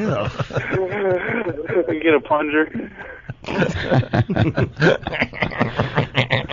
Obviously, so many questions to ask, and I never heard people ask the questions that people want answers from. Do you have to the post game? Do you have to grunt at the end of the dump to get the last remaining hot dogs out of you? From Son of a Woman, I was like, hoo-ah. Like, wow, oof. Do you hold on to the bowl with both hands and just kind of... Yeah, do you make any of these sounds? Anything like that? No, it's more like, it's just like, kind of like, I'm unfazed. I just take care of it. Is there mustard on the hot dogs? What's that? Are there mustard on those hot dogs when you eat them? No, I almost put some Heinz ketchup on there, but... Heinz ketchup. So do you notice any of that? No, I'm very lucky. No blood coming out. That'd scare me a little bit there. Hey, just before you flush the big, huge dump, what's going through your mind? Like, damn, that's all? I expected more. 66 hot dogs. I thought I'd let go of a 5-pounder, but God, it's not that impressive. Were you surprised by how much of your body? I'm sorry, how much of the hot dogs and buns your body absorbed? Yeah, as opposed to when you shit it out. Okay. Yeah. It would be great if they all just came out like they were in a big bundle, that wide. Well, you'd see pictures of that. That would hurt. I would not flush that. Yeah. After you dump that much, do you have like gas the rest of the day? No, the first thing I get is gas. After eating, I'll get a little right. bit. I mean, it's the precursor, but yeah, it's not that bad. And my body's just My body just takes care of business. It's built for it. It sounds like you're built for it. All right, Joey. Hey, you want to join our eggnog drinking contest this year? I was hoping to. I know I could put down Pat. I've beaten Booker. I'm hoping I could beat Pat. Wait, so you've heard of the eggnog drinking contest? I saw the Baby Bird video. Yeah, it's amazing. Look at that. It's amazing. The hot dog eating champion has even seen the Baby Bird video. It's amazing. It is isn't legendary. That's who's on the other line, Pat. Yeah, man, he has serious capacity. Nothing. Hey, Pat. Hey. Yeah. You're in trouble this year, Pat. Joey Chestnut is going to be doing the eggnog drinking contest with us. Joey's got more important things to do. No. He's gonna come in here and you're done. Hello. Joey, mark your calendar sometime in early December. And this year we're doing it at a live venue. We're gonna make that hot dog eating contest look silly. Silly, I tell you. Oh, Joey, do you live locally in the New York area? Actually, I'm in New York today. I'm getting ready for the Pizza Hut Pizzone eating contest tomorrow. What contest? Pizza Hut Pizzones. They're like calzones, except like. Calzone. Wow. Pizza Hut calzones. How many of those do you think you're down? I'm going to try and get 6 of them down in 6 minutes. So 6 of them down in 6 minutes. Wow. You're an eating machine, my friend. All right. We'd like to call you after that, though, and find out what your dumps are like from that. Could you call us while you're taking the dump? Dude, that would rule. That would be great. Yeah, call us tomorrow when you're dumping. We want Joey Chestnut to call the show every time he needs to dump. All right? All right, man. You guys are awesome. All right, listen. All right. Congratulations on your victory. Yes, absolutely. And we got your number. We want you in the eggnog drinking contest this year. I mean, Pat's been running away with this thing 2 out of the last 3 years. It's about time you put him in his place like you did Kobayashi. That's right. Oh, yeah. Put him down. All right. Thank you, Joey. Thank you, guys. You guys are awesome. Bye. Take care, man. Thanks. Later, man. Joey Chestnut, everyone. He was very cool. busy that day. Oh, I don't know, Pat. Pat's you could be panicking. in trouble. I think, Pat... Pat, I think this is where your size would come in. I think that you would beat Joey because this is not necessarily just about speed. He said your capacity. I think you would do very well here compared to him. I need like Dr. Ian Smith to train me like a Dr. Mangela. How great is it that the competitive eaters are they all know about our eggnog drinking contest? That's cool. great. Hey, Pat, where does Kobayashi live? Nagano, Japan. Oh, he is from. Does he speak English? Yeah. All right, we're gonna look him no, up. He goes around with the translator. Well, we're gonna look him up. We want him in on the contest as well. The universal translator, so he can talk to the Gorn. My worlds are colliding. I know. Pat doesn't like making Star Trek references. Pat, the rankings are going to come out in a couple weeks. You're not exactly endearing me with the corporation with your shit talk. Pat, hey, that's what everybody wanted to know. Pat, we're getting Joey Chestnut for our eggnog drinking contest this year. We're getting a venue. We're doing it live this year in front of hopefully a few thousand people. Piss on my parade. You're screwed. Piss on my parade. We love you, Pat. All right, Pat. Don't cry. 12th place. I'm going back to work in my van with no air conditioning, and I need new ball joints. What do you mean? What do you mean going back? Well, I was driving on the parkway at the park.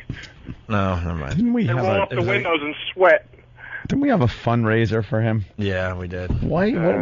We raised $72. To get you some money and get you a new van or something. Did we get him a van? Did we get you a van? No. No. I Did got get you a trailer? No. What? Oh, your van was taken from you. Okay, that's right. Yeah. You have a new old van. Yeah.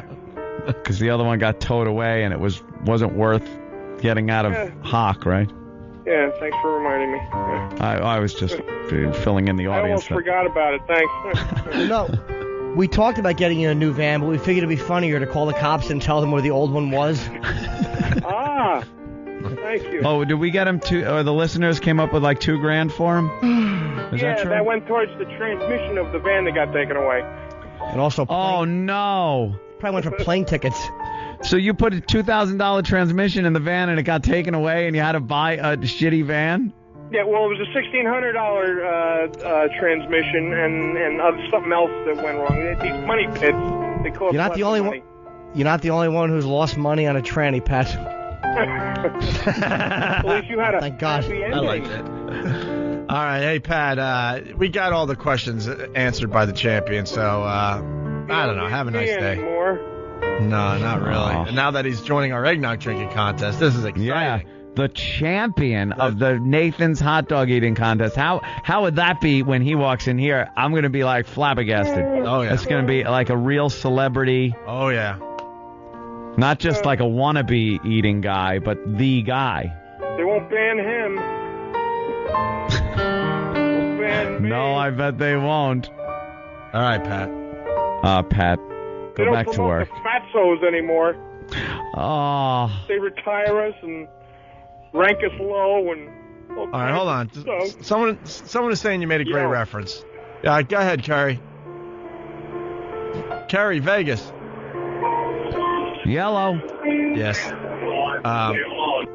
Today's problem, because there's a problem every day. Yeah, at the phones. If I answer the phones to the right, Yeah. can't hear them. Answer them to the left, can hear them. Answer to the left. Have to answer I see. everybody to the left, but if I answer everybody to the left, then you can't have two people on at the same time. Oh, shit. So maybe we could fix that for tomorrow's show. Yeah. All right, Pat. How's our studio coming, by the way? Still an empty room. We're going to be here forever. Yeah. Oh, God. All right, Pat. Pat, go back to work. Keep the windows down. Keep cool. It's going to be a very hot day. We're looking at real field temperatures in the hundreds. So remember to keep cool, drink plenty of fluids and not alcohol because that dehydrates you. And take care of yourself and your 9 toes. Hope we don't have a fucking power outage today. All right. Don't know what to Bye. say. All right, Pat. Bye. Goodbye. Goodbye. All right. There he goes. Pat from Menaki. Here he is. Poor Pat. Chris in Connecticut. Chris, what's up? Hi, I just wanted to suggest you guys go all out and get the competitive food eating organization there to sanction the event in December. I don't think they sanction events where we really want people to puke. We make a mockery of the whole thing. The goal of their events is to not puke. The goal of our events, more puke, more gooder. Oh, yeah. And this year, we're definitely bringing it out to the public. Yep. Enough with keeping it inside the studio The walls. sights, the sounds, the smell. Oh, it's going to be amazing. Well, you can still of an scout for eggnog drinking competitors. contest. Right. All right. Thank you, sir. Back to Kerry in Vegas. We could hear Kerry because I answered on the left side here. What's up, Kerry? Boys. Hey, Kerry. Hey, Pat made the funniest reference he's ever made when he talked about Dr. Ian Smith helping him, kind of like a Dr. Mansla. Wait, I didn't hear it because his phone It crept was out. some food reference. Yeah, Pat made. Dr. Mangala. Oh, mine's on Mangala instead of Mangala. Yeah, he really went for a eating /Nazi joke. Francine's here. She got fired from what? Francine got fired? Huh? Her job. She was a hooker. For what? Yeah, she was a hooker. What'd she do? She wouldn't fuck. Her ass getting saggy or something? All right. You want her in here real fast? Runner-up lines of the day. We could do a little of that. Here's a runner-up line of the day. Hey, what about the car going over the cliff? What does that have to do with? I don't know. Maybe it was Sam's driving. and hence only 31 episodes. So was Robert Ito on his way to work. Very good. Another runner-up line of the day. But alas, we are burying the N-word. Steve from Bayshore, the N-word is somehow going to prove there's life after death. He's a funny bastard, man. Damn you, Steve. That was a great line from Steve from Bayshore. Yes, it was. Francine, what happened? Francine, we're getting this news now that you've been fired? Yes, guys, I got fired on Thursday last week. What? That's terrific. That's I'm so terrific. upset. Now, what were you doing? What was your job? I am a property manager. I manage properties. I'm a property manager. I manage properties. What does that mean? If you had a leaky toilet or a leaky ceiling, you would call me and I would get it fixed. Like from You're not good enough to unclog toilets? Is that what you're getting at? No, I get somebody to do it. I don't know how to do that. What is that like? Like what organization? Is it an organization, a private company, or is it based like it's incorporated? But it's like here's the deal. Here's what I'm confused with. If you're in an apartment building and your ceiling's leaking, you could call 311. And then the city will be aware of this situation and do something perhaps, or just laugh at you. But if you have a management company that manages your building, like what I usually work for, okay. You call me. Now that makes sense.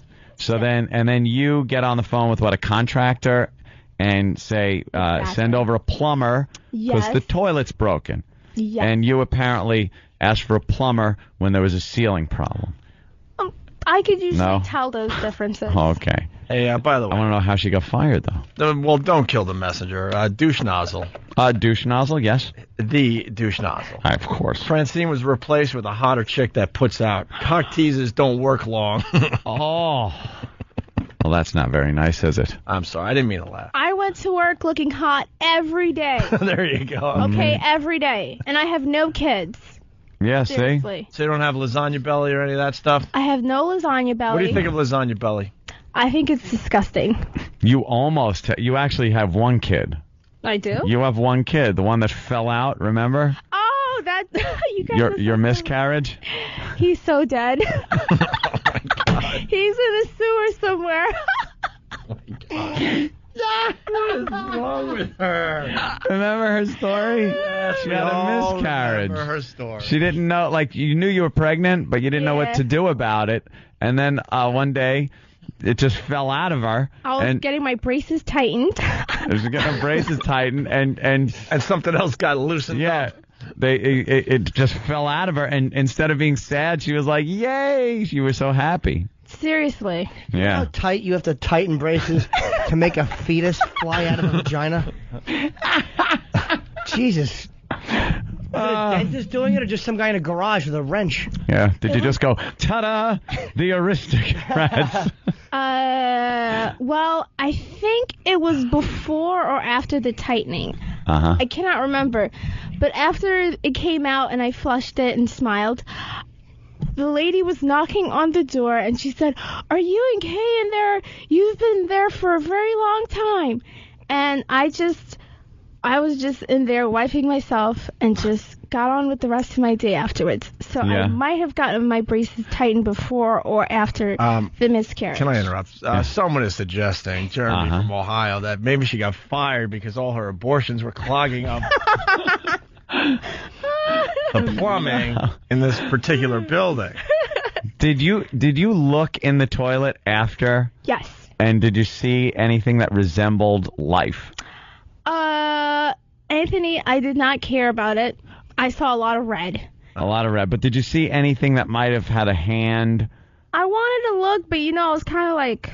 Yeah, if you look, you gotta name it. I was kind of freaked out by the whole incident, and I thought I was on my period, and if my girlfriend hadn't called me and told me it was a miscarriage, I would have left the tampon shoved up in there, and it would have probably been a mess on the bus. But you probably would have died of some kind of toxic shock syndrome. You knew you were pregnant? Yeah. And you just thought you were having your period while you're pregnant? Well, it happens. I heard chicks get their period. You could get spotting and stuff, but if you get a full-fledged period, there's a problem. You got to go to the hospital because you're having a miscarriage.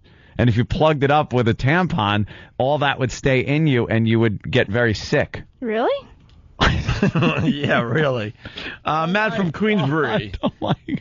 Francine's a woman and she's black and she still got fired. Wow, she must have really fucked up. Oh. Yeah, so what did they tell you? What happened? They just said it's not working out and you need to go. You need to go? Yeah. All right, what do you think? Did you say anything like, "Excuse me, I'd like a reason," or? Well, I'd like to say that I like to plead the 7th and not say anything. Why the 7th? The 7th? Because then you don't incriminate yourself. That's the 5th. Whatever. I think isn't the What do you mean, 7th whatever? like giving women the vote or something? Absolutely. I'd like to take issue with that one, too. How could you plead the 7th?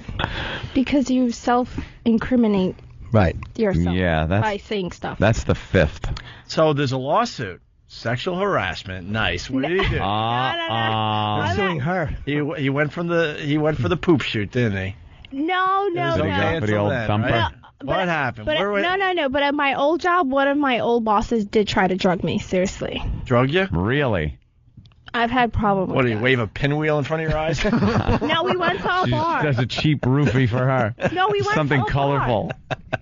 You went to a bar with your boss. No, well, Right there. That doesn't look good. Yeah, well, what happened was it was a very late night. It was like 6 o'clock, and I was really tired. And he offered me a ride home, and I was like, okay, I don't care. He always takes me home, like when he goes to the city. He's just being friendly. So he said, you want to go to a bar? And I was like, yeah, sure. So we went to a bar, and when we got out the bar, I kind of felt woozy and stuff. And then we got in the car, and he was driving, and we're on a bridge. And we're about to cross the bridge, and I felt really lightheaded and fainty. So I ran out of the car at the bridge, and a police guy picked me up, and they called the ambulance. And then we went to the hospital, and they didn't do any tests on me, but I swear that guy put something like cocaine or crack or something in my drink. That would make you sleepy. Thank you, Jim. Yeah, it would kind of. By the way, you're pleading the 7th, right? Which is in suits at common law where the value and controversy shall exceed $20, the right of trial by jury shall be preserved, and no fact tried by a jury shall be otherwise re-examined in any court of the United States, then according to the rules of the common law. That's double jeopardy, then. You're pleading the right to trial by jury, is what you pled. Okay, I guess so. Is that the same thing as the 5th? Yes. Yeah, it's exactly the same. As a matter of fact, it's redundant. Yeah. Do you call Howard now? What? Do you call Howard show? Are you serious? I swear to God, someone's saying he's you call unserious. Howard's. Okay, here's the thing. Okay, when you guys were off the air. Oh, boy, what happened? No. Oh, I tried to listen to Stern. He is terribly boring. There's a lot of dead air, and Robin sucks. Right. So I didn't listen to them. Then I tried to listen to Hot 97 because, you know, I'm black. And I couldn't get into it. They sucked as well. And I think that was remember the guy that came in here? You know Star. Yeah, I tried to listen to Star. He's really funny. He's on the radio right now. He's really funny, but I don't really get his show either. Why is somebody saying that she was on the show? No, It's absolutely probably just some not. girl with the same type of voice. No way. He's been very loyal to this show. Yeah. I would never. And I tried to Just listen. how to ask. It's all good. Curtis and Kubi, I tried them. I tried everybody. And what I did was I went into severe depression. Oh, no. And I cried. And then one day you guys were back, and I started listening again. That's wonderful. But Some people are saying your fetus committed suicide. Good for it. Good for it. Yeah, didn't your boss used to give you money for no reason? Is this the same boss? No. I worked for 4 or 5 people. I cannot remember. And one of them was like the guy who owned the whole thing. And like one of them worked under him. And I was like office manager, secretary chick. So I did everything for them. I wrote their letters and did their little real estate research stuff and stuff. So how'd you get fired? You can't tell us anything? I can say that there's a particular individual that might have had it in for me. Why? A chick, A girl? Is this a chick bitch that's fight? not as hot as you, right? Boss's wife. But I don't. No, well, not really. Uh-oh. I don't know, but I think they just had it in, and that was just it. They just wanted to get rid of me. I didn't do anything. Seriously, like all I did was That work. might have been the problem. Oh, you did the work. Okay, I thought when you didn't do anything, you just kind of came in and didn't do anything. I came in at 9 o'clock or 8:30 or whatever, and I left at 5 o'clock. And so why was the firing? I don't know. I'm just really sad about it. Oh, no. Do you have like a resume and stuff? You I get do. another job? Yeah. Are they going to give you a reference? They told me they would. I was like, yeah, like I'll use you. Huh. They fired me. They're not going to give me a good reference. Reference? No. Can you bring your resume in so we could go over it? We would For like you? to go over your resume. Yeah. Really? Yeah, we'll get you a job. What do you want to do next? We'll put your resume out there over the air, and then if you get a good job offer, we'll field it for you. Yeah. What do you want to do? Like, here's a good opportunity for you. Think about this. I will do the same thing. But Clog did you toilets? enjoy unclogging toilets I didn't with a phone do it. call? I didn't do it myself. Calling Roto-Rooter? What would they Did say? you enjoy that? I did call Roto-Rooter. That's the name, and away goes troubles down the drain. That's their slogan. But did you enjoy it? Or because now's your opportunity. Now you got to look at this as opportunity for you to now move on to do something you want to do and that you enjoy.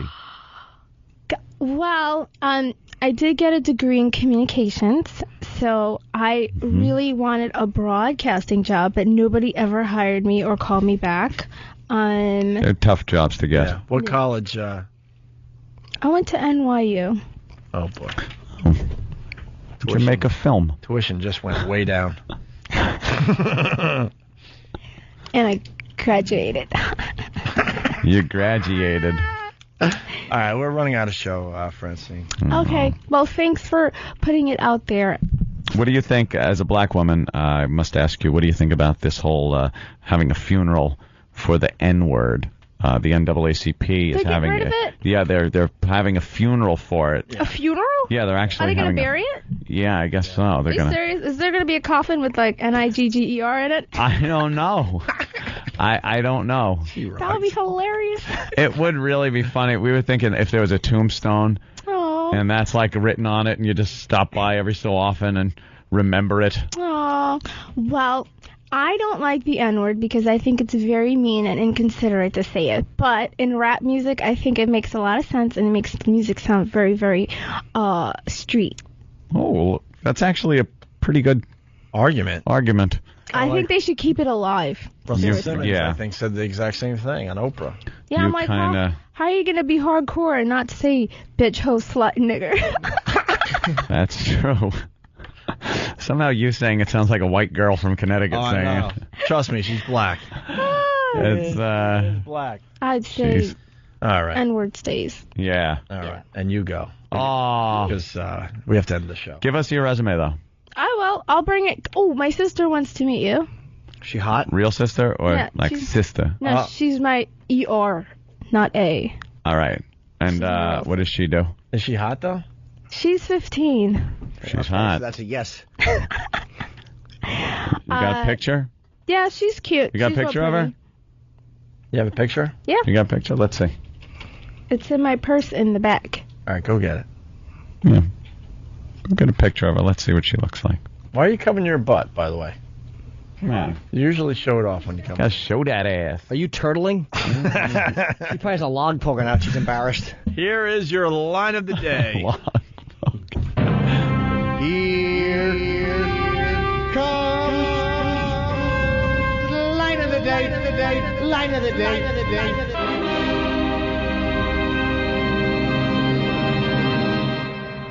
It's alive. It's alive. It's alive. Life. yeah. Or there'd be like all these zombie movies. Franken. That's I brought it back to life, and Franken is he's back alive again, and the bride of Franken, and now he's pissed. yeah, jerk. Yes. Oh, no one. I'm off the hook. I like it. Oh, she's adorable. Is she adorable? She has braces? Yeah. Let me see, That's Francie. what you need. Your family has very good dental care? We're rich. We're rich, bitch. Which one is your sister? Oh, the one on the left, right? Yeah. Yeah. Who's the one on the right? That's my cousin. See, you know something? If you're going through the Marsha Brady thing, she right now is going through that Jan phase. You know, with the glasses and the braces. I had braces and glasses once. Yeah. See, but you could tell she's going to blossom into... Oh, she's going to be gorgeous. Yeah. in D.C. This was very nice. Yeah, it's next to the monument. Yes, it is. Which one? The Washington. Oh. Which thought you meant that Budinsky Memorial. Wait, which one is that? I'll figure it out. Bodinsky?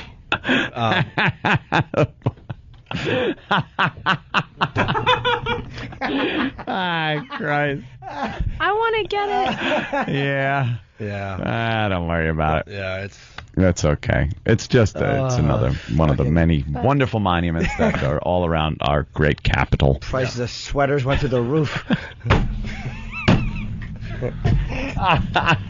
Is that near the Capitol or something? Yeah. The old "What the hell did I do" memorial. I think we should end. We'll always get in trouble. I have to shit. Yeah. No. Francine, the last word goes to you. Yes, Francine. Last word. Yes. Yes. Oh, yes. That's it. I can't do it. I don't know what to say. I'm just really depressed. And I Aw. cried last night. I cried my eyes out. I was so depressed. What makes you happy? Money and lots of money. What about a good deep dickin'? Oh, yeah. That's right, Jimmy. I like a good deep dickin'. Wow. Combine that with money, we could talk. I will not have sex for money, but if you take me to 3 dinners, I will. 3? You're a 3-dinner girl? I'll fucking. What I'll do is I'll just hand you 3 steaks in a bag. What does it take to get in your back door? I'd say 6 months. 6 months. 6 months. 6 months for the shitter. Jesus. That'll take a while. 6 months Damn. for oral and the back door. Wait for you to give. Yeah. Yeah, you'll take on the first date. Are you serious? No. I said No? 3 dinners. Oh, 3 dinners? What kind of dinners, though? Are we talking like McDonald's? Yeah. Like, Here's a Hardee's. Like while you're finishing your 3rd burger, someone's licking your box.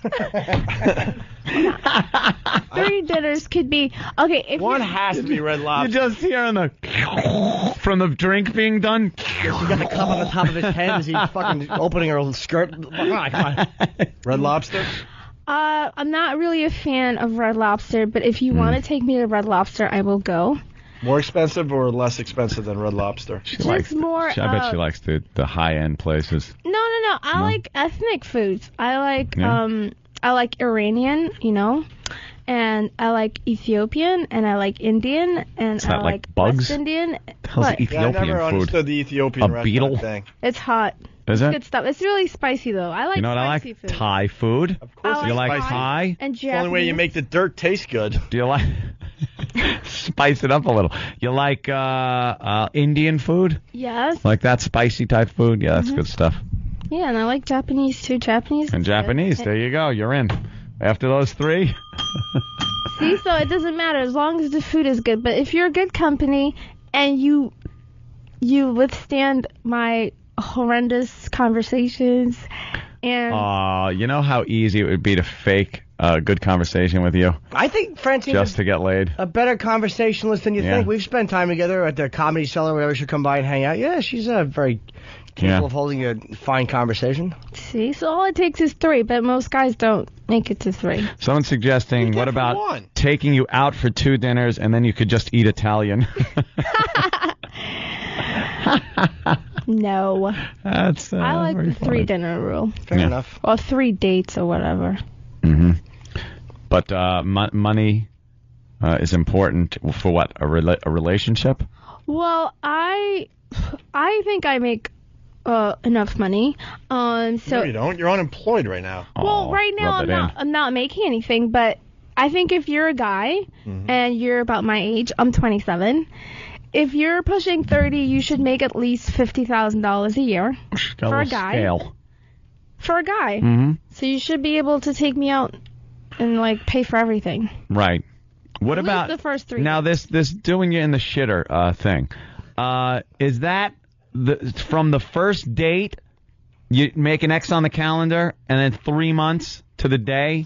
Are we talking? Are you that strict about it, or are you willing to maybe 2.5 months? All right. If you flatter me enough, it Right. could go by a lot faster. Ah, okay. I like flattery. And I'm not talking flowers and all the bullshit stuff. I mean, I would like flowers, but most guys are too stupid to realize how much we like it. But, Flattery in a way of like just telling you look nice or things like that. and call me a lot. Call you a lot. Yeah, call me like every day, at least twice a day. But they just buried that. Wow. Buried what? Let's just not even go any further. We better go. Of course we better.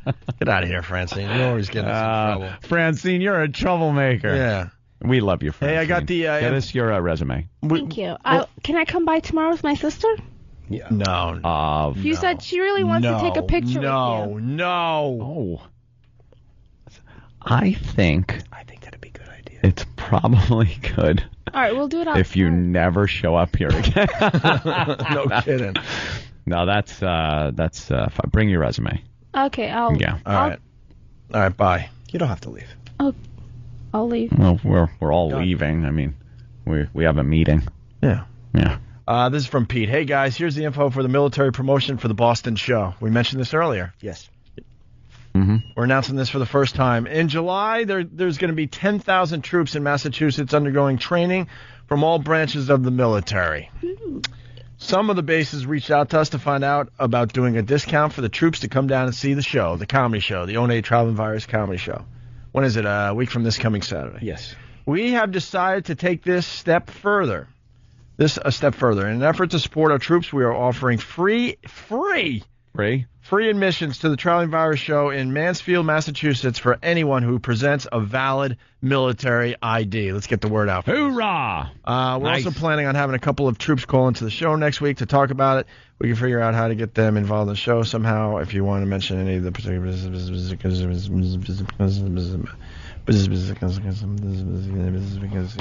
You can't... I have to take this breathe right strip off my nose. Oh, my God, yeah. But once again, anyone with a valid military ID can get in for free. Let me... That's nice. No buzz. All right. We'll have more on that tomorrow. Francine, always a pleasure. Thank you, Francine. Thank you. Always a pleasure to you guys, too. Bring in your resume. I will. Definitely want to read that one. All right. See what a tremendous waste of money went into your education.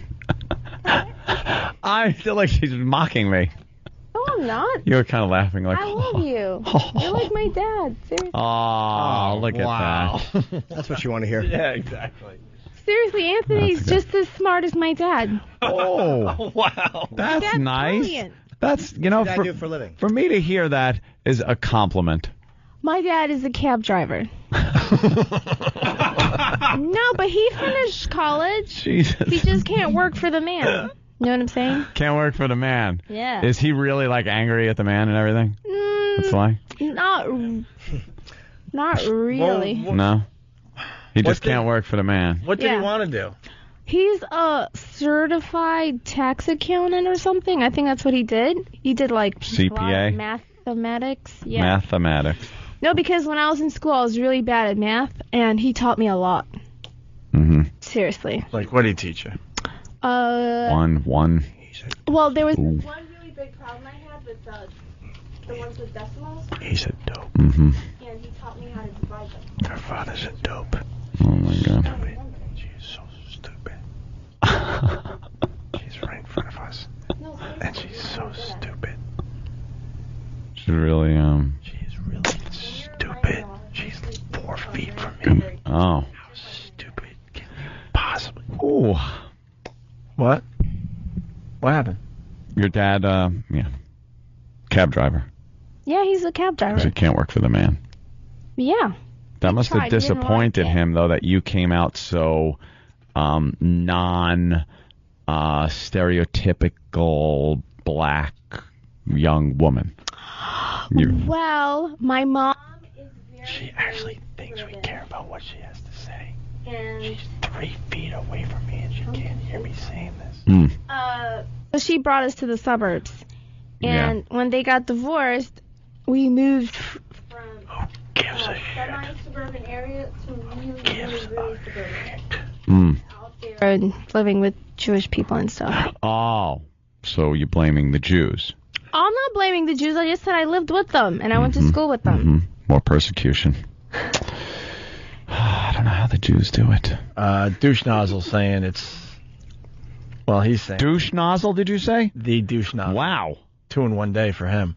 I'm amazed she even knows her father. Oh, Jesus. Look.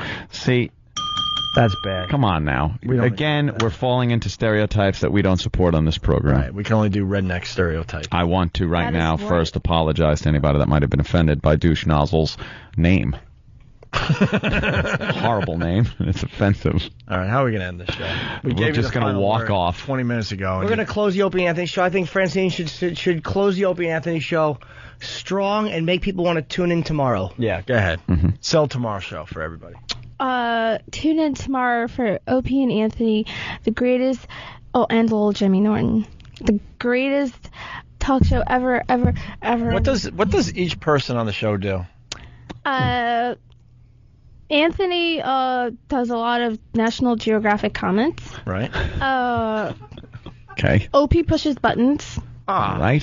And Jimmy cracks a lot of jokes. Oh, and Opie also does all the writing and producing and I went from 0 to hero really Writing, fast. producing, directing. he's the architect. The architect. Yeah. It's nice. What does E-Rock do? Nothing. I bring nothing to the table. Wow. Ah, stupid. She told you, didn't she? Yes. And what do you do for the show? I don't know. I just show up and do stuff. Why do you think we have you on the air? I don't know, 'cause I don't know. I do great news stories. Brilliant. Haven't done that in a while, though. I'm going to have to How about tomorrow? to do the news. You want me to do the news tomorrow? Maybe you and your sister can both do the news. She doesn't know anything about news. Exactly. That would kind of be a Big good dynamic. surprise there. Okay, if you guys really want us to do No, it would be a good dynamic between the two of you. One that knows nothing about the news and another that, was the same Same as. thing. The juxtaposition Yeah. would be interesting. It's like, yeah. Instead of having... It would be you and her. Ah. Oh, wow. Hey. That was our out right there. That was hilarious. You never know when Alan Alda's going to show up. Oh, my God. This is the worst. I love that Alan Alda hung out all day with us. He certainly did. He agrees with Francine. Agrees with everybody, Wait, apparently. I'm going to close my eyes. All right, go ahead. Please. Yes, you. Wow. You and her, yes. Wow. That's how they're hearing it out there, man. See, It's amazing. It just conjures up the image. But you have to have your eyes closed because we get tricked a little bit because we see Jimmy doing it. Let's see. Francine, where are you? I'm behind you. Oh. And it takes 3 months to get behind her. 3 dinners. 3 dinners. No, 6 months. 6 months. Oh, you're talking about the back hole. Yeah. The Do you like balloon knot. Do you like that? Balloon knot. sex? As far as I remember, because it's been a very long time, Mm-hmm. it was not the greatest, but I still enjoyed it. Did you ever like have somebody do it when you weren't prepared, and all of a sudden, Yeah. his mule had a fucking coffee bean on it? Ugh, God, Jimmy. Well, I Wow. I rarely have sex without condoms, so no, not. But I have. Oh. I don't think I've ever had balloon knot sex without a condom. No. What a dork. What's a condom? Exactly. To Never AIDS heard of the word. stopper. Do you know? No, it isn't. And baby stopper too. In the asshole? No wonder it wasn't a miscarriage. You just took a shit. Yeah, there's something else called a baby stopper in there. It's logs. Who is Alan Alda? Ooh. Could you give me a clue? All right, Jimmy, give her a Could clue. Jimmy give her a clue? Yes! Is he an impressionist? Well, Jimmy is. Jimmy's Yeah. Jimmy's doing an impression of Alan Alda. I'll give you a hint. He is an actor. Ooh. So what was he in that made him famous? Yeah. Radar! Radar? That was a good hint. Yeah. Very good hint. So what movie was he in? Well, it could be a movie. He was in a movie. A few Yeah, movies. he's been in a couple. I need a movie. It could be a TV show. Oh, but you gotta give me one, because I don't... How about we give her the theme music to what he's famous Oh, for? She'll know it. here's the theme. All right, here. Yeah. You ever hear this? She's listening to the microphone. Oh, she's listening to the microphone because she doesn't have headphones. She had her ear up to the She microphone. put her ear up to the mic. She was listening. She had her ear up to the microphone. Oh, Christ. That is Fucking great. Josh from Philly. All it takes to get behind Opie is a subway token. They're still continuing with that. People are saying Alan Alda walked on the moon. No. And he didn't do candid camera. All right, here's the theme again. Alan Alda. Sound familiar? Wonder Years? Yes, Alan Alda was in Wonder Years. Is it MASH? Yeah, yes! Oh, wow. Yes! That's very good. Yes! Is it really? Yes. Am I right? MASH. Alan Alda. Yes! Alan Alda's telling you you're right. Really? Yeah. The Wonder Years are MASH. How did you... That's a... I used to watch a lot of television in the 80s. Yeah? Yeah. Yeah. That's because I was born in 79, and after 79 came 80. Right. And then you were watching TV And you said anytime you you weren't watched good TV. at math. I know. You're brilliant. Thank you. All right. Nose strip coming off. Go ahead. It's bothering me. All right. It's pinching my skin. Jimmy's nose is stripping. Goes danny. All right, we're just gonna go. You're rich. You have TV.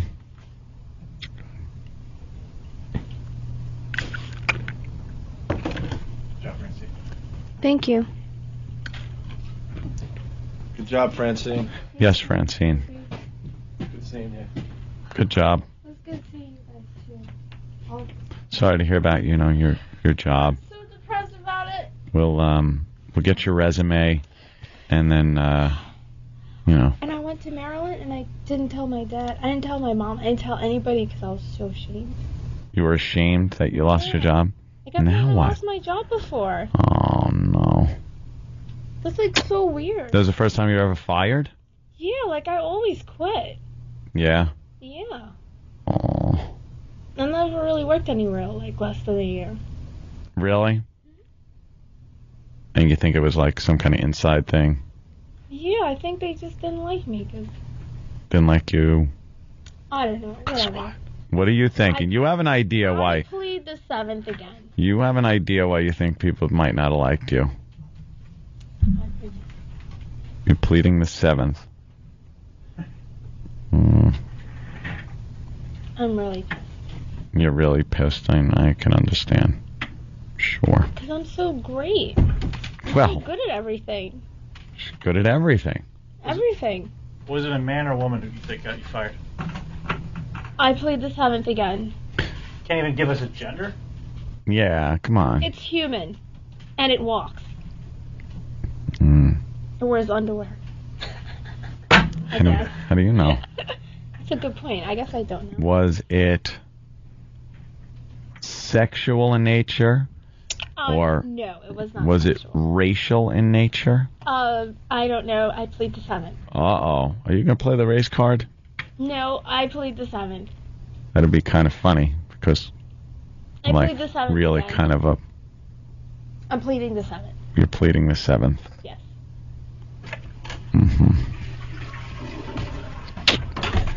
Mm-hmm. Yes. Yes. Is Well. it really for MASH now? I want to watch it to see that. Well, you won't just see him go yes every time.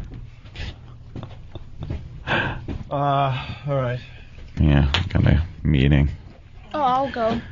Oh, okay. All right, Francine. We'll see you tomorrow. Jimmy, you doing any shows? Take it easy. I have just the PNC show. Oh, you're not going to be at okay. the cellar? Yeah, I will be. When?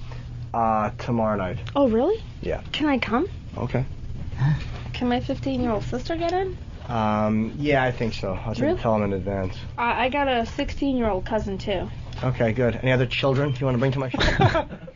Well, I didn't make any, so no. Yeah, they can get in. I think so. I don't think. Like, just call me tomorrow. I'll tell you if there's an age policy there. I don't know if there is or not. I've never seen anybody under the age of 18, but they can look like they're 18. I could try to put lipstick on them. All right, we can work on that. Bring him by. We'll put some lipstick on him. Put some lipstick on him. Make him look older. I like that. That works.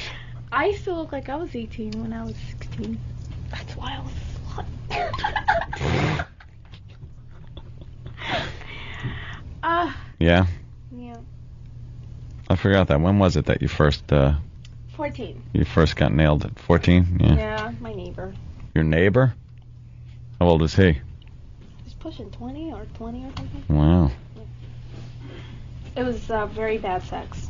Ah. Because now I know what good sex is. Ah. He was really Well, he just wanted to get it over with. Get out of town.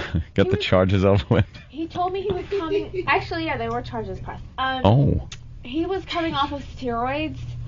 Couldn't really keep it up for that long, and he was very small, so it was very bad. So he had a little dick and roid rage. Yeah. And he couldn't keep it up. Yeah. Boy, you picked a winner for your first time out. Was it Chris Benoit? Who's Chris Benoit? I don't know.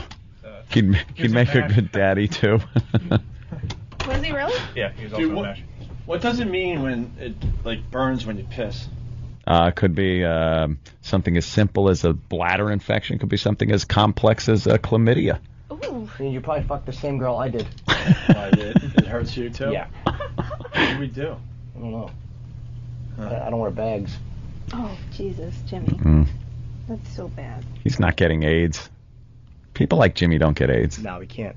They don't. AIDS. Are you Yeah. serious? Yeah. Oh, life stinks. You might as well die anyway. Wow. No job. You're sure feeling negative. You're really negative. No job. Why don't you just become a hooker for a while? You know what? Seriously, I thought about it, but it's too much work. Too much work. Too much work to lie on your back? Yeah, but I don't like fucking everybody. But that's the money part. Like, the money part makes up for the fact that you're fucking people you don't like. No, it's too dangerous. You need a pimp. It's just too much work. You don't need a pimp. You could be an independent contractor. No, but then, like, people might try to take advantage of me because, you know, I'm not Diesel. It's not cool. Yeah. Yeah. You're not Diesel. What do you mean diesel? Like, I'm not intimidating. No, What if someone didn't want to pay well, me? you don't be a streetwalker kind of a prostitute. You'd be like the classy, you know, they call up. No, I don't Yeah. fuck everybody. What? No? You're missing a toe? No, I got all my toes. Oh. There was a space in between them. No. That's because I... Holy shit, the bottom of your feet are white. Are they really? Yeah. Wow. How does that happen? And the palms of your hands. Holy fuck, what's going on? Teasing, of course. I know that. I don't know what you're talking about. So bad sex, right? Second time around better? He was always bad in bed. He almost made me come once, and that's it. It was just bad. It was like 2 years of really bad sex. 2 years. Why would you go 2 years then? Because I didn't know any better, and he was right there. He was downstairs. Like, how? Yeah. So you are lazy. You didn't even want to go further than downstairs to get laid? I worked Mm-hmm. when I was 16, so 2 years after I guess it's more than 2 years, because I met him when I was 14. Or was it 15? Oh, boy. Who cares? Doesn't Anyway. really matter anyway. I started working in between the time we were having sex, so like, you know, like I'd work and I was in high school. Eh. So it got Yeah, that's hard. right. Like I can't really meet people. Ugh. The guys Tune in. like me. Opie and Anthony show. Tomorrow. Thank you. See you tomorrow. Good day. It's time for everyone's favorite game show. Match Wits with a Half-Wit. I don't get it. Starring Francine as the Half-Wit. And Master of Ceremonies, Anthony Bert Convihair Cumia. With subjects like famous women in history. Do you know who Helen Keller was? No. Geography. What is the capital of New York? Manhattan? Wrong, idiot. And U.S. presidents. Lincoln, what was his biggest impact on the country as president? He wore a big hat. You're what they call ignorant. Don't let her taunts intimidate you. I'm book smart. What kind of book? I just read a lot of Grisham novels. God. If you have the slightest ability to retain information, you'll win. I did really bad in high school. Away with you! Away! Away! Leave! Anyone can win at this game. Right, Francine? Amen, sister.